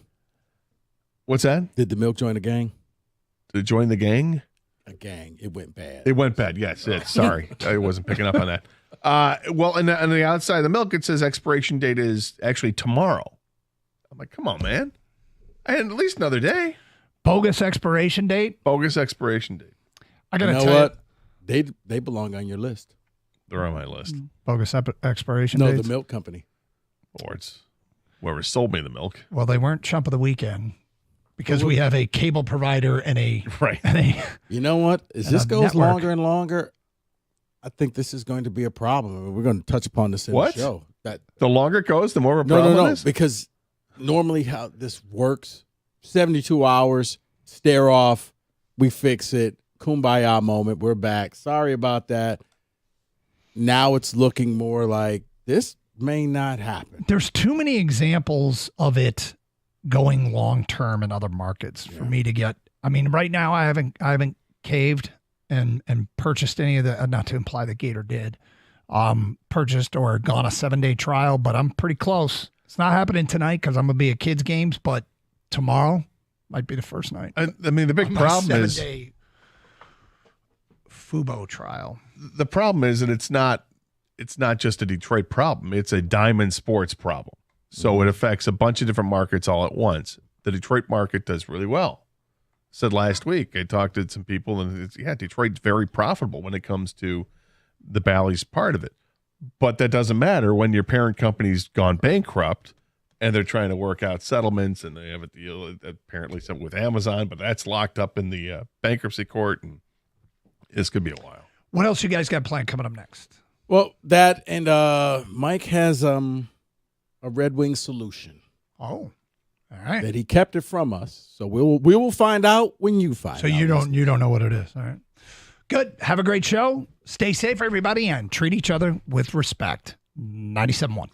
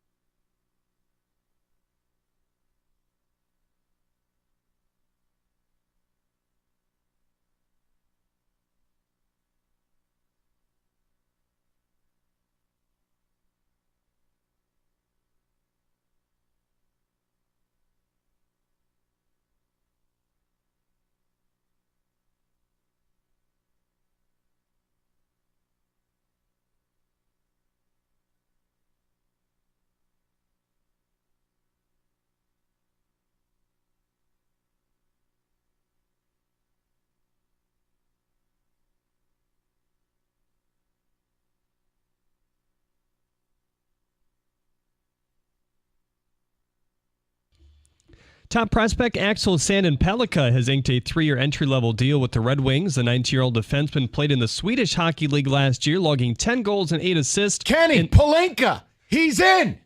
39 games. He was Detroit's first-round pick last year and was named the best defenseman in Sweden's top junior league following the 22-23 season. The NHL draft lottery is tomorrow at least. The Wings are currently in line to pick 15th in the first round. According to Ted Colfin of the Detroit News, the Wings have a 0.5% chance of moving up or down. The Sharks have the best chance to win the lottery at 18.5%. Kenny not happy, I think, as I see in my peripheral. The Tigers face the Guardians today in the first round of a 3-game series on the road. Jack Flaherty gets the nod on the mound. He had a career-high 14 strikeouts in his last start, and here's why.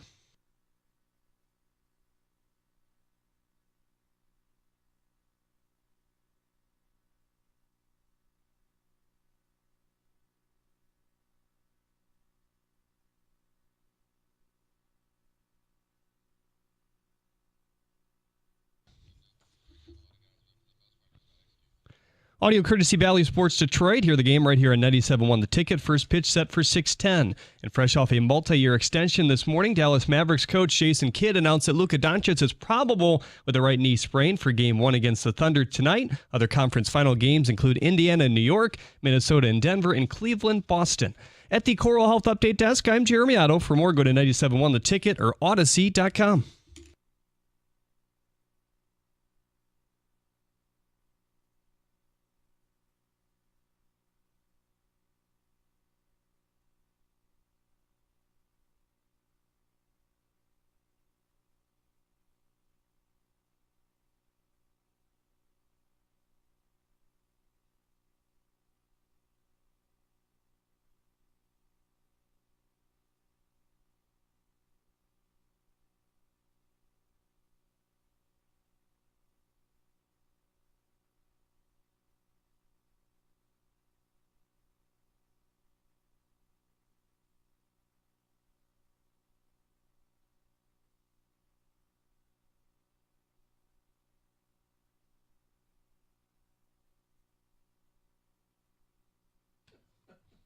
Fantastic.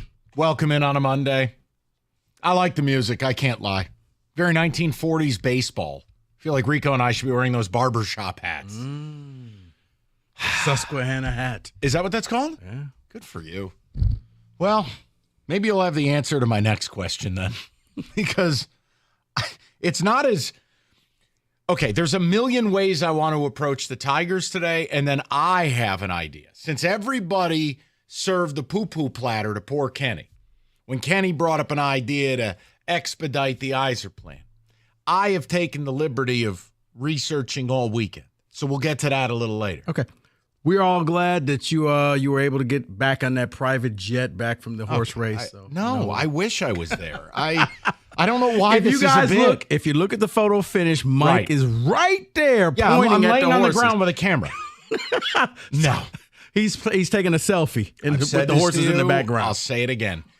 I don't submit. The greed in sports right now is taking events away from people. And I don't care if it's on a base level where a family of 4 wants to go to a ball game, or even the foofy stuff like the Kentucky Derby, which the event is a blast, but I refuse to go back and pay what they're asking. Is the Kentucky Derby now what the Super Bowl is? Yes. It's not for the average person. Oh no, it's gone. The infield this year they were charging $150 to go and lay in your own waste. It was $150. No, Rico, it's gone. And a lot of people I know who love the event go to all of us. No, we're all balking at it. I'm not doing it. No, Travis Kelce was there. He didn't pay. And even if he had to, it wouldn't matter. Aaron Rodgers, all these celebs, they get invited for free. So yeah, no, I won't do it. I want to start with something that is not directly on the field, although it involves it.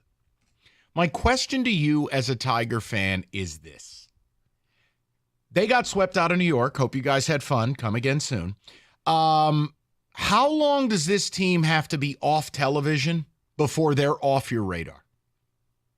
Rico nailed this. Bally thing isn't done.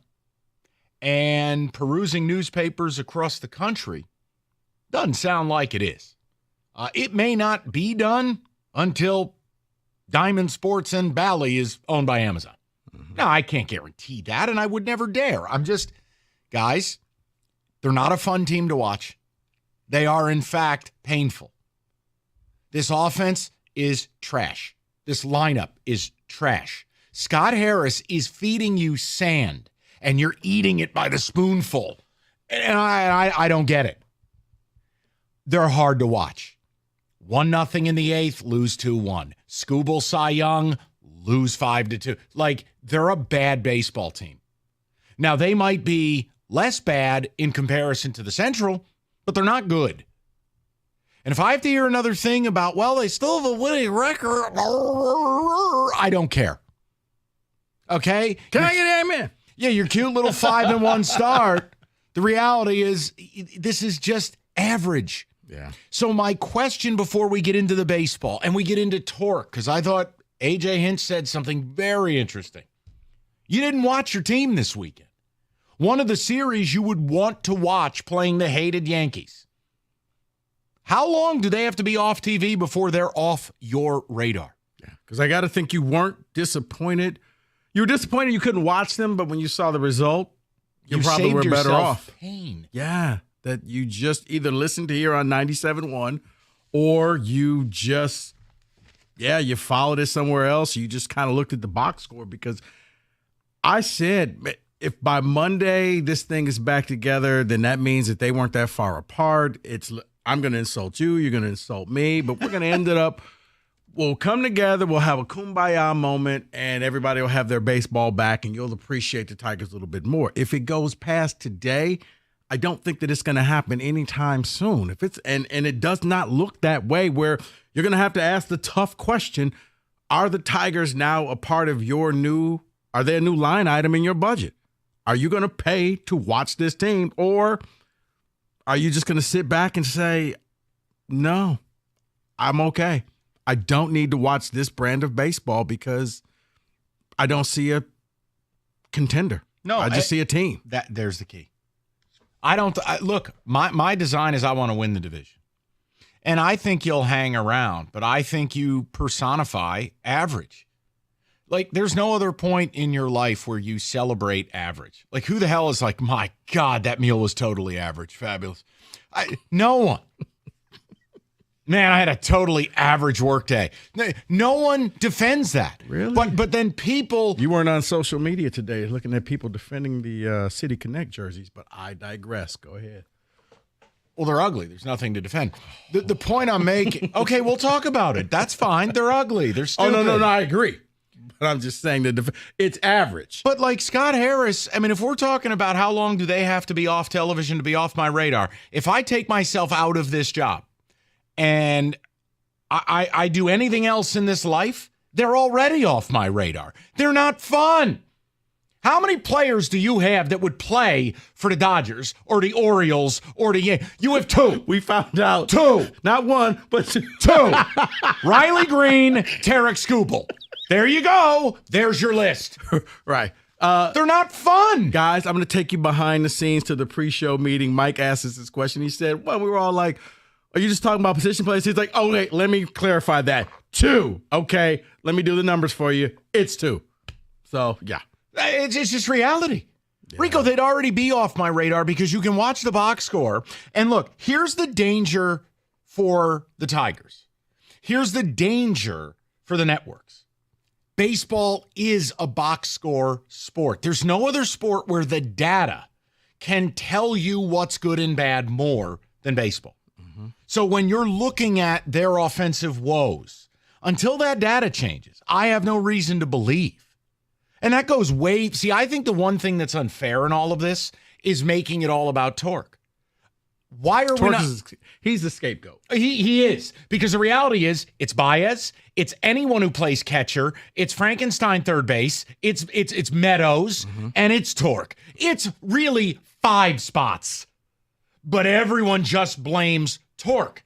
I'm being serious. Let's approach this as if we are not on the air. If we're just regular people, I would tell you that after a week of the team being off the air, they're off my radar. because they're just wholly mediocre. Skubal's a Cy Young candidate, but if he's not pitching, I'm not interested.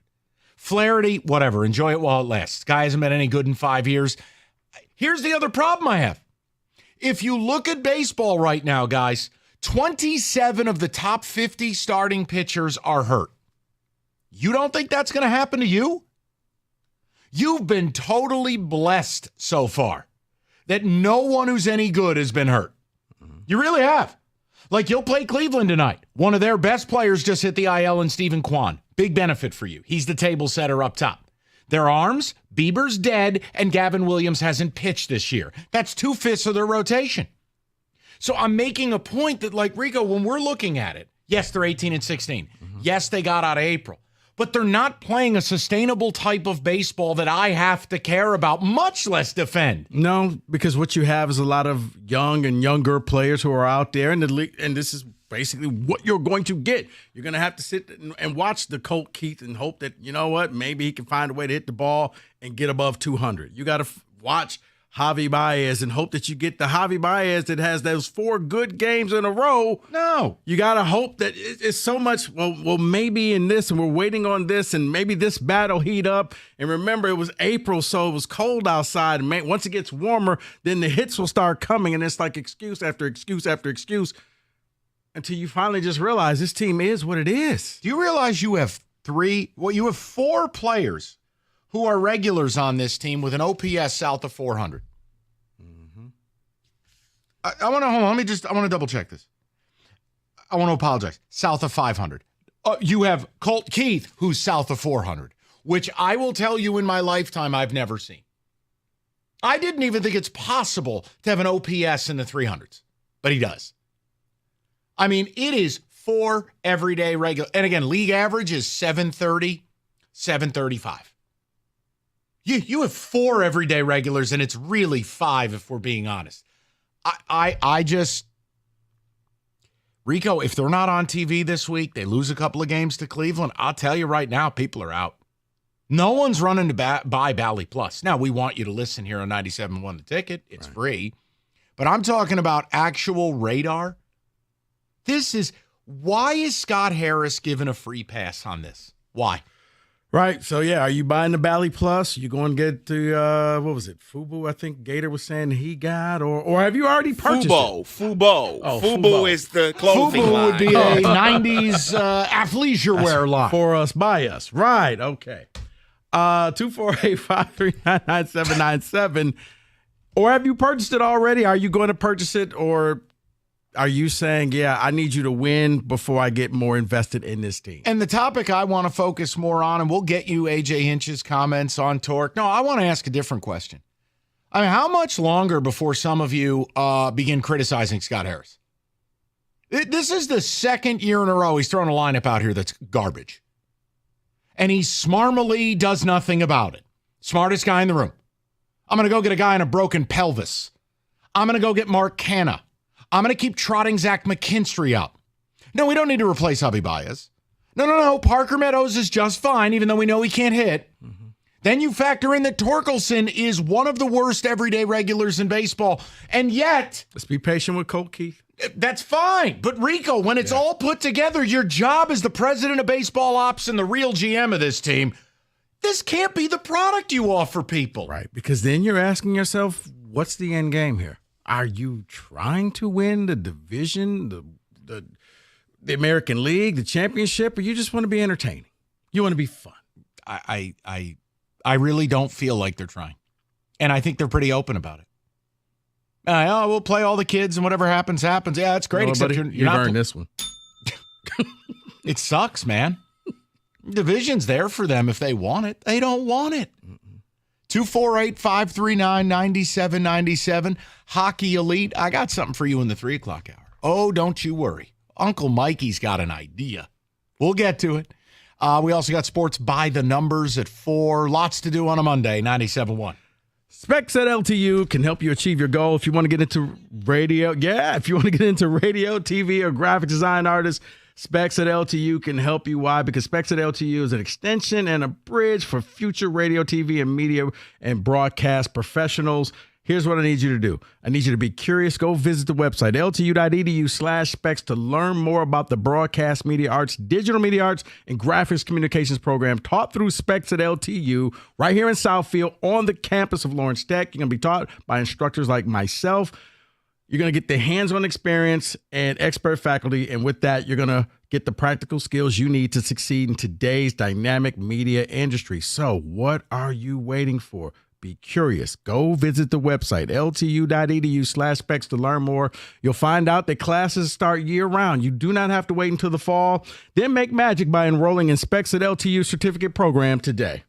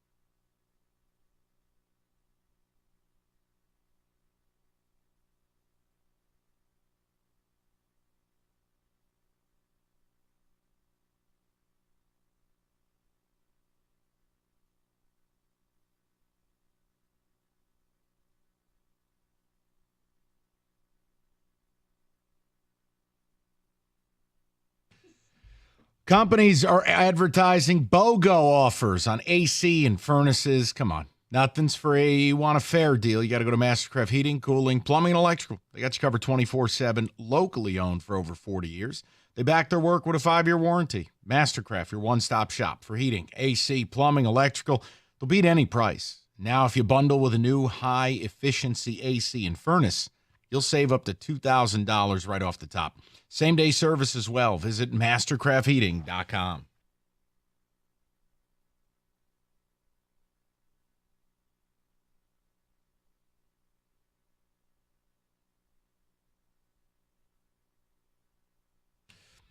All right, let's get some ticket texts in here, see where the people are at. And we are talking a little bit about the Tigers, but multiple ways. And we will get to the Torque thing a little later. I'm tired of it. Torque has become a piñata. Is he terrible? Yes, he is. But when you blame Torque, you are letting Scott Harris off the hook. Parker Meadows sucks. Colt Keith sucks. Whoever you play at catcher sucks. Both of them. Javi Baez sucks. This lineup sucks. So to just talk about the torque thing, guys, he's not Roberto Clemente, all right? He's one guy. You got about a dozen problems. And I just can't understand. Yzerman, at least he played here. Yzerman, some of you ran around in Stevie Y undies. Kenny has his on right now. You know, Brad Holmes brought you to an NFC title game. Wait, why would anyone defend Scott Harris? And this idea that this guy thinks he's Brad Pitt in Moneyball and we're duct taping a lineup together, it's not right. Payroll $60 million below league average. And anybody who ever brings it up, you get spit in your face. Yeah, because, Mike, so long as you say we're building and you have the young guys, you kick the can, you lower the expectations because you're telling people we're not good enough to beat the Yankees yet. See, he's doing it again. He's doing it to me again, David. He's saying that damn tagline, and it's not addressing what I'm talking about. You're hurting my feelings on a Monday. No. You're hurting my feelings. I'm not hurting your feelings. Hurt. No, they're not. I'm saying, why does Scott Harris get off scot-free? No pun intended. No, I'm trying to tell you because in some minds, if you just keep kicking the can down the road, then you keep the expectations away. My feelings can't be hurt because I didn't expect the team to win anything. Okay, I'm not saying that's me. I'm not saying that that's right. If Kenny screens another call and takes time and puts them on the air and they hang up, my head is going to explode. Kenny, I don't know what's gotten into people. I'm sorry you're experiencing that. It could be worse. You could be a Leafs fan. David, ticket text. But it's why you get the Steve bots because they say the same thing. But at least Yzerman has built something. Scott Harris, his first year as GM, the Giants were already ready built, and they won with a bunch of dirtbags. What did they win in the end? Nothing. Who the hell is Scott Harris? He's a footnote in baseball history. He's not Theo. He's not Rob Friedman. Fair. Andrew Friedman, excuse me. He's not. Scott Harris has to prove he's any good. And so far, I've had 2 off seasons where he just goes, watch this trick, bag of bones. This is what I'm getting. It's nonsense. Their pitching is 90-win good. Mike, it's not even a trick. There's a neon flashing sign saying this is a bag of bones. It legitimately is nothing, but you'll like it. Trust me. Go ahead, David. San Diego making bold moves, getting a rise from Miami, while Scott Harris is not trying to win this and here's year. The best part. Extremely frustrating. I don't think San Diego gave up anything better than their 7th or 8th prospect. And before you dare call the show and go, oh, we can't block Colt Keith. Arise has played short. He's played third. He's played left and right field. And yes, second base. So right there with the Colt Keith stuff. Oh, can't block Babe Ruth. Stop. Arise is one of the best hitters in baseball. What is this team not able to do? Score with a prostitute. They are terrible. Get hitter, score runs, worry later. The Yankee series was what? They'd pay for a date and they would miss. Mike, he's right in the other room, okay? No, rude. Rude. Oh, the Yankee series was the straw that broke the camel's back for me. I can't watch this Tigers offense. I canceled my Bally Sports Plus subscription. I'm done. Someone else says, I love baseball. I love Detroit baseball. I haven't felt compelled to pay for Bally for any of these teams. Can't do it. Not spending my money. Not worth my time or my money. Scott Harris is Alavila. Alavila is Scott Harris. Scott Harris is a bad GM. Sick of this dude and his smartest guy in the room mentality. Look, the primary players are already here, right? And for all the grief that we gave Alavila, and 90% of it is justifiable, but Riley Green was Alavila. All right, so was Torque. Tarek Skubal was Alavila. Mm-hmm. The pitching is Alavila. Now, if you want to give him credit and say, well, look at Jack Flaherty, fine. Look at Lorenzen. He doesn't pitch for you anymore. How did it benefit you? You want to say he did a good job in making the Soto trade? You could say whatever you want. It's not all good or all bad. I do not respect this man's approach to offense. Because, look, if you think, oh, they're trying, they're just not great. No. How could your offseason be Mark Canha and broken pelvis? Nope. Come with you. on. No. But Mike, I am with you because after he dropped the ball at the trade deadline, I figured, you know what? He's going to go into the winter meetings. He's going to clean up. He's going to go and really show me what he's all about. And he did nothing. Yeah, and I'm not yelling about the erase thing. It was a ticket text. Would I love to have seen it? Absolutely. Why? He's a ball player. He's one of the few hitters in the league that will go north of 300. He'll have an OBP north of 360, and I can put him at the top of the order, and we can try to, wait for it, support the young bats. Well, here's how bad things are here. I think we all would be satisfied to hear, you know what, he rebuffed the Tigers trade offer, and he went there instead. Sure. That you were in the conversation, you tried. That's how low the bar is right now. Sorry, David. Go ahead.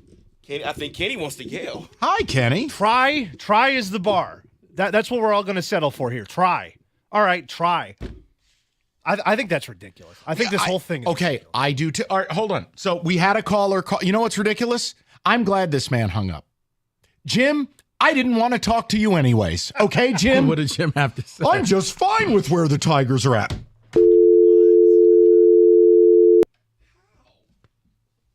Is this the Scott bot effect? Is this what we're looking at? Is No, that what it's you know done what? to I'll people? tell you what this is. It's not a baseball town. Not a baseball town. Not a word. I'm not even looking at you. Not a word. Not a word. I love you too, buddy. It's not a baseball town. No, but Kenny, think about this. The only team in this town is the Lions. No other team seemingly is even trying. And there's no standard. Because here's my thing. While it is not Scott Harris's fault the team hasn't made the playoffs in a decade, it is his problem. So no, I'm not fine. 18-16 is cute, but it's not sustainable by the numbers when you have, I bet you, blind fire on this, Kenny. They got 7 or 8 everyday regulars with an OPS south of 600. It's not sustainable. What do you think? Scooble's going to throw 230 innings? It's not 2015.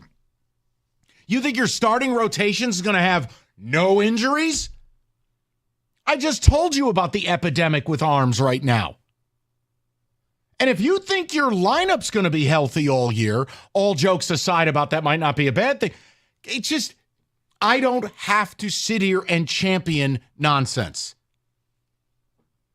It's total nonsense to go to New York over the weekend and score a grand total of 6 runs. Your pitchers deserve better. 1-0 through 8, and you lose. You know what? You deserve to lose if you put up 1 run in a game. You should have won 2 or 3 of those games. Yes. Scuba was electric. And that to me would have shit. You were a contender. You know what? Maybe you are legit. Maybe we were just being too hard on this team. Mike, what was the number that you guessed under 600 OPS? I'll settle on 7 guys under 600. It would be 8 guys, Mike. I'm just fine with where the Tigers are at. Almost your entire batting order. Almost your entire lineup. And if you really do this, take away the runs they've scored in extras where you're handed a man on second. Take those runs away and tell me what this looks like. What do you do in a 9-inning game? Rico, I don't look as good. No. Mike, you're right. I understand the frustration. Because they could win this division. This division's bad. What it is you want it more than it seems like Scott Harris wants it. Correct. Scott's on his own plan, and he's going to take his time and be as methodical as possible, and it frustrates you and every other Tiger fan out there. Here's the deal. Don't ask people to pay to watch your product. And that's where the TV thing comes in. If they're not on TV, I think people are going to very easily find something else to do. Because when they're on TV or streaming, they're not fun to watch. It's good nap time. Well, yeah, and you're about to get up with the good weather and people hopping on boats and doing all that stuff, and that's great for radio. All right, John Jansen Weight Loss Club, Ideal You. You know the drill. You could lose 40 pounds before the 4th of July. John lost 63 in total. He's kept it off. You could sign up now, get a $200 Visa gift card. Book your free consultation right now. It's idealu.us. And it's different. You'll get coaching. You'll get a plan. You'll get the support. It worked for John. It continues to work for him. And it can work for you. Ideal You. They'll help you lose up to 40 pounds in 40 days. Sign up now. Get a $200 Visa gift card. Book that free consultation right now at idealu.us.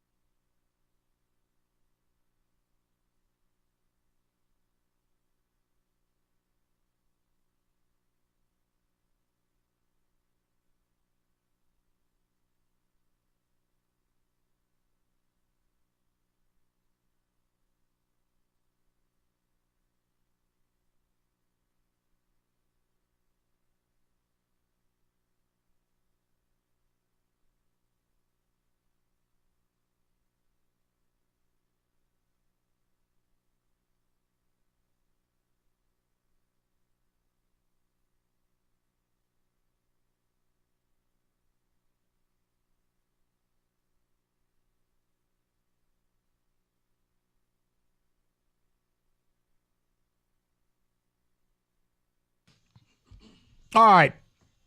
We're loaded on a Monday, and we are. We're talking a little baseball. Tigers swept out of New York, and it's bigger than that. I mean, we are approaching the quarter pole. This is the worst Tiger offense maybe I've ever seen, and I just can't believe there's just not more talk about it. This pitching staff has been so good. The pen has been so good, and it's largely wasted because you're basically a 500 team. And Scott Harris just skates. Look at that lineup on a daily basis. It's an embarrassment. 5 everyday regulars wouldn't start for a team with a pulse. And they seem totally fine with it. Because that's what I don't understand. Now, with the fact the team's not on TV, if you're a Comcast customer, I do wonder how long you will bother paying attention. Because I don't know when they're getting back on television. I'll just tell you, nobody's running out to get the Bally app. Nope. Becomes out of sight, out of mind. And the team is, mediocre, win a game, lose series against top teams. How invested are you? Because I don't think people will be. To the people. And I got a Red Wing thing I can't wait to do later. Because Kenny got hit with a chair last week. It's going to be my turn in the ladder match. I'm going to bring an idea for the guys that are playing. Let's get to the people. Go to Charles, 97.1. Charles, what's going on, buddy? How are you? Hey, guys. How you doing? Good. Hey. Pardon the background noise. I'm at a tire place, but I'll make this quick. I'm already there. I'm not paying. 2 years ago when I started streaming and I found out I had to pay for the Tigers and the Pistons, that's an easy call. And I've been watching the Tigers since 62. I love them. It hurts me that it's come to this. But I ain't paying. And I wish you would continue to put pressure on them. You're right. The pitching is great. I was hopeful that it might be a little bit better. But the hitting is worse than anything I've ever seen. So, yeah, I'm It's already impossible. there. I ain't paying. No, it really is impossible. Look, the pitching, it's not going to keep up like this. It can't, because right now, 27 of the top 50 pitchers in baseball are hurt. Pitching injuries are through the roof. I just don't believe you're going to escape that.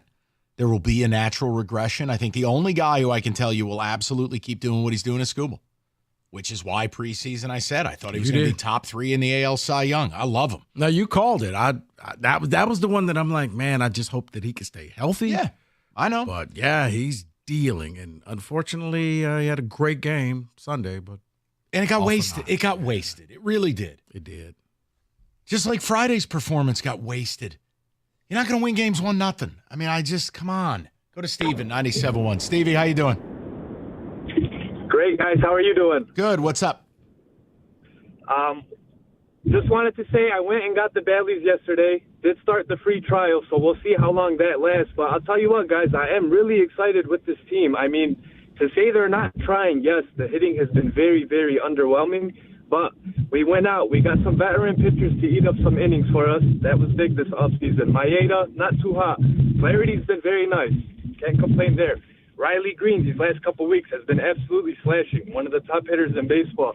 Gotta love that. Hinch has been moving guys around. I'll tell you what, I would love to see Urshela get some more at-bats. Okay. So I'm going to ask you again. Their payroll is $60 million under league average. Are they trying? Your lineup has 5 guys on an everyday basis that wouldn't start for the Bad News Bears, managed by Walter Matthau. Are they really trying? I don't blame AJ. These are the players you have. But, Steven, I'm sorry, but it's not good enough for Scott Harris's offensive offseason to be Mark Canha. That's not good enough. You guys spend your hard-earned money to watch this baseball team. You guys take your time to watch it. They're in the entertainment business. Entertain me. Mm-hmm. It's ridiculous. They should have taken 2 or 3 from the Yankees. The pitching was good enough. Yeah, because there's a difference between not trying and quitting. Because I think a lot of people here not trying, like, oh, they're not out there trying to quit. No, but they are not trying to put the best 9 people on the field at all times. They're not trying to make moves to improve the lineup. Think about this. Here's the best part. Oh, my God, they handed out $27 million to Colt Keith. You thought they would have given him $150 million the way people around here reacted. Wow. Here's an idea. He's the worst player in baseball. Mm-hmm. If Jackson Holliday can get sent down, why can't this kid? I'm not demanding it. I'm saying they don't have another option. And I was about to say. That's the problem. Man. You're on fire. You are on fire. Why you give me a day off?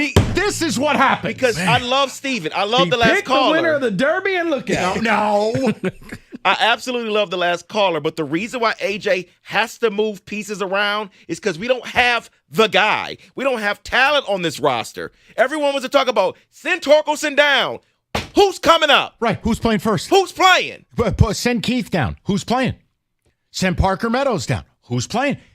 So I get a little tired of it. Oh, we like our flexibility. Then be flexible. Well, you got to kill Badu. Man. I mean, technically, this team was designed for him. He'd be a silver slugger with this team. I mean, Christ. Yeah, he was going to be a part of the core not that long ago. Let's go to Randall, 97.1. Randall, what's going on, buddy?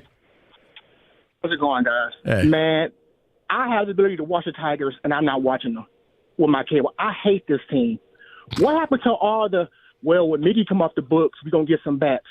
I mean, where's our payroll? 105, 110 million? Is it something like that? It's $60 million below league average. Mm-hmm.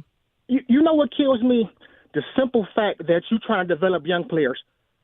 You know, it's okay to do both. You can get bats and develop young players. Correct. I mean, what? They're not selling enough hot nasties or stupid pizza puffs to afford players? This is ridiculous. No, I don't think they're trying. I think it's one of these, and again, I blame Red Wing fans in this regard too. Well, we're building to be good over the long haul. All right, so tell me what year I'm going to be entertained. Well, that's just it. Because if you go with young players, Mike and Randall, then you don't have a set ending date because you could just say it's going to take them time to develop. I'm with you guys. You can do both. Rico, you can do both. You can develop young players and get a couple bats. This division is there for the taking. Right. And you're wasting this pitcher, and it's disgusting. Randall, you're preaching to the choir because Scott Harris right now is, you know what, I'm doing this my way on my timetable, and you'll see that I'm going to be right. And it's just like, I don't care. How about you just give me something right now because you're in a division that you could win. But, Rico, that the owners in this town, okay, Illich and Gores. We'll leave Sheila out of this because the team's red hot right now. All right? The other three teams, you will never convince me the owners care. You'll never convince me. And you know what, Mike? I remember when Sheila came out and gave her ringing endorsement. This is back when Campbell was, I think, like 1-4 or something like that. And we were all laughing. Guilty. But I'll give her credit. I hired people, do your job. I'll just cut the check. You point to me and tell me which players you want. I'll go get those players. Tell me which players not to pay, and I won't pay them. You're right, but she cares because I think she wants to be everything that her parents weren't. Because she had to hear, man, the Lions and William Clay Ford and Sheila. She's everything that her right. They all hear it, but you got to care about it. And that's she just cares. Right. Where to me, it just feels like, you know what? It feels like to me that Chris feels like his father paid too much for championships, and he's trying to do it the frugal way. And the frugal way doesn't work. That's just my opinion. I can't prove this. But it just feels like where Mr. Money was no object. Go get him. Well, we can go get him. Let's work this trade out. We're going to have to, don't care. Bring this guy in too. Well, what about him as well? He wants his buddy? We'll bring them all in. This team's, let's try to do it on the humble, do it on the cheap. But again, you've got a guy you've brought in and go look at his 1 year as the GM where that team was already ready-made. The Giants won 103 games with a bunch of dirtbags. He thinks he's doing the recipe again. I'm not interested. Look, you could say, well, wins and losses are all that matter. No, World Series matter. And I'm sorry. Billy Beane never won a World Series. No, see, and I really wanted to believe that what happened last year at the trade deadline was just a rookie mistake and that he really was good. Like, okay, well, you know what? He had a deal in place. He just got duped at the last second. No, this just kind of is him. That's the highlight of what he's done so far was an almost trade. Do you realize they're one of the healthiest teams in baseball? What happens when injuries start? And anybody want to talk about that? It is you don't get to negotiate. Your pitchers are going to get hurt. If the pitching regresses at all, they won't win a game because they can't hit. No, is Torkelson this bad or is Keith this bad? No. You have to understand there's probably no scenario where they're that good right now. So it levels out. I wish this town held their teams to a standard where it's like, we're 18 and 16 and we want to hand out the Golden Penis Award. And I'm like, what? Why? Because it's the one non-feudal season in a decade? It's a shaky 18 and 16 where basically I need Cy Young level pitching across the board to be 500. That's what I need. You don't want to hear the answer, so I'll just keep it to I don't myself. want to hear it. But here's the answer. Because Natural Way Lawn and Tree. No, because I'm not listening to you. That's the answer. No championships. Natural Way Lawn and Tree Service. Get green, stay green with Natural Way. Limited time only. You purchase the full lawn program, you get the free grub control. But remember, mention my name, the station, whatever works.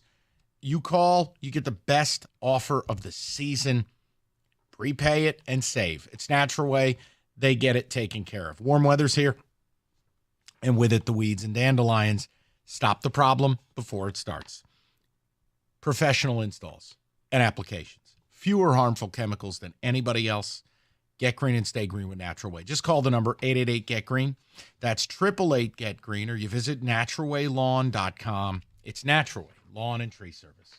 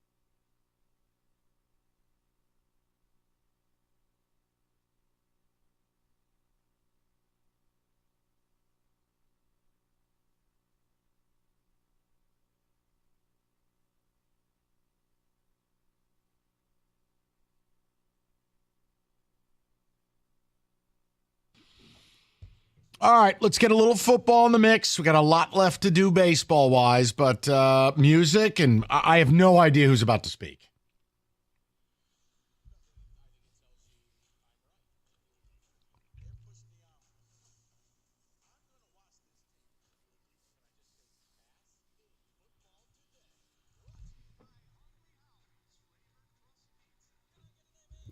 Yes, you can. You can also get some in football today.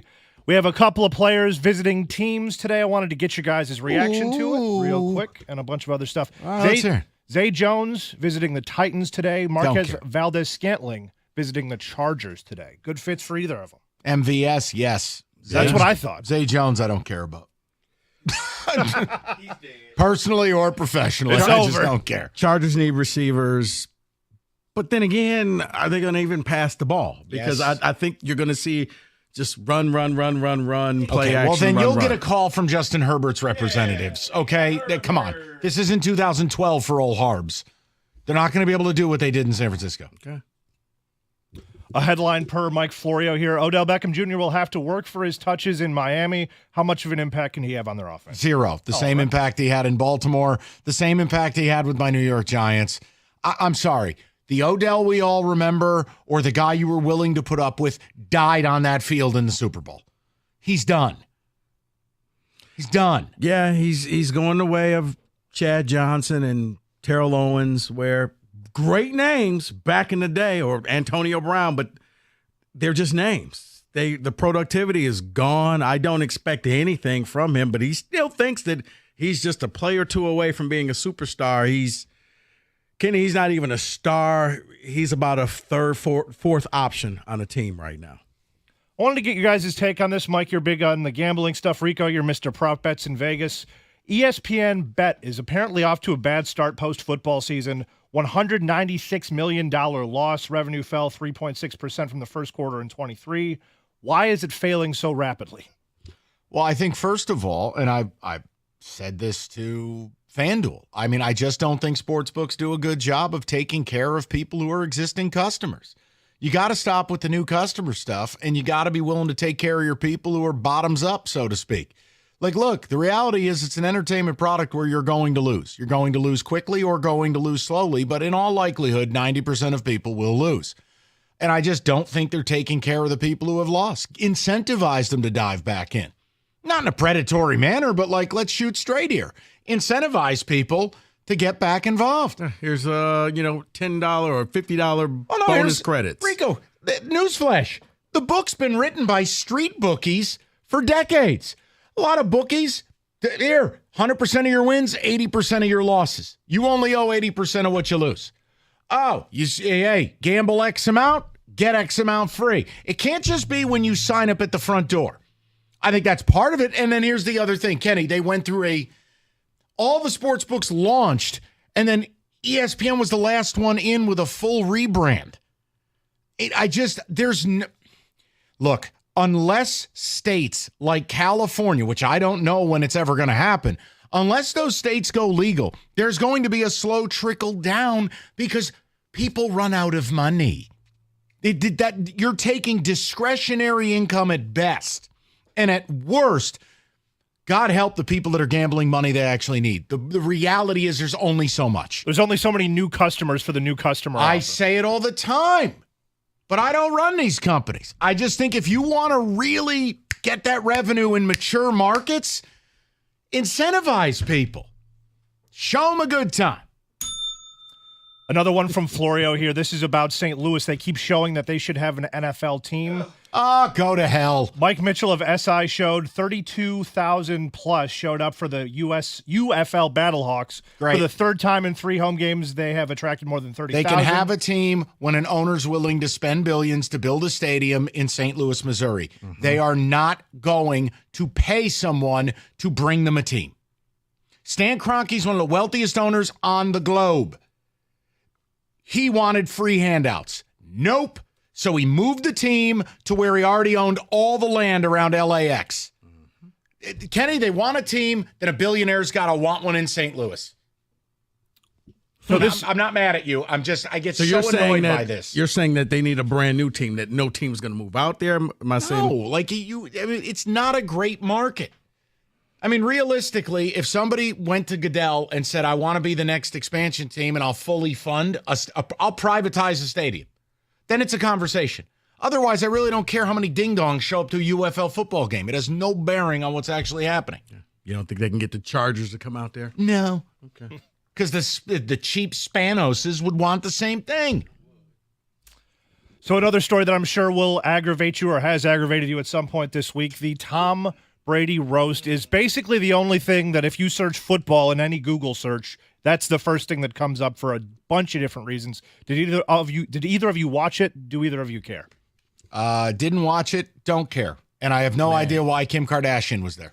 That's all I can tell you. Yeah, for some reason, I read about it. Hershey got booed.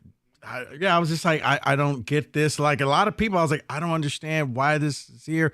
I guess it was your chance to just bash Tom Brady, but no, didn't care, don't care. Not for me. Figured as much. Let's update a story. I'm sorry. I broke your heart with that. I apologize. So I will say this. The funniest thing that I saw was probably your quarterback's quote on social media. Eli Manning said, I wasn't there because I didn't want to have to break Tom Brady's heart for a third time. Idiot. Kenny, go ahead. We can update a story we talked about last week. The Dolphins reportedly, when they turned down that $10 billion sale offer, apparently the team was never for sale to begin with because the team president said, no, there's no price high enough that we're going to sell for. You buy that? Yes, I do. I mean, like we talked with Stephen Ross. I mean, your net worth is $11 billion. What good at age 84 is $20 billion when you don't know if you're waking up tomorrow? You have your football team. It's what you got. And it's guaranteed revenue. I mean, this is unless you get into some type of trouble and the other owners force you out, this is it. You own a team, you're never going to sell it because the value is only going to increase. You're only going to make TV revenue is going to increase. Like nothing about it will say you won't turn a profit. So why would you ever get rid of it unless you said or did something so heinous that the other owners are like, yeah, we can't keep you around. So this one is more of an homage to Rico here. I found this on ESPN. It's rookie prop bets to make right now. Exactly. Jaden Daniels under 18.5 passing touchdowns. I would go over that. Because even if a lot of them are garbage touchdowns, he's going to score. What do you want from me? Yeah, yes, no, under. That's an over. homage to Rico. You didn't invite me to this discussion. You are invited to the party. Of course you are. I agree with the senator from New Hampshire. Bo Nix under 17.5 passing touchdowns. I agree. Yeah. I think he stinks. This one I disagree with. Brock Bowers under 675.5 receiving yards. It's difficult because of the presence of Devontae Adams. Also, the quarterback situation. It really just seems like this is Gardner Minshew's job. Mm-hmm. I don't know, Kenny. It's tough. And does he become the favorite tight end? So Mike Mayer's there. Yeah, I would go under. That's the safest bet. He Nothing against your Bulldog, but you never know because, if all of a sudden I like Myers, okay, well then, you know what, Brock, you're the second string tight end. He will be the favorite by week 5, guaranteed. Marvin, the last one here, Marvin Harrison Jr. over 1,000.5 receiving yards. Yeah, I would go over. I'll be a sucker. I'll go with him. Yeah, he's going to be Kyler's. I think he's going to be Kyler's favorite, and he's going to get the deep threats. And yeah, they're just going to throw the ball to him. That's what the fans want to see, as Mike likes to call it, the touchdown play. Oh, it's a great play. MSU used to run it all the time. First play of the game, touchdown. Oh, the good old days. And that is in football today.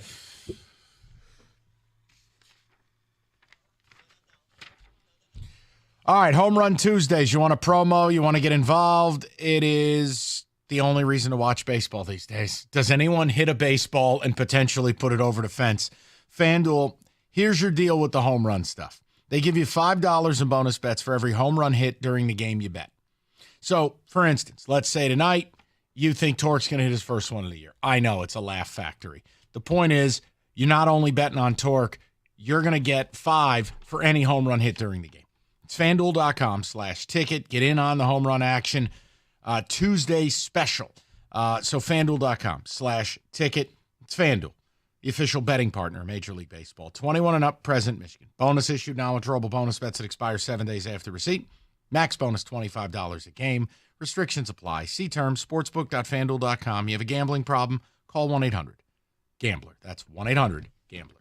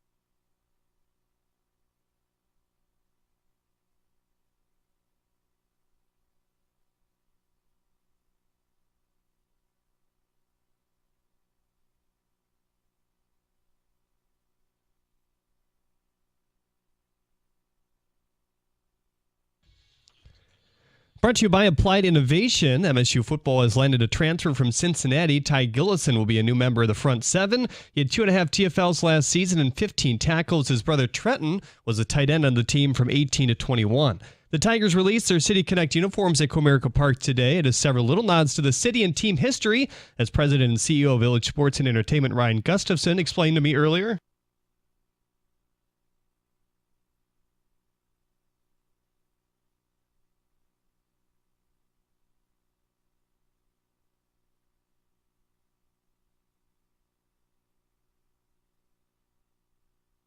The team will wear them for the first time Friday as they return home to face the Astros.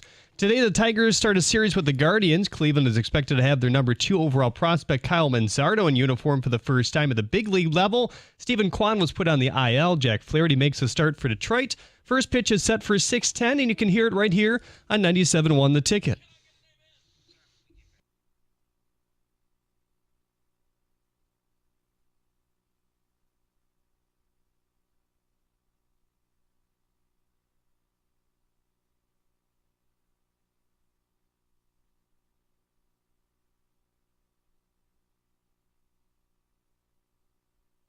Yes, Snoop Dogg has purchased his own bowl game. It has been coined the Snoop Dogg Arizona Bowl and replaces a deal with Barstool Sports previously. The game will be played December 28th. At the Cornwall Health Update Desk, I'm Jeremy Otto. For more, go to 97.1 The Ticket or Odyssey.com.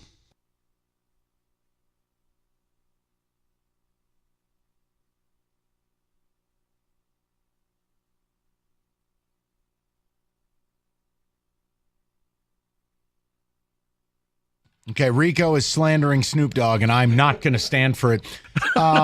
Just saying, he's a good-looking 70-year-old. Again, he's 52. Unnecessary slander. So I want to bring this back around. And we opened the show a couple ways with the Tigers. Thanks for stopping by. Swept out of New York. 6 total runs. Look, I give Hinch credit because he's shooting you straight with Torkelson. Basically, you see him keep dropping in the order. The next place he's going to be is sitting next to me. Well, here's your problem. I have a multitude of problems with the Torkelson conversation. And let me start by saying, if you're upset about Torkelson and demand change there, then why are you not upset with Parker Meadows? Why are you not upset with Colt Keith? Why are you not upset with anyone who plays catcher for this team? Why are you not upset with Javi Baez? Like, it's not fair to just make Torque this piñata. Now, we can have a Torque conversation. I'm fine doing it. Right. You're not going to like my answers, but we'll do it. You know why, though? People are upset at Torque because Torque was supposed to be, in this year 3, he's supposed to be hitting like 30 home runs. He was that guy. We were all looking forward to this from his days going back to Arizona State. You mean on May 6th, he's not supposed to be the only first baseman in baseball with 0 home runs? Correct. Yeah, well, he is. Doubles are okay, but home runs, that's what the people want. Look, I want to get into this. So let me give you where we were, and then I'll tell you where we are. We just opened the show with the fact that you couldn't watch your baseball team this weekend. And again, Comcast is just such a huge amount of viewership. How much longer are they going to be off your television before they're just off your radar? The other issue I take is when is it going to be appropriate for you people to criticize Scott Harris? That there's just no plan offensively. They were woeful last year. They're woeful again now. Look at this lineup on an everyday basis. They're wasting the best pitching they've had in a decade. They're wasting it. Oh, but they're 18-6. You're 500. Who cares?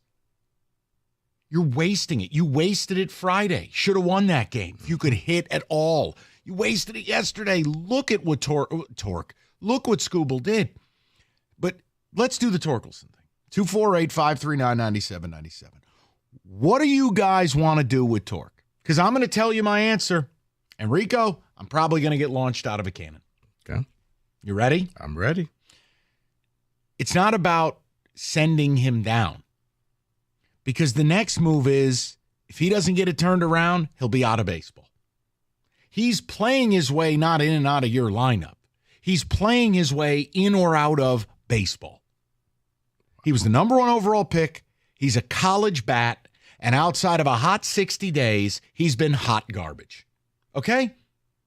He's terrible. I expected so much more. He has no confidence. He cannot hit a fastball. He provides you nothing. So I can't send him down. I have to keep playing him every day because he has, what did I say to you last year? I was against sending him down last year. I said he has the rest of the year to prove he's a major league player. And he got hot, right? I'm taking the same approach here because the reality is if Torque doesn't turn this around in a major way, he's done as a Detroit Tiger. Wow. That's it. Not where I thought you were going with this. I am here to keep you on your toes. Wow. This is before we do this. So how long? Excuse me. Oh, caffeine time. Yes. So what can I do for you? So how long do you go before you finally say, yeah, you're not a major league player? September. Tiger fans don't want to hear it. But guess what? As long as Boy Wonder keeps throwing out Javi Baez every day, I got every reason to throw Torque out. Keep starting Parker Meadows every day. And I'll sit here and tell you I got to play Torque.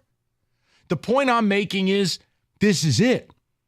This is the last stop for him. Whatever the next 400 at-bats are, it's going to be his career. Because if he doesn't get it turned around, Rico, how could you possibly go through the winter meetings and another offseason and torch your opening day first baseman? So I will stand here as the lone soldier. That doesn't mean I'm batting him high in the order. But newsflash, you send Torque down or move him down in the order, Do you know what AJ and Scott Harris's answer is in the 5-hole? Jake Rogers. Matt Vierling, Toons is the driving cat, and the clown from Uncle Buck. Okay? So, really, you want to just complain about Torque?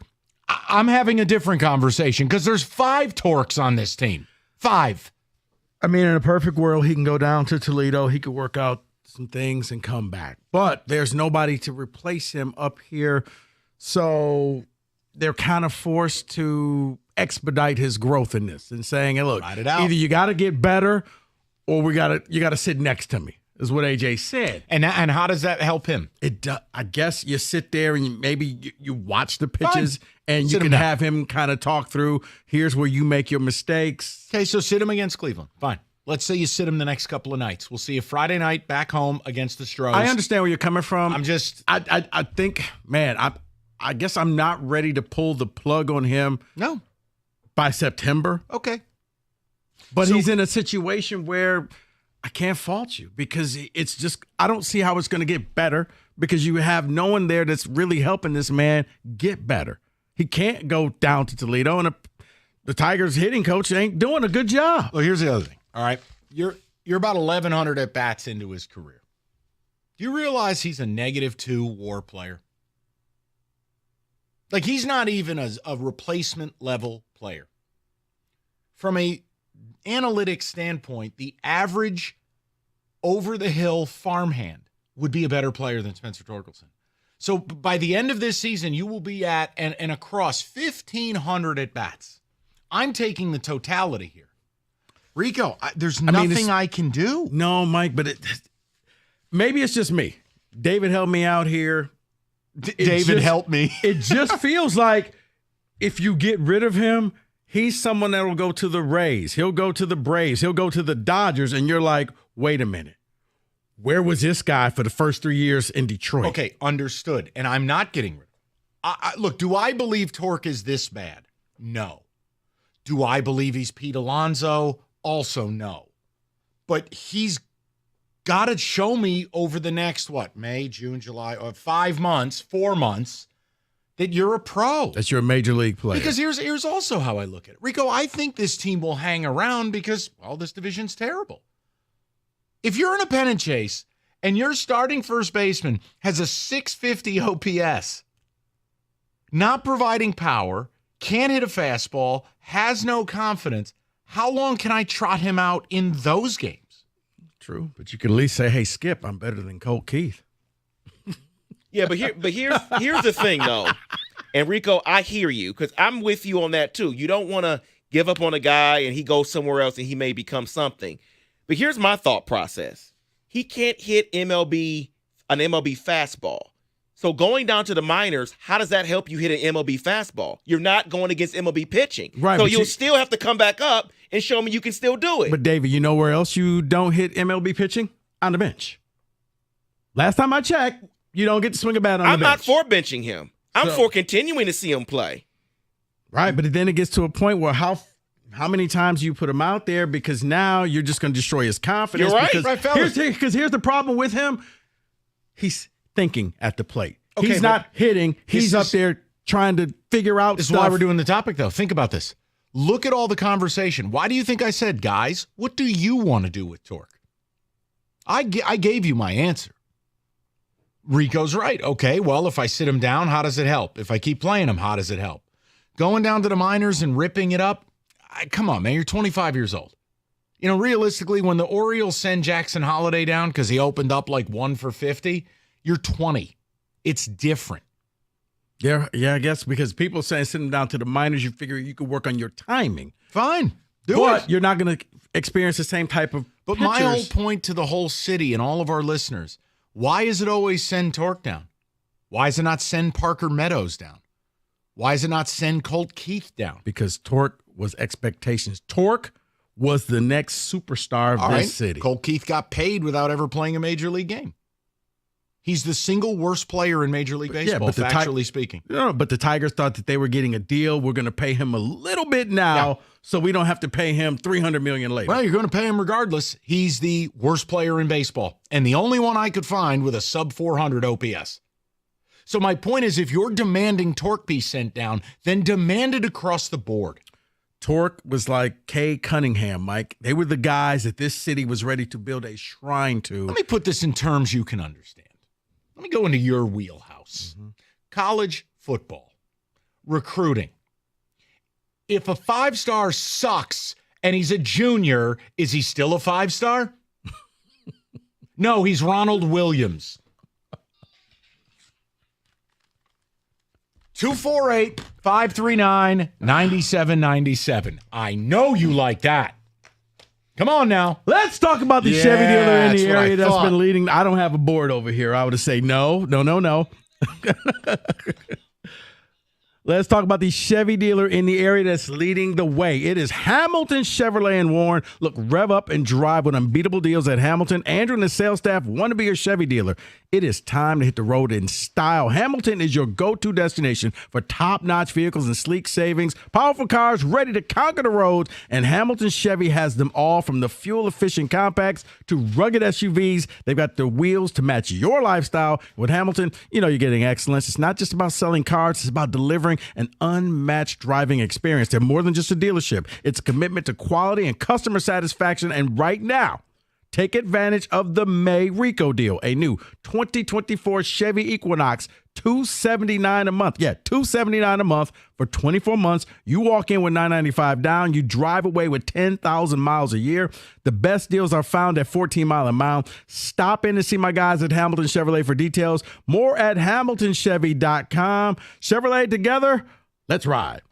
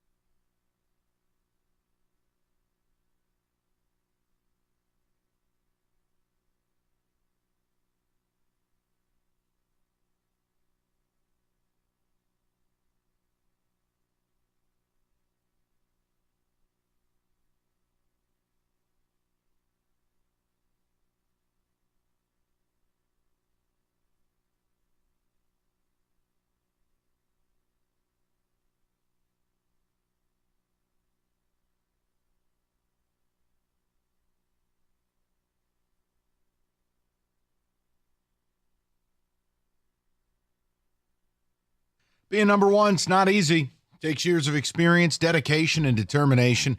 the #1 mattress purchased by millions every year, Serta. And they have the experience with over 111 years, making the world's most comfortable mattresses right in our backyard, right here in Michigan.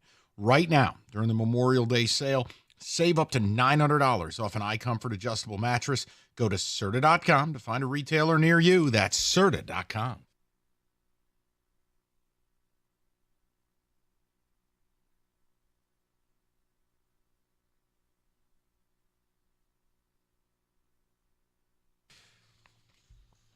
All right. David, if you have the audio, AJ Hinch, feel free to play it or bump back with it. But go ahead. We're talking the Torque situation. I love the fact everyone gets bent out of shape about Torque, but they say nothing about Meadows, nothing about Baez, nothing about Keith, nothing about Rogers and Kelly, stiff A and stiff B who play catcher. It's always about Torque. No, you have 5 problems. But if you want to bag on Torque and send him down, how does that help? How's that going to help? He's a college bat. You didn't bring him up at age 20. He's in his mid-20s. Right. It's bleeper get off the potty, as we say. Because Torque represented the young superstar that you wanted this team to have. As I said, it's very similar to Cade Cunningham. They've been anointed the next. So you expected higher expectations from him. I asked you during Now, you did say if a 5-star is no longer a 5-star. That's it. Yeah, you realize that's what it is. But I'm saying the reason why people are so upset and just so obsessed with Torque is because Torque was supposed to be the superstar of this team. Yeah, well, Torque Riley was supposed Green to be the guy that everybody bought the jerseys. Torque was going to always go to be the represent the Tigers in the All-Star game. That was him. You're not getting no that. different than it's DJU. That's Torque. He's DJ Uiungalele. That's who he is. Once he got to Oregon State, he wasn't a 5-star no more. Yeah. He's just a guy. He's a guy. So if Torque turns it around, God bless. But Riley Green's your best player. Riley Green's your all-star. Torque, I got to play him because there is no next year if it doesn't change. But if you want to send him down, okay, what are we getting out of it? He's stunk in spring training. I'm asking, David, what are people saying? Because I wonder. You didn't bring this up. This is just me spitballing here. But let's hear it. Does he now become a part of, some type of a trade offer down the road where you're just like, to who? Korea? No. Where if you're forced to give up a young player for somebody, do you just include Who him? wants him? Yeah, I'm sorry. I said I'm just. If he's trash, they got a roster you spot got at to throw Chippewa trash out. Valley. They don't want the trash for a trade. You may get somebody who says, you know what? There's always a GM who says, I can fix that. Yeah, call Orchard Lake St. Mary's. Maybe they'll take it. No, we have the GM that's the smartest man in the room. No one else. We do. Yeah, don't you get that? How dare you? But their GMs they'll look at something. You know what? I can fix that person. You know what? Yeah, throw him in the trade. All right, I'll just tell you, Torque is approaching Markel Fultz territory. David, what do you got? I agree with you, Mike. We should have consistency, though, on who we send down to the AAA. The problem is we would have no team if we sent everyone who couldn't hit down. Okay, so I'm Ticket Texter. I'm glad you said this. It is why I opened the show the way I did. Why is there no conversation about Scott Harris and the job or lack thereof he's done in putting out a respectable everyday lineup? No one's asking for the 27 Yankees here. But the lineup is egregious. And he continued. This is the second offseason in a row, Rico. You can't say he just got here. No. It's ridiculous. It's very disappointing. It is. But because, like I said, expectations were so high with him. And then when you saw how he finished out last year, you're like, yes, this is what we can expect. And it kind of went away. Yeah, spring training. It's like watching Javi Baez in the good week every year. You're thinking, he's finally turned it around. You're basically calling people a bunch of border collies. Yes, the tennis ball's out again. Like, I mean, what is there any nuance to these people's brains? Mike. Oh, my God, he's got that thing that he hooks on my neck. We're going outside. Positive people try to see sunshine when through the clouds. I have a different name for positive people. Morons. David, hope is not a strategy, Rico. I look at what's right in front of me. You know what? You're not going to get a witness. It's bacon! Bacon, bacon, bacon, bacon, bacon! Oh, he just said potty. Time to go outside. I mean, that's what Rico thinks of you, the Tiger fan. How did it evolve to this level? My human's home. Woo! All right. I mean, what on earth? Mike, because when you want somebody to succeed, you just see the silver lining in anything because the bar is low. So you and work it keeps for getting Bally lower now. and lower. No, I'm not working for Bally's. I'm just telling you this is how some people see things. Well, I don't like those people. David, go ahead. Someone says it's not just Torque, it's all the young hitters, which means there's a problem of lack of development in this system. We need to fix it now. Look, the other problem is you are going to run a risk here with Colt Keith. Now, look, I'm happy to stay patient, but Colt Keith, and this is not hyperbole, is the single worst everyday player in the sport. Think about what I just said. That's not me knocking the young man. I'm saying functionally, if you are at the major league level and you are struggling this badly, how much longer do you stick with that? Parker Meadows, same deal. Baez, how long until, well, the salaries, whatever, I can't start him. See, this is where I knock the team and say they're not trying. Because when you're putting out players that are hurting you, you can't tell me you're trying to win the division. So go ahead, David. I mean, I could pull the Colt Keith thing. His OPS is under 400. That's unheard of. Unheard of. We're good. Adam in Royal Oak says It'd be a fantastic batting average, but you know. I would send them all down, but regarding Torque, he didn't rip it up in AAA ball when he was last down there. I don't know if he can hit. It truly doesn't look like he can. No, his confidence looks shot. Yep. Someone else says, I totally agree with you, Mike, on Torkelson, but I don't know if he comes back from this. And that's my point, though. He plays the rest of the year. It's the ultimate litmus test. Because if it doesn't turn around in a meaningful way, there is no scenario he's this bad all year. But if it's not a meaningful way, he's no longer a Tiger. So I don't need to send them down or, like if I send them down. See, here's the depressing part about that. Listen, I like what you're thinking, and I'm not disagreeing. No, I don't care You if don't you bring are. him back. Are you going to go out there and make a move to bring in a first baseman? Oh, no. Oh, no. A corresponding move is what you're saying. Right. Bring somebody in. Because apparently you don't have anybody in your farm system that can replace him right now. So you go ahead and get rid of him. Harris got the answer. Now what? Scott Hatterberg. We'll teach him to play first. Okay. Go ahead, Dave. No. But I need some soda for my vending machine. It's just one of those. It's just one of those. All right. So yeah, if it runs its course, well, who's next? Does this mean you're going to go out and spend some money and bring in a first baseman? No. But hey, do you like the pizza celebration? Go ahead, David. Someone says Hinch hasn't had a good hitting team since he's been here, and no one questions him. I don't blame him. He's a chef who's being handed rotten food, and you're asking for a Michelin star. What do you want me to say? Now, again, has AJ done a few questionable things with the bullpen? Yes. But, okay, take the lineup, mix it up. What's the answer? You had Jake Rogers hitting fifth. Who's he supposed to bat where?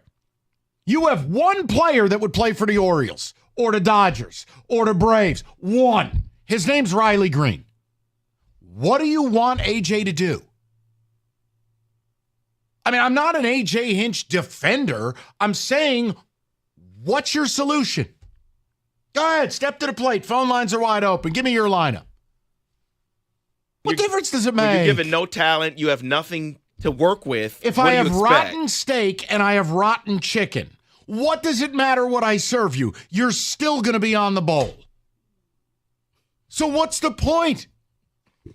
Look at the bottom of this lineup that they just put out today. The last 5 through 9. Torque, Colt Keith, Parker Meadows, Javi Baez, Carson Kelly. What are you supposed to do with that? That's my whole point. It's why I'm not going to bitch about... So if Again, you're Cleveland- Kenny, you nailed it. Why do you think I continue to go to Scott Harris? He's the puppet master. Mm-hmm. You can't blame... I mean, I get it. You know, Rico and I always do this with football, too. You can't always blame the coach if you got a bad team. It happens in college sports all the time. Like some of these schools, oh, we got to fire the coach. Dude, you're Arkansas State.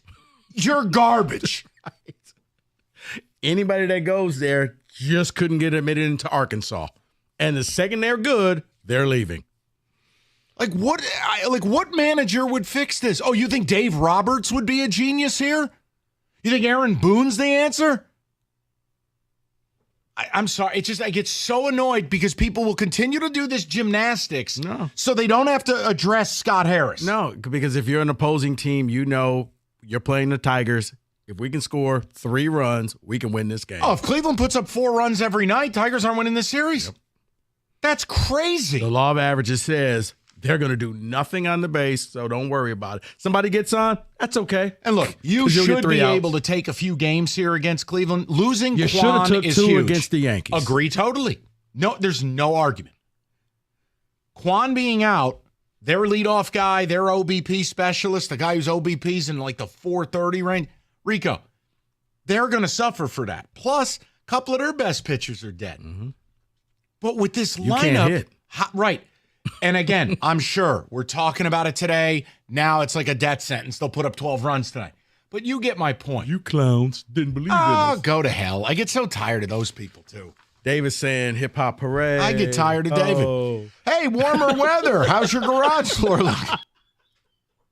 Your garage concrete, is it stained and cracked? Do you have a bad epoxy or chipping paint? Listen, do yourself a favor. Get with Comer and Cross, get a free and easy quote, and in one day, they're going to move your stuff, get in, do the job, put your stuff back. You got a gleaming new Comer and Cross garage floor. It'll be protecting for years. Comer and Cross, the gold standard, guaranteed to not chip, crack, or yellow. Guaranteed no tire lift or epoxy fumes. And you're going to love it. It's quick, it's easy. Get a quote, 248-266-4443. That's 248-266-4443. Or go to comerandcrossgarage.com.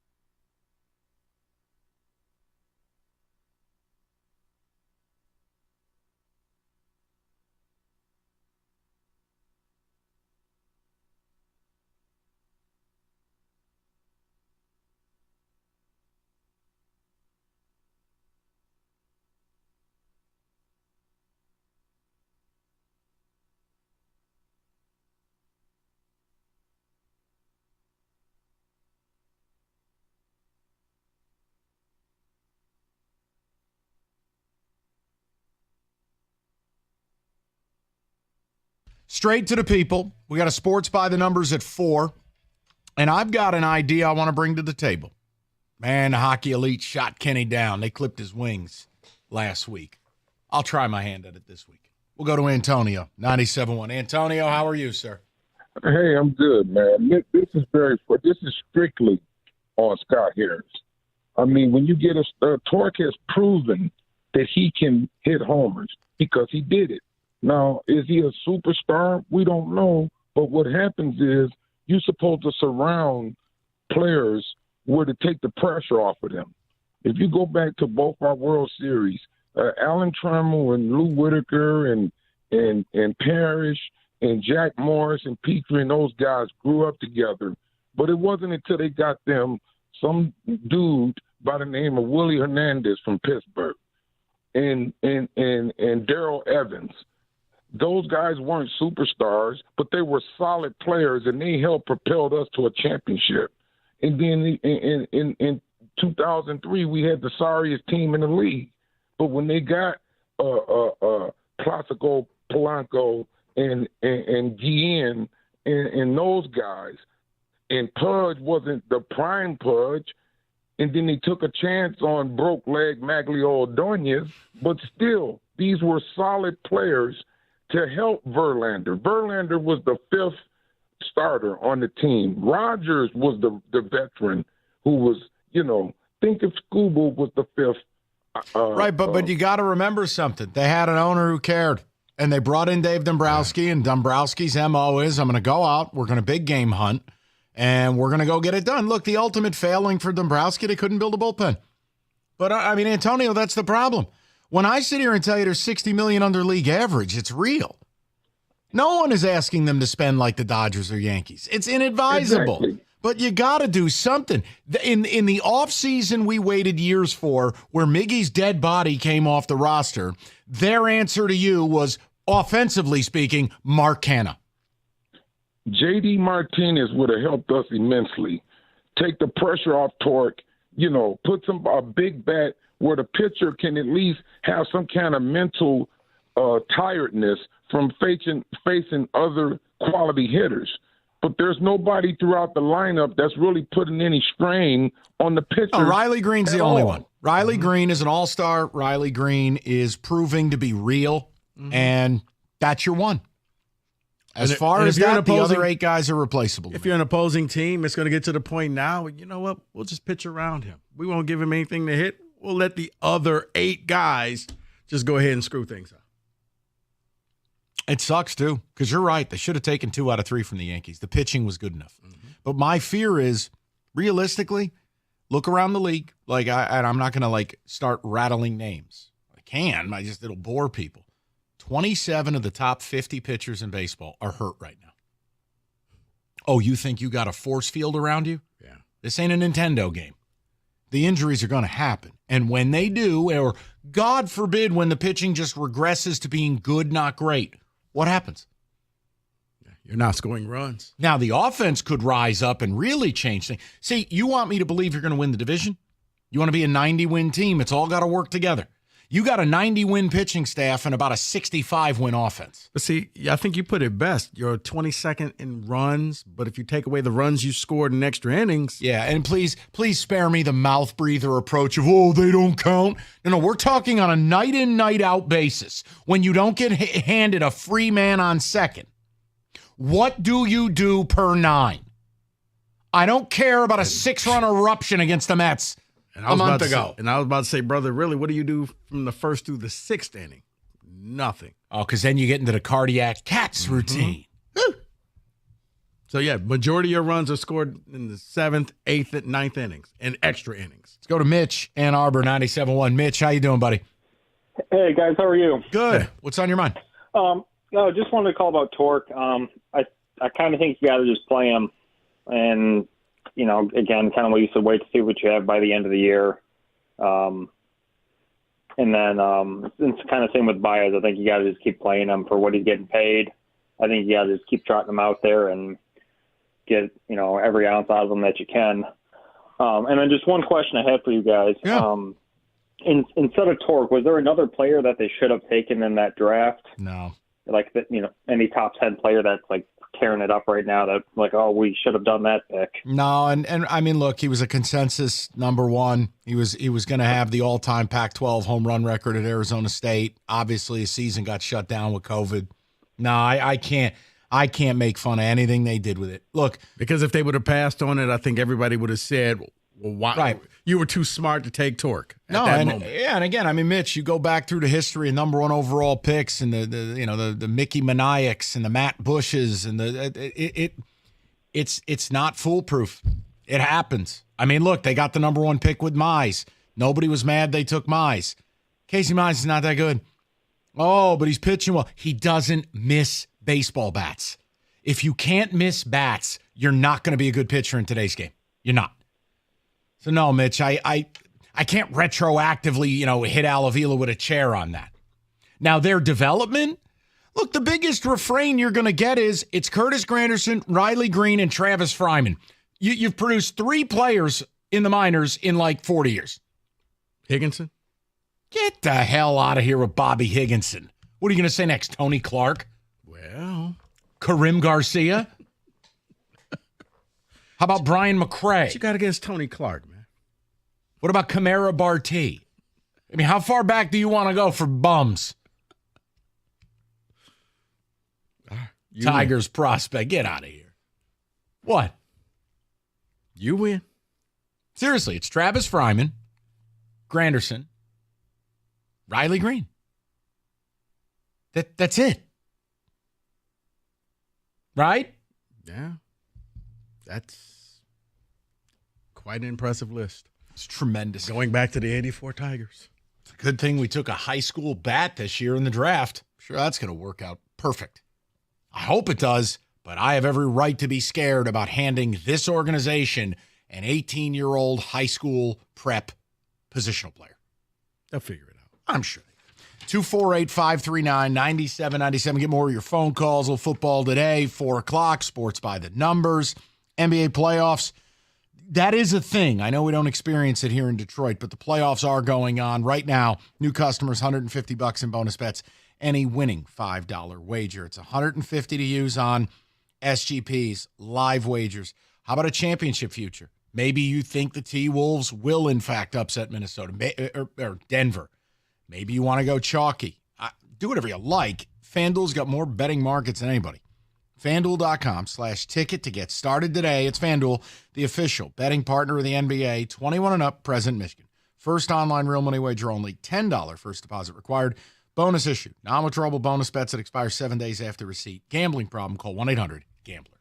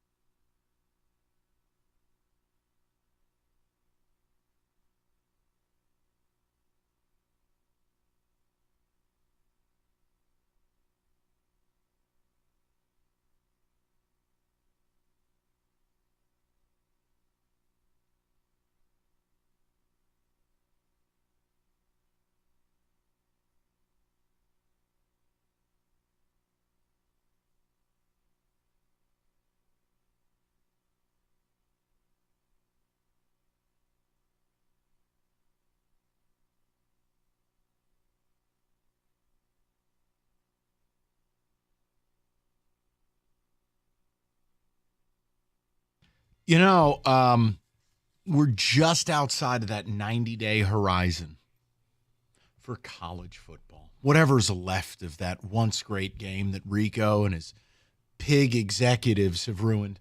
Have I made your life miserable? You have. You've taken away what I love dearest. Well, you know what? Just wait. There's more. David Music.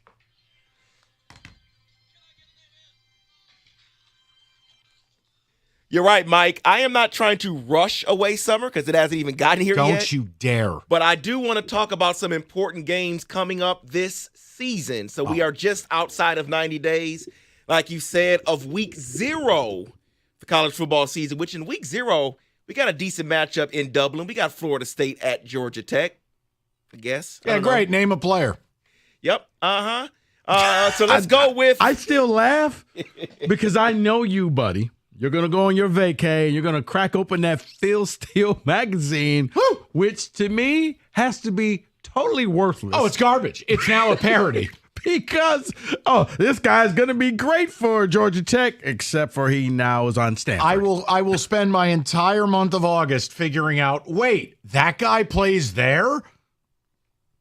So I have a couple games here. One still dependent on a date. They're still waiting for a date for that one.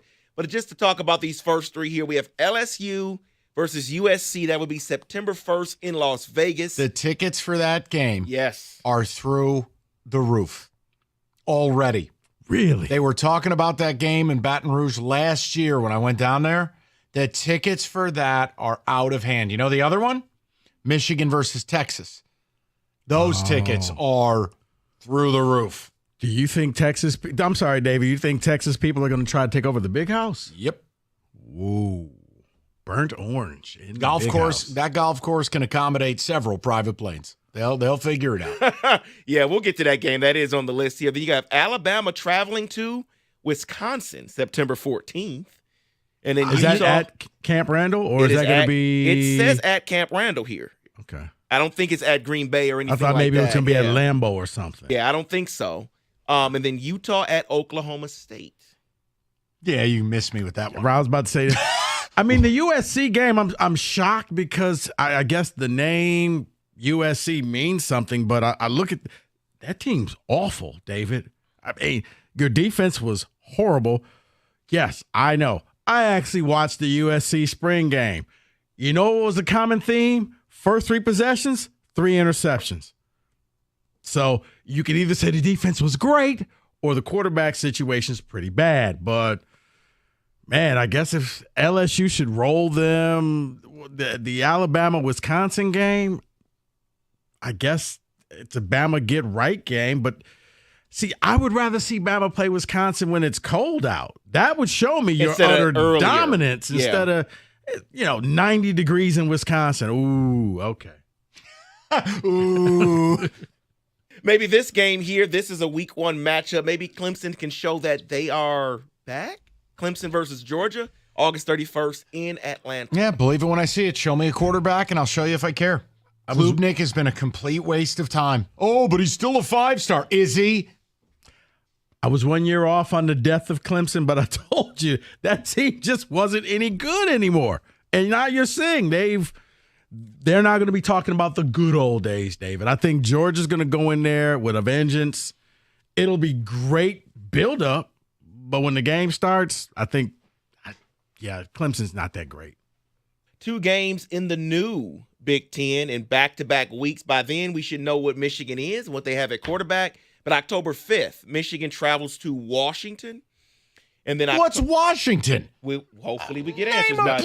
No. I can tell you. Remember when Michigan played Washington during COVID? You're going to go back to that Washington team.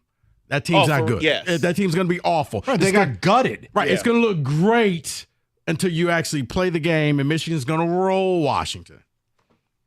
Well, maybe this game, this Big Ten matchup is better for you. October 12th, Penn State at USC. No. That quarterback situation at Penn State. Put it this way, it's better than what's at USC. So, no. I mean, I see what you're trying to do, but with these teams, I don't think USC is going to be any good. I don't think UCLA is going to be any good. So it's actually fortunate if you're one of the big teams in like Ohio State, Michigan, or Penn State, and you get to play those teams. It's going to look great on paper. You're just going to wax those teams. Well, maybe this one's better for you on October 12th. Ole Miss at LSU. I'm in. SEC football. I'm buddy. in. I may try to go to that game. That one I'm in. That's got night game written all over it. Ole Miss is going to be really, really good. Well, LSU can't play day games, right? Well, they've basically told the TV networks, we will murder you. Yeah. You will put us at night. Always. Fans there don't want to play during the day. It's too damn hot. I just like the fact that the field goes every 5 instead of every 10 yards. Yes. Yes. I like that they don't destroy their tailgating scene because they actually run a business down there, unlike Michigan State. David? You got to let that go. I can't. You got to let that go. My God. Can't do it. I'm going to get Beekman to call you just to give you a hug. Man, to hell with that buffet attendant. Here's a matchup late in the year that could end up being a rematch for the SEC title game, possibly. If Georgia at Ole Miss, November 9th. Oh, my God. That's an awesome game, Yeah. too. Yeah. That's an awesome game. But see, I don't want to go down this road. Here's what ruins some of this. His stupid expanded playoff and the repeat matchups we're going to get. I don't want to see it. Why? What's wrong with that? Because you're right, Mike. We may not see it in the SEC, but we'll see it maybe in the college football playoff. Right. Can't wait for Michigan and OSU to play back-to-back weeks. Wait, so you mean to tell me you didn't like the year when Alabama beat Georgia and then Georgia came back and beat Alabama for the title? Not really. That wasn't fun. No. Really? Not for me. Okay. And then I'll finish it off with these two matchups that could decide maybe their conference. I don't know. We'll see. Ohio State at Oregon, October 12th. I mean, it's earlier in the year, but. David, I do believe that the winner of that game has the leg up of winning the Big Ten. Those are the two best teams in the Big Ten.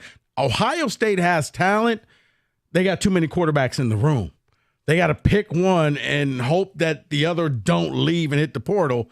Oregon just, man, watching them, they just their speed is a whole different level. Dan Lanning has built an SEC program for the Big Ten. Yeah. They go 20 deep on the defensive line. They are major in the portal. They will take your best player. They have depth. And they don't play Pac-12 finesse football. If Oregon is not in the Big Ten championship game, I would be thoroughly disappointed. It's going to be Oregon versus somebody. Maybe it's Ohio State, maybe it's Penn State, maybe it's Michigan. But Oregon, I would go ahead and write them in a marker. They're in the title game for the Big Ten. And then another one, the last one here we'll talk about, which is going to have a massive impact in the SEC, is going to be Georgia at Texas, October 19th. That'll be $1,000 a ticket. Seriously. October 19th. Now that's one where, unfortunately, you may see that again in the playoffs. But it's early enough. But here's the beauty of it. That game's early enough that you're going to see both teams go out there to try to win. That's where Michigan and Ohio State boners and their refusal to move their stupid little game, it could fix everything. Now, if Michigan and OSU played in October, I'd be ready to see it again in December. What I don't want to do is, hey, let's go back to back. What? Well, that you're correct, Mike. See, here's where you're going to be right, because one of those years you're going to have both teams already a lock for the Big Ten championship game. So that final game, you know what you're going to see? The B teams out there. I don't want to get anybody hurt because we're going to play them again in the following week. David, were we going to talk about the Michigan-Texas game?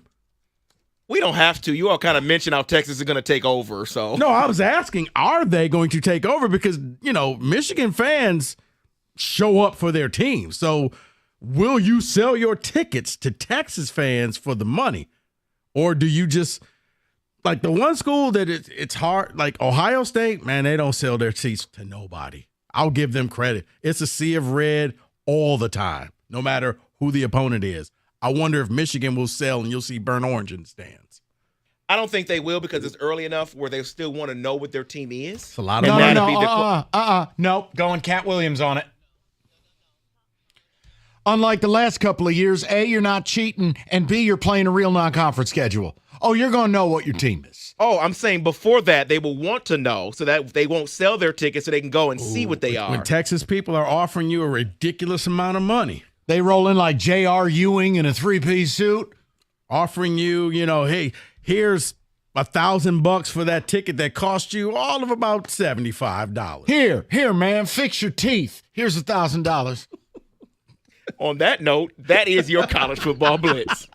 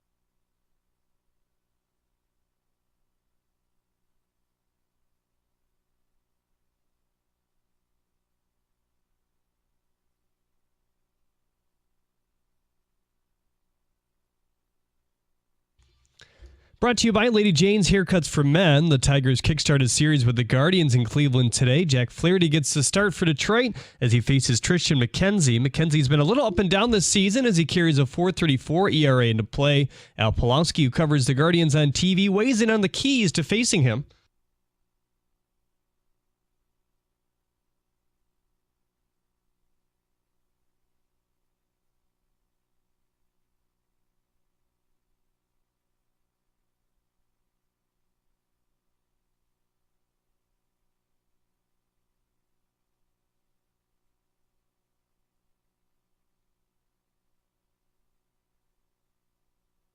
Pre-game coverage begins at 5:45 right here on 97.1 The Ticket. Mackenzie stinks, Jeremy. Just leave it alone. He stinks. Golfer Ricky Fowler was one of the first players to commit to Detroit's Rocket Mortgage Classic today. He took the crown to Detroit Golf Club last year in a playoff. Tickets went on sale today for the event. The NHL draft is tomorrow, or draft lottery. I keep saying draft. The Wings are currently in line to pick up 15th in the first round, according to Ted Kaufman of the Detroit News. The Wings have a 5.5% chance of moving up or down. The Sharks have the best chance to win the lottery at 18.5%. At the Corwell Health Update Desk, I'm Jeremy Otto. For more, go to 97.1 The Ticket or Odyssey.com.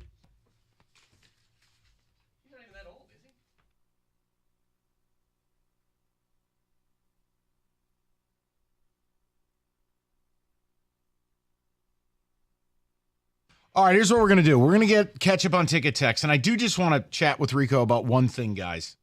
And David, feel free. Kenny, feel free. What did I ruin now? Nothing. No. I wanted to provide something I had heard by someone very plugged in, and it is something, it's funny when David just did the college football, for fun blitz. I don't think people realize how little is actually settled with the new format. And with the unintended consequences that, you went from 4 and now we're going to go to this weird 14 thing, 12 thing. It's all going to lead to 16. But do you know what the biggest reservation from most people involved with it is? What's that? It's what I brought up. The repeat matchups. There are 2 major reservations from the power brokers in college football right now. One is we don't want to play the same opponent 2 or 3 times, 2 or 3 times. Right. Don't want to do it. Right. The other one is this idea of the automatic bids. See, a lot of people are saying, well, it'll just be the Big Ten and the SEC. Yep, well, that's where all the good teams are. Mm-hmm. Okay? So this idea of does the G5 matter? Why would we be giving the G5 an auto bid? Or look at the ACC. Why would you give Pitt an automatic berth? So it's this thing of how you design this and why I continue to say that by the time the playoff truly flushes out, the Big Ten and the SEC are pulling away from everybody else, and they're going to create their own little party. Well, it's a couple things as you said, Mike. David, if I could. Your G5 teams, there's talk that they may do something that I've said for a long time. Oh, let me hear it. Why don't you just have your own playoff tournament? There's Rico telling the pores to go back to their neighborhood. No, it's just you're never going to get a fair shake. So why keep trying? Is that why you built the moat? Keep the pores out of Casa de Beard. Well, hey man, your builder said I can build you a moat just like Mike's. And I bought Rico a dragon for his birthday last year. All right, did. so now we're getting rid of anyone Tim is growing along. Right, we're not. We're getting rid of all the G5 because let's face it, if a G5 team, once again, let's just say all of a sudden Eastern Michigan gets red hot, they get a transfer QB, and they are sitting there at 13-0. Because of their name, they're never going to get a fair shake. They'll get the worst seed. They'll have to play the best team, and they're going to get knocked out. So rather than doing that, they're considering how about we just have our own playoff, kind of like Division II and Division III, and we just come up with our own champion. Therefore, everybody has a chance of doing that. Now, as far as the repeat stuff goes. That's a major concern for people who are actually involved in this. It's a concern, but case in point, we saw that with Alabama, Georgia. If a conference has the best 2 teams, eventually they're going to play a second And here's time. what we need to do. Here's my answer to this. Now, I'll play ball with you. You've ruined college football, but I'm going to still be friends with you. If you want me to buy into this, get rid of divisions in every conference and get rid of protected rivalry weekends. It's over. Auburn and Alabama, the Iron Bowl. But see, that ain't the last week of the year anymore. Michigan, Ohio State. Hey, guys. If you look out in the grass, you see that rake? That's what he wants me to step in I'm right not. now. Because if you take away the protected rivalry weekends, then college football won't be fun for people like you because you always want to play this team or that team. As long as they're playing the game, I will live with it moving because of what we just talked about. If I'm a Michigan fan and I'm playing Ohio State knowing I'm locked into the playoff, and you might even know Ohio State's your opponent next week. That's going to be a problem. You can't do that. Look at Kenny. What if now, not his nonsense end of year game against Georgia Tech. I'm talking about if he plays Bama week 14 and then he sees him again in week 60. That's ridiculous. That's all I'm asking you to do. Fix that. So what I'm thinking is they're probably going to do the same thing that the NCAA tournament does, where they're going to try to make sure that the rematches won't happen until you get to a Final Four, because at that point you're just the best 4 teams, and it was inevitable. It was going to happen. You can't stop good teams in the same conference from playing each other again. That's the nature of the beast. But yes, they're going to, if they're smart, they'll set this up that even if they happen to manipulate the scheduling, because you know that the NCAA tournament, I mean, you know that the college football is so on the up and up. No, they're and they've morons. never manipulated the thing. But yeah, you got to make sure that your opening weekend, no rematches are there. And look, I don't care what Ward says. If this thing's expanding, there is not a fan, Michigan or Ohio State or otherwise, who, if they're thinking clearly, wants that game the last week of the season under the new format. Now, as I say, this is what I'll give you, and this will help your cause, and you'll get angry at me. Is this patronizing or a legitimate game? Oh, this is legit. Okay. There's going to come a time where Michigan and Ohio State they play, because I'm using those 2 schools because they play the final week and they won't change it, which they should, but we're going to leave that alone as a separate discussion. They're going to go into that final week knowing they're going to play the next week for the Big Ten championship, and the winner of that game is going to get a higher seed than the loser. So here's what's going to happen. They could play each other 3 out of 4 weeks. Right, but here's what's going to Think happen. about that, David. No. Here's what's going to happen. We're not going to risk injury in the final game of the year. Sure. Let's go ahead and put our backups in for that game. Even if we lose, we're going to see them next week. You're going to see both teams trot out backup QBs and backup running backs and all the injured players. You stubbed your toe at any point of the season, you're sitting out that game. Could you imagine a Michigan-Ohio State game where one side openly tanked it? They're going to opt out of games. Knowing they're already in the Big Ten title game. No. Both teams are in. So both teams are going to opt out of that game and make that game meaningless. Now, I know people like Jansen, if you're listening, and say, no, that's not going to happen. Pride. There's no pride because you're thinking bigger picture. We got to face them again. So why get anybody injured in a meaningless game when the game that actually counts is the following week? You can get the same feel.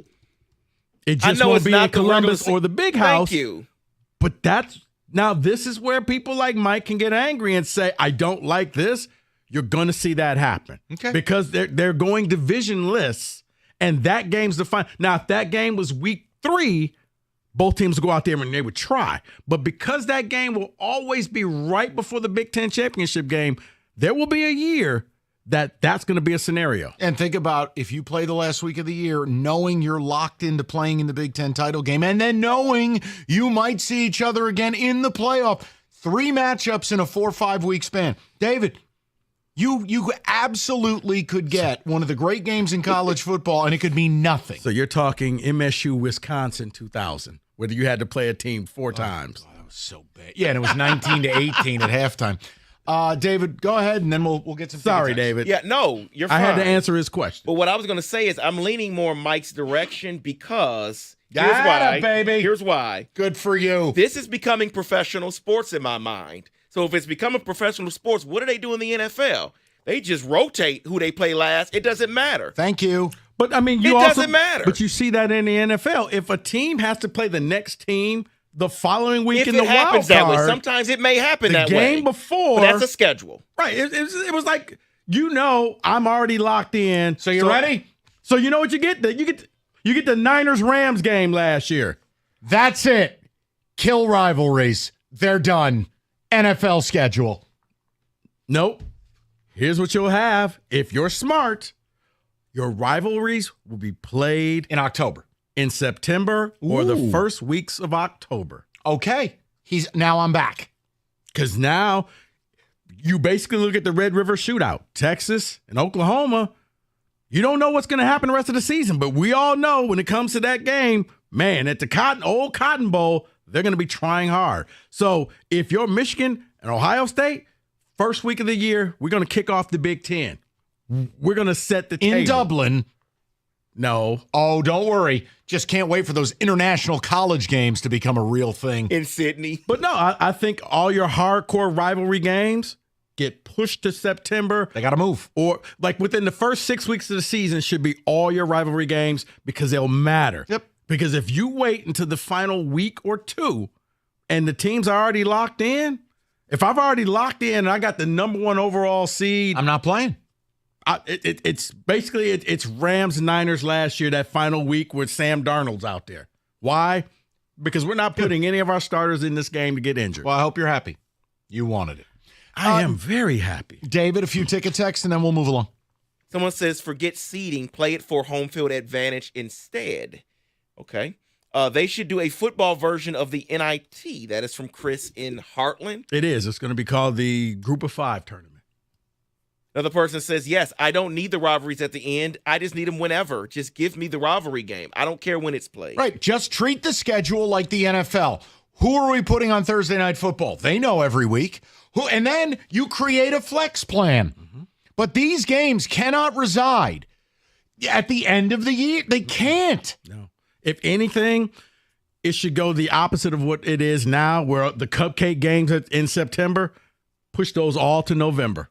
If you're going to play some bad teams, the SEC has it right, Kenny. They were ahead of their time. Wow. Cupcake week, we all laugh and mock them, but they knew. I'm not playing anybody in November when I know that the big run is coming up. I'm going to play all my backups, get them ready. Or someone suggests conference championship games are meaningless. Get rid of them. Yeah, okay, good luck when his greedy pig executive friends aren't going to have as much money. That's just hurtful. Never happening. Well, they're your friends. That's hurtful, man. You're my friend. Questionable the more you ruin college football. Wow. We will get to more of the people. We will get to sports by the numbers. Rico, take him to church. Well, you know what?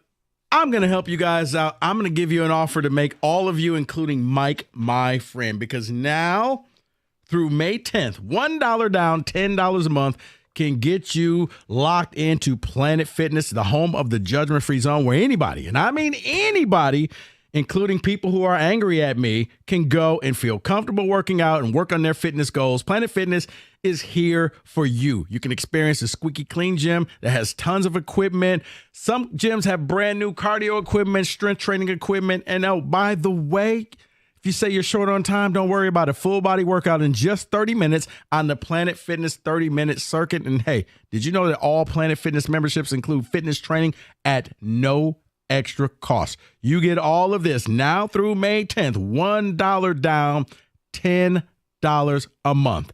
That's it. Join Planet Fitness today. $1 down, $10 a month. Save big when you join the judgment-free zone. You can cancel at any time, but trust me, you won't want to do that. Head to your local Planet Fitness right now to sign up. $1 down, $10 a month, or go to planetfitness.com.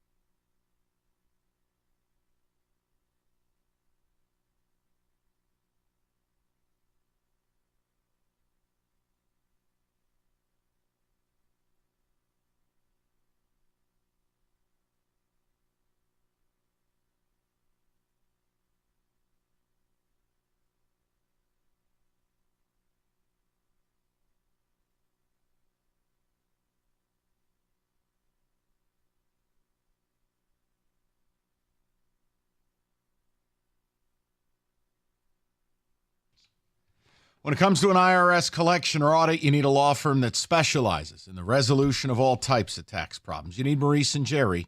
You need Abraham and Rose. Legitimate representation, whether personal income tax or business payroll tax. Abraham and Rose, not some random tax organization. Maurice and Jerry have dealt with the IRS for years. They will advocate for you, fight for you, and guide you through the entire process.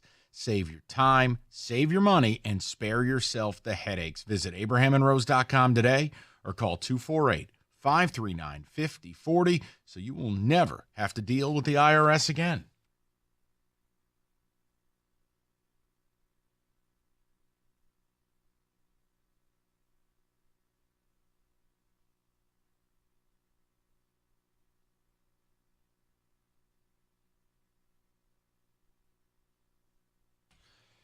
All right, we'll get to the ticket text momentarily. I got to knock out a couple of calls. I also just heard what might be the dumbest thing I've ever heard. I was walking the halls here, and, you know, we always play a different radio station every day. So our news affiliate. This is why I have no respect for politics or any politician, because I think anyone smart knows it's a fool's errand to run for office. They're thinking of proposing a speed limit on Mackinac Island. One problem. Wait, what? You can't drive cars there. Oh, they're proposing a bike speed limit. And you can be cited for going over 10 miles an hour. Brondo, it has electrolytes. So basically you have to have probably some fit cops, because if not, you can just outrun them. Just where you go? It's not like you got a license plate to check and go to their house.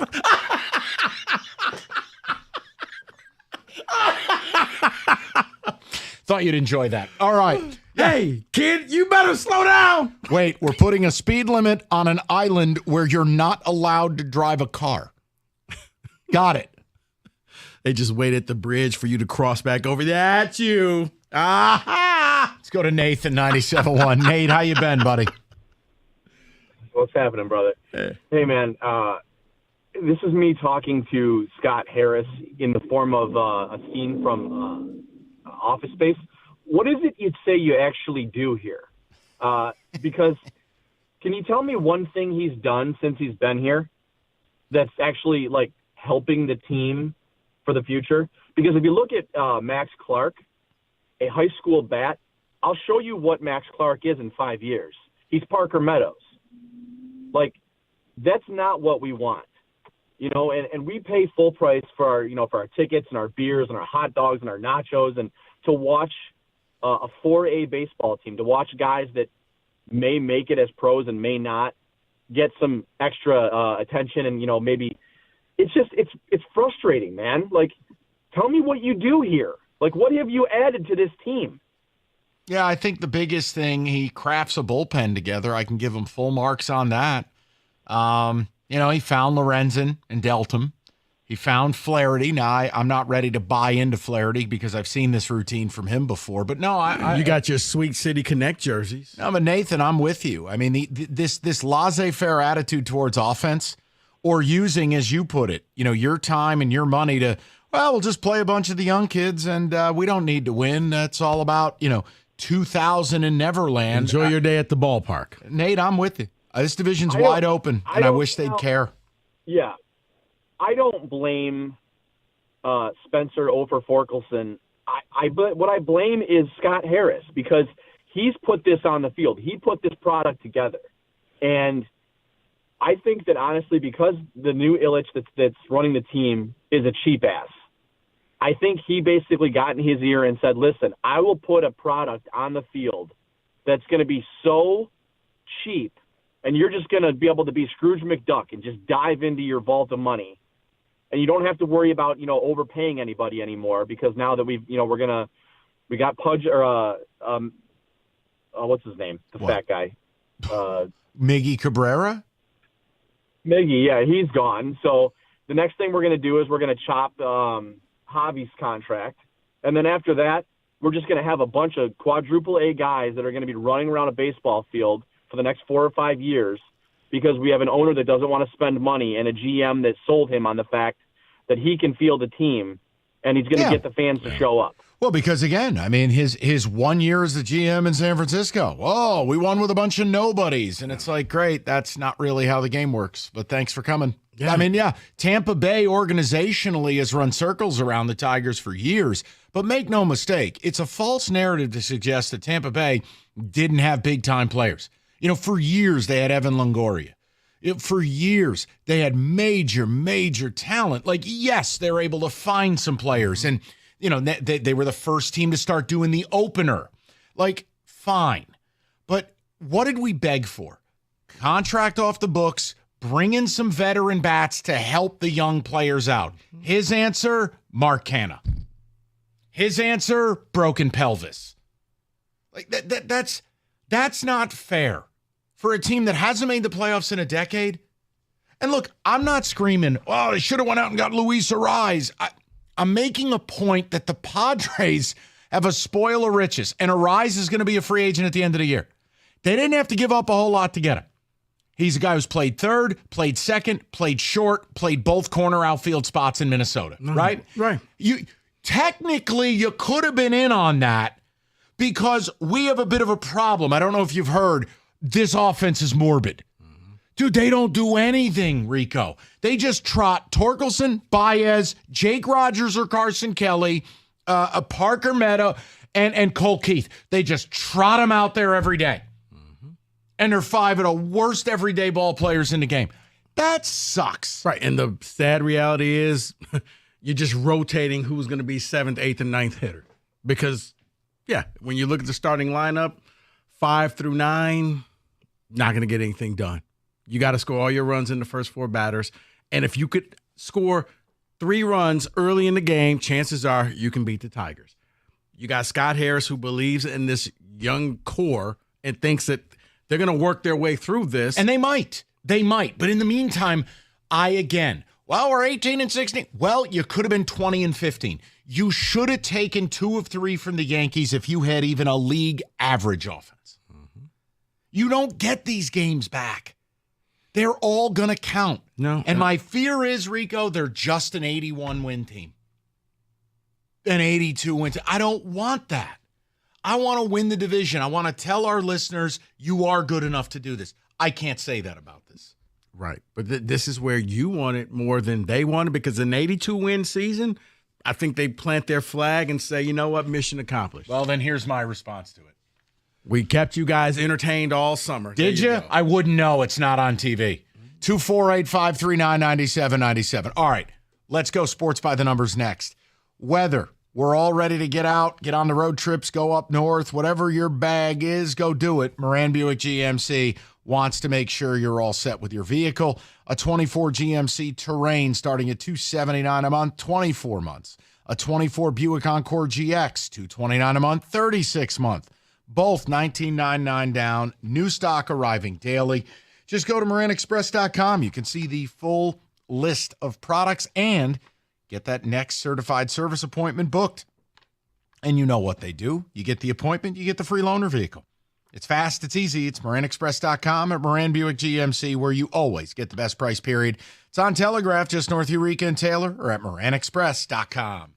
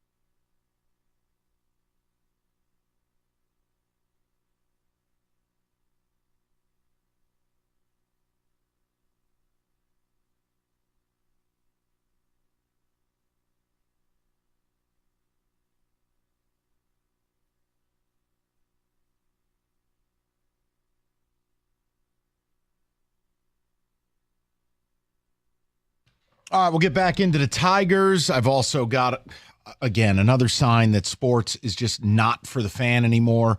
And I got a Red Wings thing for you. So we got a lot left to do today, but it's sports by the numbers first. David.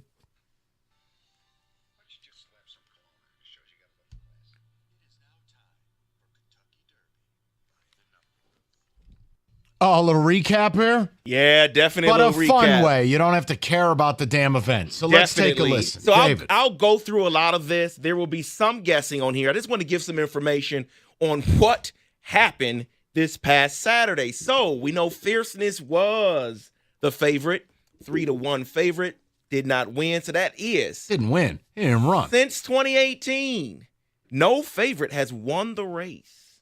Wow. Yes. That's amazing. And, of course, Fierceness finished 15th in his race. So, he packed it in like Kenny most days. Georgia bacon time. Oh, yeah. He came around that far turn, a little bumping and grinding. He went, nope, not today. Said no thank you. Now, Mike, you know this one. I know you know this one. What? Because you know what happened this weekend, the history that happened over the weekend here with the jockey, Brian Hernandez. He was the first jockey to win the Oaks Derby double since Calvin Burrell did it in 2009. McPeak, which was the trainer, did it as well for the first time since 57? 1952. Oh, yeah. Wait, yeah. So what does that mean? So no trainers ever won the Derby for the Phillies and then the Kentucky Derby. Oaks Day Friday, Derby Day Saturday. Kenny McPeak completed the double. Torpedo Ann on Friday, and then Mystic Dan on Saturday. Is this a normal? I'm trying to be funny. Is this a normal thing that? Because I just figured a jockey would only go in one race, kind of like the horse, and that's it. I didn't know that they double dipped. What you don't know about this sport never ceases to amaze me. Okay, No. did anybody know that jockeys double dipped? I just figured These guys are elite. They're taking 10 mounts a day. It's a week full of races. They got to have jockeys do multiple. So do you here. have if there's hypothetically 10 races that day, could a jockey participate in 5 of those races? Try like 8, 9, or all 10. Okay. Oh, yeah. You're teaching me something. I know. I thought it was It's- like race car drivers. You just drive that Nothing one beats car. when Rico asked me if the horses wear snowshoes. Hold on, though. Evan convinced me that Just that was please. true. Hold on, though. There are race car drivers that will race the day before and the next day on a Saturday and Sunday. That happens too. Yeah, but those are poor drivers.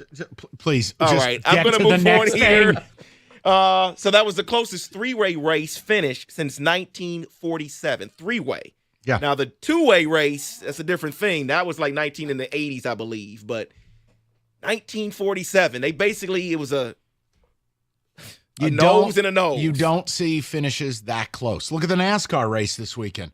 Closest finish in NASCAR history. It's the same thing. I've watched Derby my whole life. I'll watch it the rest of my life. I'll never see a finish like that again, ever. You just don't see that. Right. Not in the Kentucky Derby. So let me, Mike, I'm not going to have you guess here because you probably know the answer. All right, here. I'll stay out of it. Go to Rico. The attendance for the Kentucky Derby this weekend. I can't wait to hear him guess this. I don't know what the capacity is. Let's say 10,000. I gotta leave. I can't. You're not a serious person. This is not a serious man. I was thinking closer to 100,000 at the Derby. At the Derby. I'm glad I stayed out of this because I would have won it, and this is so embarrassing. Yes. Go ahead, David. It was 157,000 people at the Derby. 10,000. This guy thinks he's at DRC 1990. Hey, we're at Hazeltucky, everybody. Rico's attending a graduation. 10,000 people. That's what the horse told me, David. Okay, then. Wow. All right. So maybe. Wow. 10,000 people. What is this, 1880? Go ahead, David. I don't know what the capacity is. All right. So we're gonna do this one here. I'm gonna give you, or I want you to guess here. So Saturday there were 14 races. Yeah. How much money do you think was wagered on all 14 races? $450 million. Rico? That sounds about right. I know the Derby, I think it was like 212 or something like that, but I'll say 450 for today. I'll say 451. Price is right. Kenny wins a dryer. David, I'll say 100,000. Yeah, here's Rico's guess, $40. It was $320.5 million for the Saturday. When you include the entire week, it is $446 There's the million. number. Okay. So both numbers were records. There you go. So And is this one of those things that like that Mattress Mac guy puts money on a horse? Does he do this? He has, but it's only like $1 million. Okay. That guy's a goofball. Now, what you're referencing is just for the Derby alone. Yes. Just for the Derby alone, $210 million. Yes. So just for that alone, that was a record. The last record was 188.7. Yeah, Mattress Mac used to own horses. He owned a really good horse named Run Happy. But yeah, he's intolerable. Carry on. So let me give you the numbers for some food and drink here. Oh, dear God. Okay? A lot of bourbon. Lot of bourbon. Two different kinds of bourbon. It was 24,000 bottles of Old Forester bourbon that was used. 20,000 bottles of Woodward Reserve. It's Woodford, not Woodward. Yeah. We live here. Yeah. Okay. That's what they gave like the winner, like a bottle of that, right? Mm-hmm. They did like 150th anniversary where the bottle's made of some kind of crystals or something. So the question is, this real question. I don't want any more of your questions. Now, is this something that the owner just puts on a shelf, or he gets the whole team together and everybody toasts with that bottle that they? I don't know. You want me to call Kenny McPeak? I have no idea. I didn't know if it was No, like it's not tradition. an Indy race where they bomb themselves with milk. If that's what you're asking. I thought maybe you know what? Let's go in the back room. Everybody get a glass. Sure. And let's make a toast. We won the Derby. Dude, you just won the Kentucky Derby. You pretty much do whatever you want. Or is it like, you know what? We can never drink this. Let's put it up on a shelf. Depends on the person. Okay. See, it was a legitimate That question. wasn't bad. That was one of your better ones. Evan convinced me that the horses had snowshoes. I never want to revisit that. Just, David, go ahead. So there are some other numbers here for food here. 20,000 pieces of assorted desserts were eaten. 10,000 pounds of smoked brisket. 9,000 pounds of shrimp. Wait, did you just say 10,000 pounds of brisket? Yes. 10,000 pounds? Yes. That's amazing. Kenny, what kind of bidet do you need for that operation? Well, according to Rico, that's 1 pound per person. Yeah, everybody got their own meat plus 3 sides. Right, there you go. It works. He said 10,000 people.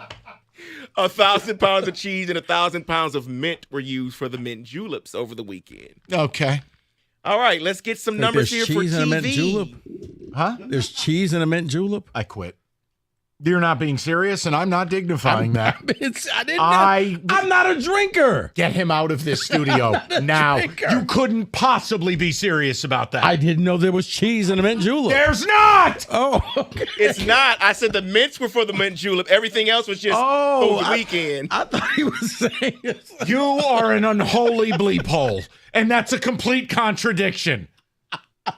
Just David. Okay, I'm not gonna have you guess here, but to get 10,000. in the building for an infield general admission ticket cost you $130.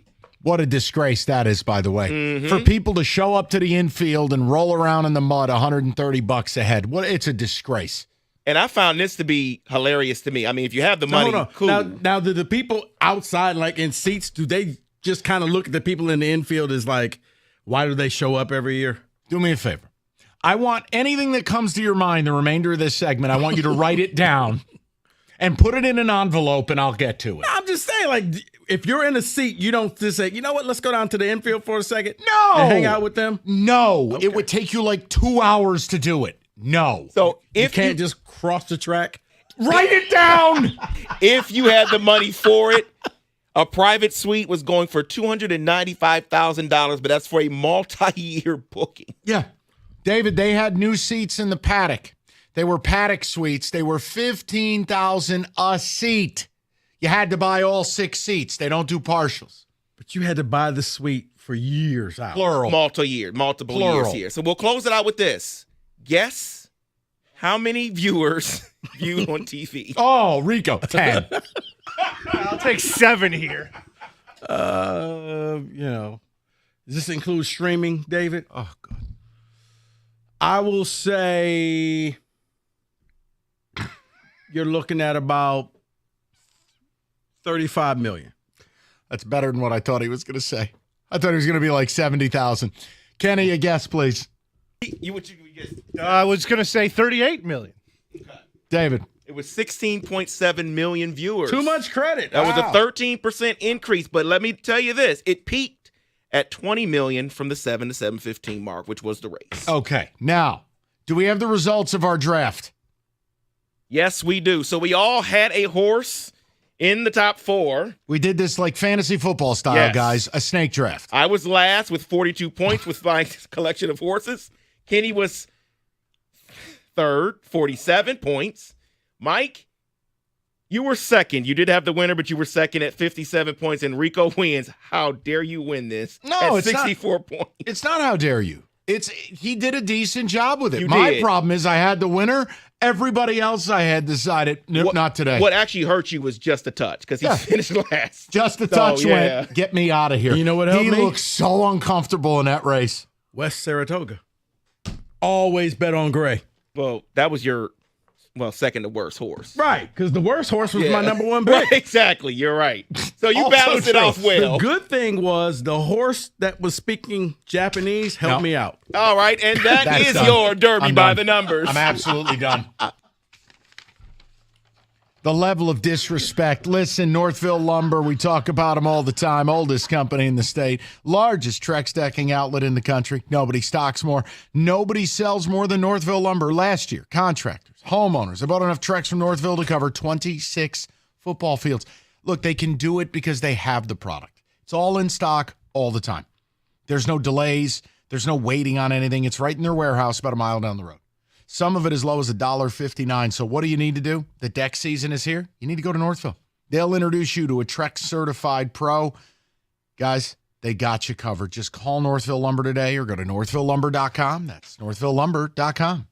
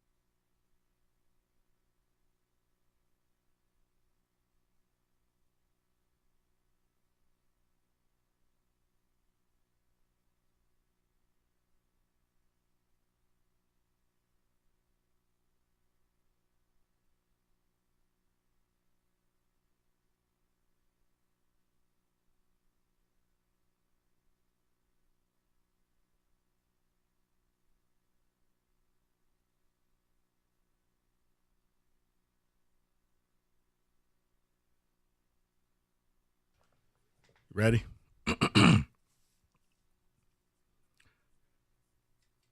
Don't miss a minute of the action on the diamond with ESPN Bet, the exclusive sportsbook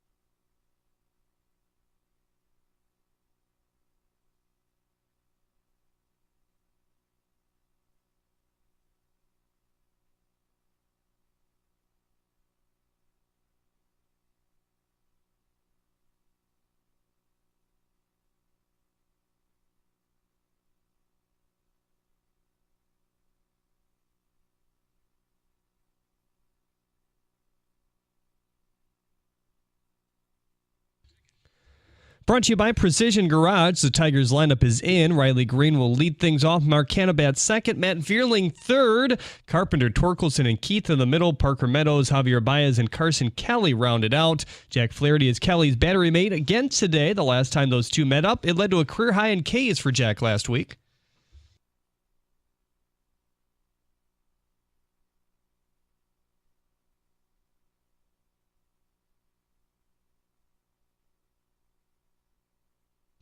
Audio courtesy Bally Sports Detroit. D lineman Raquan What's Buckley. that? What's it's the second you're not the first person that said that today. It's the second transfer that MSU football landed today. Buckley is from Nebraska. He weighs in at 300 and stands 6'5". He has 2 years of eligibility remaining. The Heat were knocked out by the Celtics last Wednesday in 5 games thanks to a 118-84 loss. In a video on X, Jimmy Butler said that Miami would have beaten either the Celtics or the Knicks in the playoffs had he remained healthy. Pat Riley didn't want any of that, though.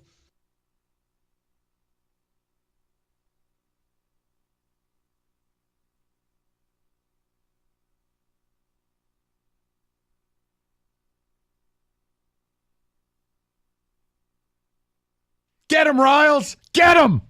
At the Cornwall Health Update Desk, I'm Jeremy Otto. For more, go to 97.1 The Ticket or Odyssey.com. All right, 5 o'clock. And yes, that's one of a handful of people in all of basketball that has the cachet to go out there and just put a bullet in a franchise player. Mm-hmm. The Godfather has spoken.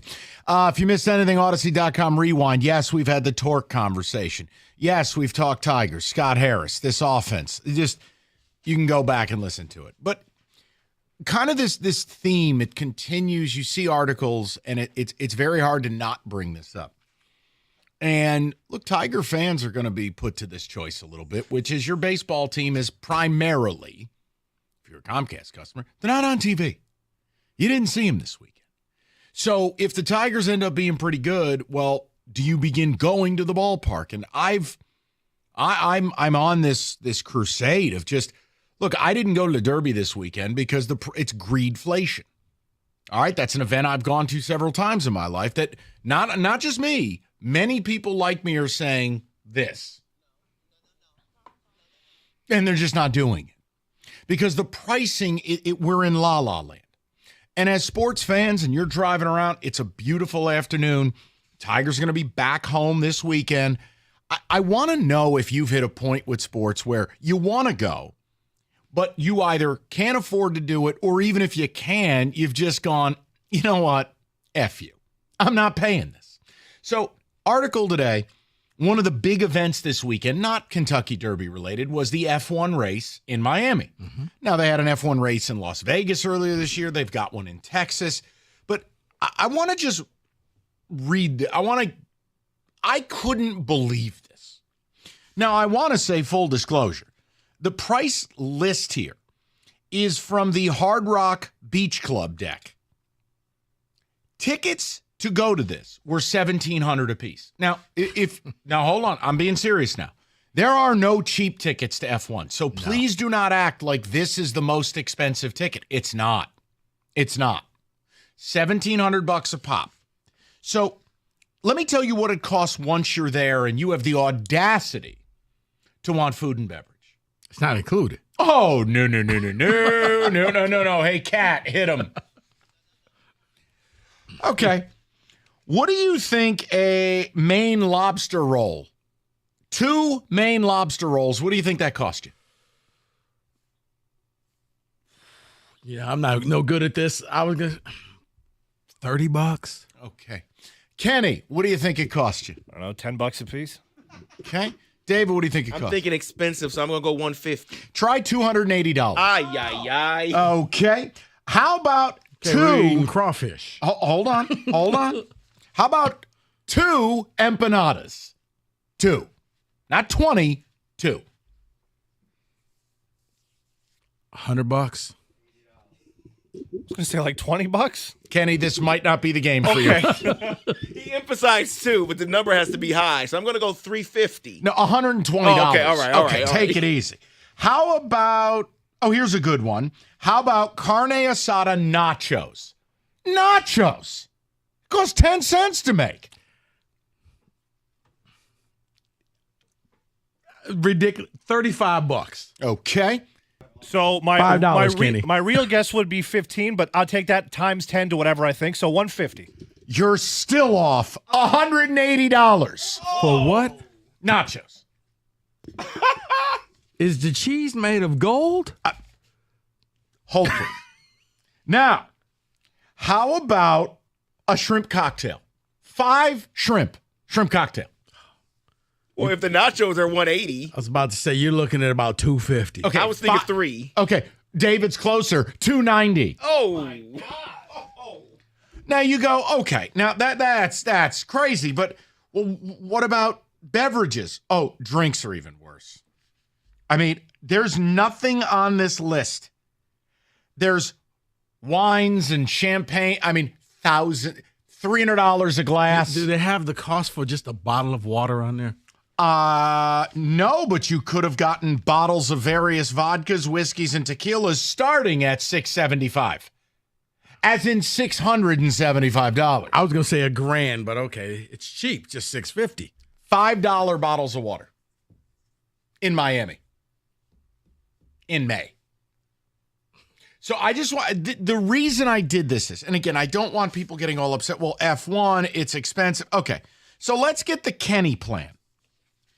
6 hot dogs. Okay, think of Coney's. 6 hot dogs. Kenny, what do you think that costs to get a box of 6 hot dogs at the F1 event? $150. Try $240. Jesus. So, I did this for a reason. Whether it was the Derby, $40 a hot dog. Whether it's F1, like I have a buddy who, look, it's not my thing, but he again, we're in our 40s now, so he likes U2, right? That was his college years. He wanted to see them in Vegas. Do you know what it costs to go to U2 at the Orb? The Dome? The Sphere. The Sphere, thank you. The Orb. I'm an idiot. $2,500 a ticket. Now, we've seen the Taylor Swift stuff. Right. We've seen now. I guess in all fairness, I guess it's an intimate crowd in the Spheres. I'm going to say $2,500 to you to see a bunch of geriatrics break a hip attempting to sing. Get Roberto on the mic. Maybe Roberto can justify it. Just hold on 1 second. I want to land the plane here. If you're listening, have you reached a point where you still love sports, but you simply cannot either afford or justify going to sports? Look, these events, Rico, I'm telling you, we've lost cabin pressure. We have. I don't even know who does it. I don't understand who does it. And again, it's just the really because, rich. Yeah, but here's the thing. Or those who are willing to just blow out the budget. But there's the key. Just because you can afford it doesn't make it a good idea. It takes the fun of it away. Like when you would go see a concert, that's supposed to be a fun night. Mm-hmm. I understand a ticket that even could rise to be $200. But when you're talking about, and we did this last summer when Taylor Swift was here, and I'm going, wait, the median ticket price is $2,500 to see a concert. But Mike, to some people, it's about the experience. Think about all the Lions fans that traveled this entire season, showing the blue out in all the different stadiums, flying to places because Lord knows you couldn't drive to them, and they were going weekly, not knowing where the team was going to be. So, yeah, I mean, it's one of those where you figure once in a lifetime, I'll have great stories. And it's because I often wonder, what was that credit card bill like for Lions fans after the San Francisco game? Because half of them were ready to go to Vegas. Take for the a Super Bowl. football example, though, college football, okay? You now have seat licenses. You now have parking fees. You have to make donations or look at the Derby, multi-year commitments to purchase certain seats. Or seat backs. Right. We've just lost cabin pressure. Yeah. So I just wonder if you are at a point where you still love sports, but going to the game is now something that is just off the board. And look, I admit it. Like, it's not that I couldn't have gone to the Derby. I'm not giving in.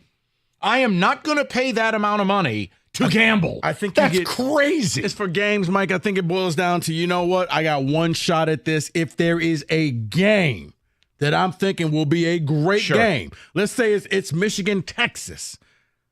okay, we're going to pay a lot of money to go see That's this. your game. That's it. But we're going to make the best day of this. But We're look gonna at the get a room. NHL playoffs. Look at the NBA playoffs. Like, okay, Knicks Pacers are about to get it on, right? Dude, look at what it would cost. Let's say you were a Knicks fan your entire life. Lord knows they haven't been any good in decades. Dude, it is unattainable. And even if it's attainable, it is unjustifiable. Which is kind of funny because it was the everyday fan who would be outside the Garden chanting Knicks and all of that. They're priced out of that event. I just want to know if you're listening, just have you hit that point? Like, I know for me, like, it's not, again, I choose not to go to Michigan State. It's a ripoff. It just is. It's a terrible game day experience. It's extortion pricing. It's a garbage product. I'm not doing it. You know, the Derby, I know a ton of people involved in horse racing, and I know I could have gone. I can't justify that expense for what you get. It's nonsense. But I think if it's not a garbage product, like MS, you would go and you'll pay the money and you'll just, we'll pay that credit card. Not you, Mike, but once again, like I said, did you see how many Lions fans were at all the away games this year? Like I think you're overstating that. I'm not. Rico, you also have to admit, and see, I'm not negative. It's gorgeous out. It's a Monday. We're good, Rico. I don't know if you're aware of this. Most people, when they graduate college, leave. No, they don't stay here. So we have Detroiters all over America. Mike, I know a lot of Detroiters who made trips to New Orleans, made trips to Dallas. Caller DJ's out of his mind. No, not even caller DJ. It was other people who they made trips. They planned this out. Like, we're going to hit up 4 away games. It's like, wow, really? Yeah. And they did. And it's, hey, more power to you. I understand that, you get priced out of a lot of things. But, yeah, ticket prices aren't going to go down. But it does boil down. What's that experience worth to you? Because you're going to pay for it dearly. So it's one of those things that if you're going to do it, you can't complain. I just, for me, I'm at a point I enjoy watching it at home, and the prices they're not justifiable. Because then you go and your team's got a great shot of losing too. You're going to leave angry. Truthfully. Imagine dropping $1,000 on tickets and you lose in a blowout. 248-539-9797. I just want to hear from the people. I mean, the F1 stuff, the Derby stuff. No, it's also bled over into our regular sports. Don't get it twisted. Tell them about it, Rika. Well, you know what? Here's something that's still a bargain to you. $1 down, $10 a month. What am I talking about? You can get a membership at Planet Fitness. Yeah, you don't have to pay thousands of dollars. Just $1 down, $10 a month. Now through May 10th. All you got to do is head into your local Planet Fitness right now and you sign up. And $1 down, get you signed up. You can cancel at any time, but where are you going to get a deal like this? Planet Fitness is the home of the judgment-free zone where anybody, and I mean anybody, can feel comfortable and work on their fitness goals. And if you're short on time, don't even worry about it. You can get a full-body workout in just 30 minutes on the Planet Fitness 30-minute circuit, and all Planet Fitness memberships include fitness training at no extra cost. So what are you waiting for, guys? Now through May 10th, $1 down. $10 a month. Head into your local Planet Fitness right now or go online at planetfitness.com.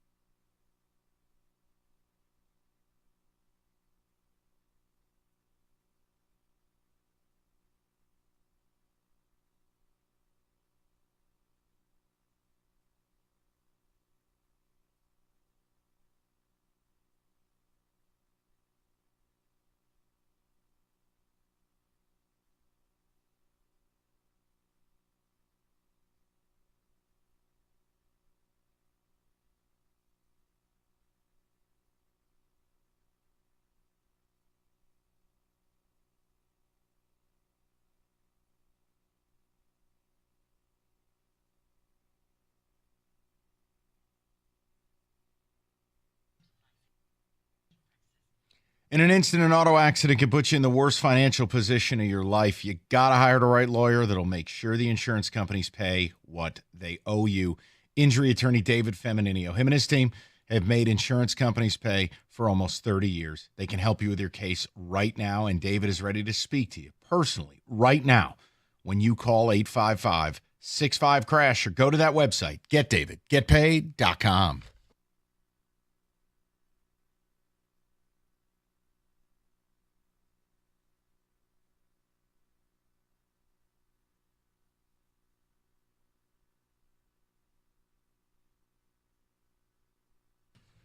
All right, again, if you want Tiger Talk, Odyssey.com rewind. We covered every base. David, some ticket text. We'll get to the callers. I'm a single dad of 4 who is a huge sports fan. These ticket prices have completely priced me out of any of the games. I can't justify tickets, parking, food, souvenirs, There's the key. Everything. Listen, if they're going to nail you on a ticket or nail you on a parking, the concessions at sporting events are a laugh factory. There's fair pricing, there's making your money, and then there's just nonsense. And that's one of my biggest issues with these events. You can spend a ton of money. Oh, but we're not done yet. But wait, there's more, as Rico says. Like, it's just, you've hit a point where it is no longer fun to even bother. And I'd say watch it, but greed has upended that. Because now your baseball team, unless you are in a niche provider, your baseball team's not on TV. Part of the reason I love having the Michigan Panthers is because of this reason. I can take a family of 4 to the entire season for food, drink, park, for cost, for one Lion game. I absolutely love it. Someone else says, I used to get lawn seats for the Derby, $15 to $20. Now they're $80 to $100. Try $130. Yeah. Try $130. Yeah. To go sit on the lawn. It's nonsense.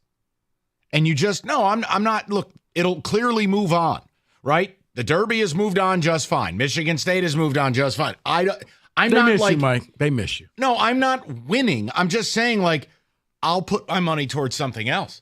It's just nonsense. You start looking at, okay, the opportunity cost. You know what? I can spend my money and do a lot more with this. So I could take a vacation. I can enjoy myself. I could buy myself a new vehicle with it. It's like whatever. all types of things that you can do. Or you can go to a game, or you can go to a concert. That's what somebody texted in. He says, why would I pay that money for a couple games and I can just use it for a mini vacation? Yeah. I just wonder when people are going to start smartening up and go, you know what? I'm done with all of it. I mean, you can play your games. Lord knows you're making your money on the TV deals because I'll be watching it on TV. I really don't know what gets people to go to this stuff live. Now, the Lions thing, once in a lifetime because they had never shown it to you. I'll be interested to see what happens now. I think the Lions fans will ride the wave especially because they're the only good team in town. Right, until the team hurts them again. Correct. Then will they line up again? I don't know. Correct. But no, it is something about going to see a game live that you don't get on TV. Tyler, 97.1. What's up, Ty? How you doing? Hey, good. How are you? Good. What's going on? So, yeah, I'm a huge sports fan. My whole life I've always gone to multiple games a year.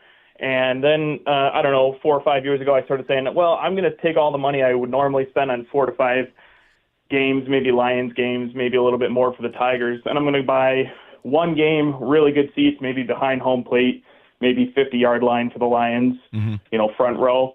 And it used to be relatively affordable. I kind of miss when the Lions were bad because I could spend, $200 and get front row tickets. Now, if I want to go to one Lions game and I want to sit in the nosebleeds, I'm still spending the same amount of money. Yep. So I'm completely priced out. I'm looking at waiting for this away schedule to come out because I think it might be cheaper to travel and go to watch the Lions play away. And it might come out to be about the same amount that it would for a home game in Detroit. Tyler, I'll say I'm this. just priced out. Make sure you watch when the Lions play the Cardinals. That's the game you want to go to. Yeah, there are no Cardinal fans. Right.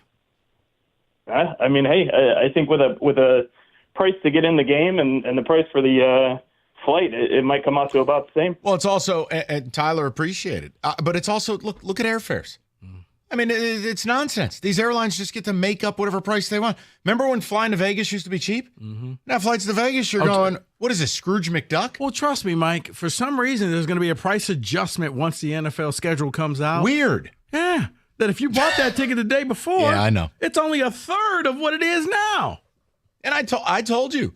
And I only use the horse racing examples, not because I expect people to love or care about the sport. I'm saying it's hit every corner of sports. Like the Belmont Stakes, which is going to be at Saratoga. Their pricing, they're pulling it right out of their wazoo. And a lot of people like myself are going, well, no, you can go bleep yourself. It's what I asked you at the beginning of the show. Like, has the Derby now become the Super Bowl where the everyday fan you're dead. Will never be able to afford this? No, you're dead. Ever. No. The seats that I used to have, no, I mean, it's insane. It's almost 4.5x what they were. Not bad. That's insanity. You can keep them. Sell them to somebody else with a silly hat on. Go to Jeff, 97.1. Jeff, what's going on, buddy? Hey, guys. Thanks for taking the call. So, Mike, I'm mid-40s, kind of like you sort of, but I represent, I think, a hybrid. We're, I can afford it, but I've got 3 kids. So what we've kind of done is instead of going like 4 Michigan games a year or a couple Lions games, we pick one. Yeah. So, for example, we spent $3,200 to go to the Michigan-Ohio State game, which was bananas. But I said we're not doing any other games, and that was it. And I think that's the difference is that for some of us, you just pick one instead of picking 4. Yep. And but you have to because it gets to be out of hand with 3 kids. And Jeff, you know what's interesting too, and like in your spot, like part of the fun with sports is you didn't have to really put this much thought into it. Maybe next Saturday the weather looked nice, and you go, you know what? I'm going to take the kids to a game, or we're going to do. That's gone. It's just gone because of they just drill you at every turn in every town in America. Yeah, and you have to plan ahead for it, and you have to make choices you never had to make. That's a good point. It really did take the fun out of it a little bit, and the spontaneity is gone. Yes. Yeah, and then I always feel bad for like people like Jeff, or especially if you have little kids, because you've paid the money, you get there, and the kid looks at you and says, "Daddy, I'm ready to go home," and you're in the 3rd inning, or you're in the 1st quarter of a football game, and it's just like, yeah, that's not on the table. I don't know how Jeff, I'm not speaking for you. I have no idea how you raise your kids. I'll just tell you how that would have gone in my household as a kid. Yeah, too bad. Hide under the seat. We're staying. I got 2 of them in the back seat right now on the way to a travel baseball game, and they're not allowed to miss anything, but they can't walk out of a game we paid for, that's for sure. No. Oh, hey, Jeff, by the way, travel sports for kids. There's another cottage industry. Oh, the uniforms alone. It's bananas. Jeff, you're doing God's work. I don't know what to tell you. The whole youth sports travel thing, 30 weekends a year, the money. I swear to God, all I should do in life, I should quit radio. We should just build a hotel near one of these youth sports complexes in Iowa, and we just retire. It's fun. It really is. No, it's not. You're an idiot. I love it. Good. Enjoy bankruptcy. Yeah. David's middle name is Chapter 11. Mike, we missed it about 10 years. David is seething at what his kids' sports are costing him now. Wait till all 3, including the one kid you don't like, Let's not talk about that yet. No. How are you going to feel when the one kid you don't like is playing and now you're paying for? Well, David, you walk around the office every day talking about the one kid you don't like. We missed the opportunity about 10, 15 years ago, Mike, to just sponsor a tournament.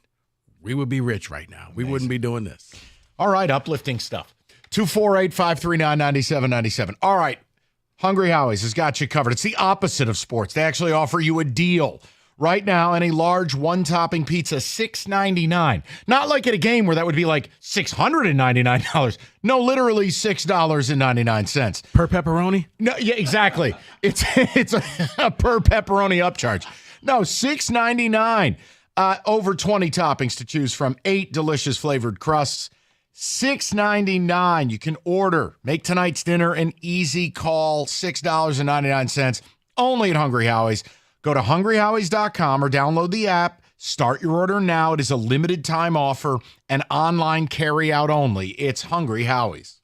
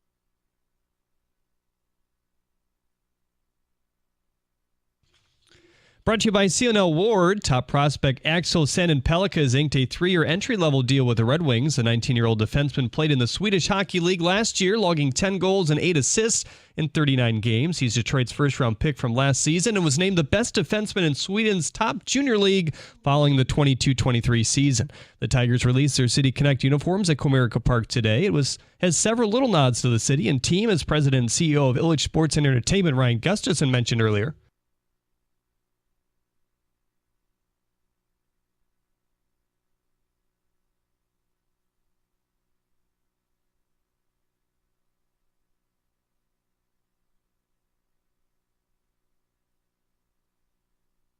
On the field, the Tigers are looking to shake off a sweep at the hands of the Yankees over the weekend. They begin a 3-game series with the Guardians tonight at 6:10. Cleveland has been one of the better teams in baseball this year and leads the AL Central by 2.5 games over the Twins. Jack Flaherty gets the start for the Tigers. Coverage begins in just a few minutes right here on 97.1 The Ticket at 5:45. Snoop Dogg has purchased his own bowl game. Should we make one too? Why not? It has been coined the Snoop Dogg Arizona Bowl and replaces the deal with Barstool Sports previously. The game will be played December 28th. At the Coral Health Update Desk, Mike will be there. I'm Jeremy Otto. For more, go to 97.1 The Ticket or Odyssey.com.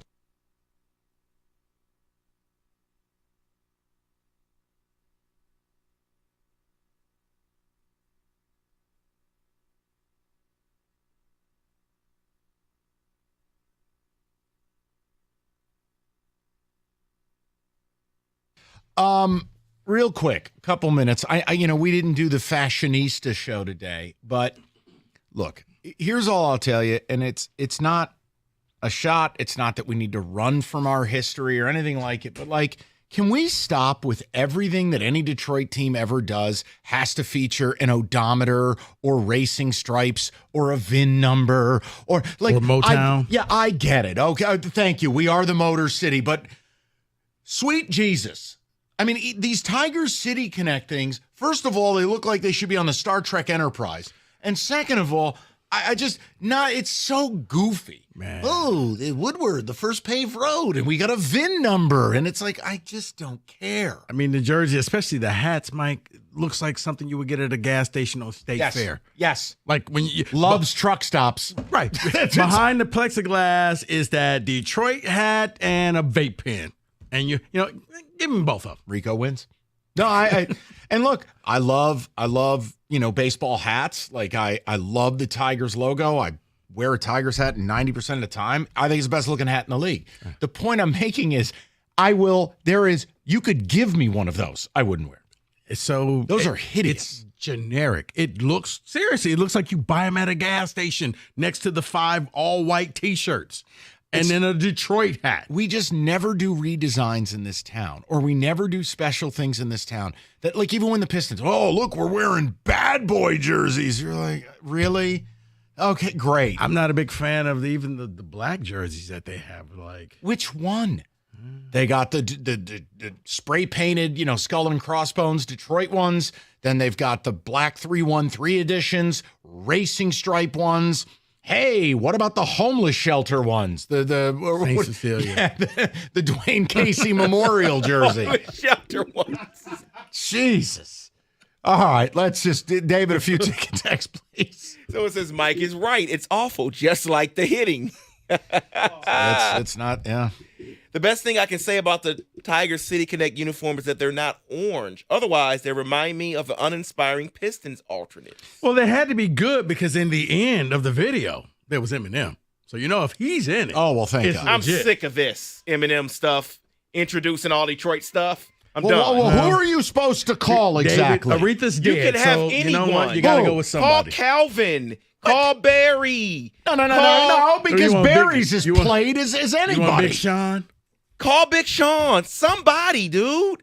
Eminem, I'm sorry. Maybe it's because of the draft and they used him so much in the last few weeks. But he's what we have. I mean, first of all, he's a top 5 MC all time. But second of all, who am I supposed to call? Aretha's dead. David, she's not coming back. She's dead. Call Smokey.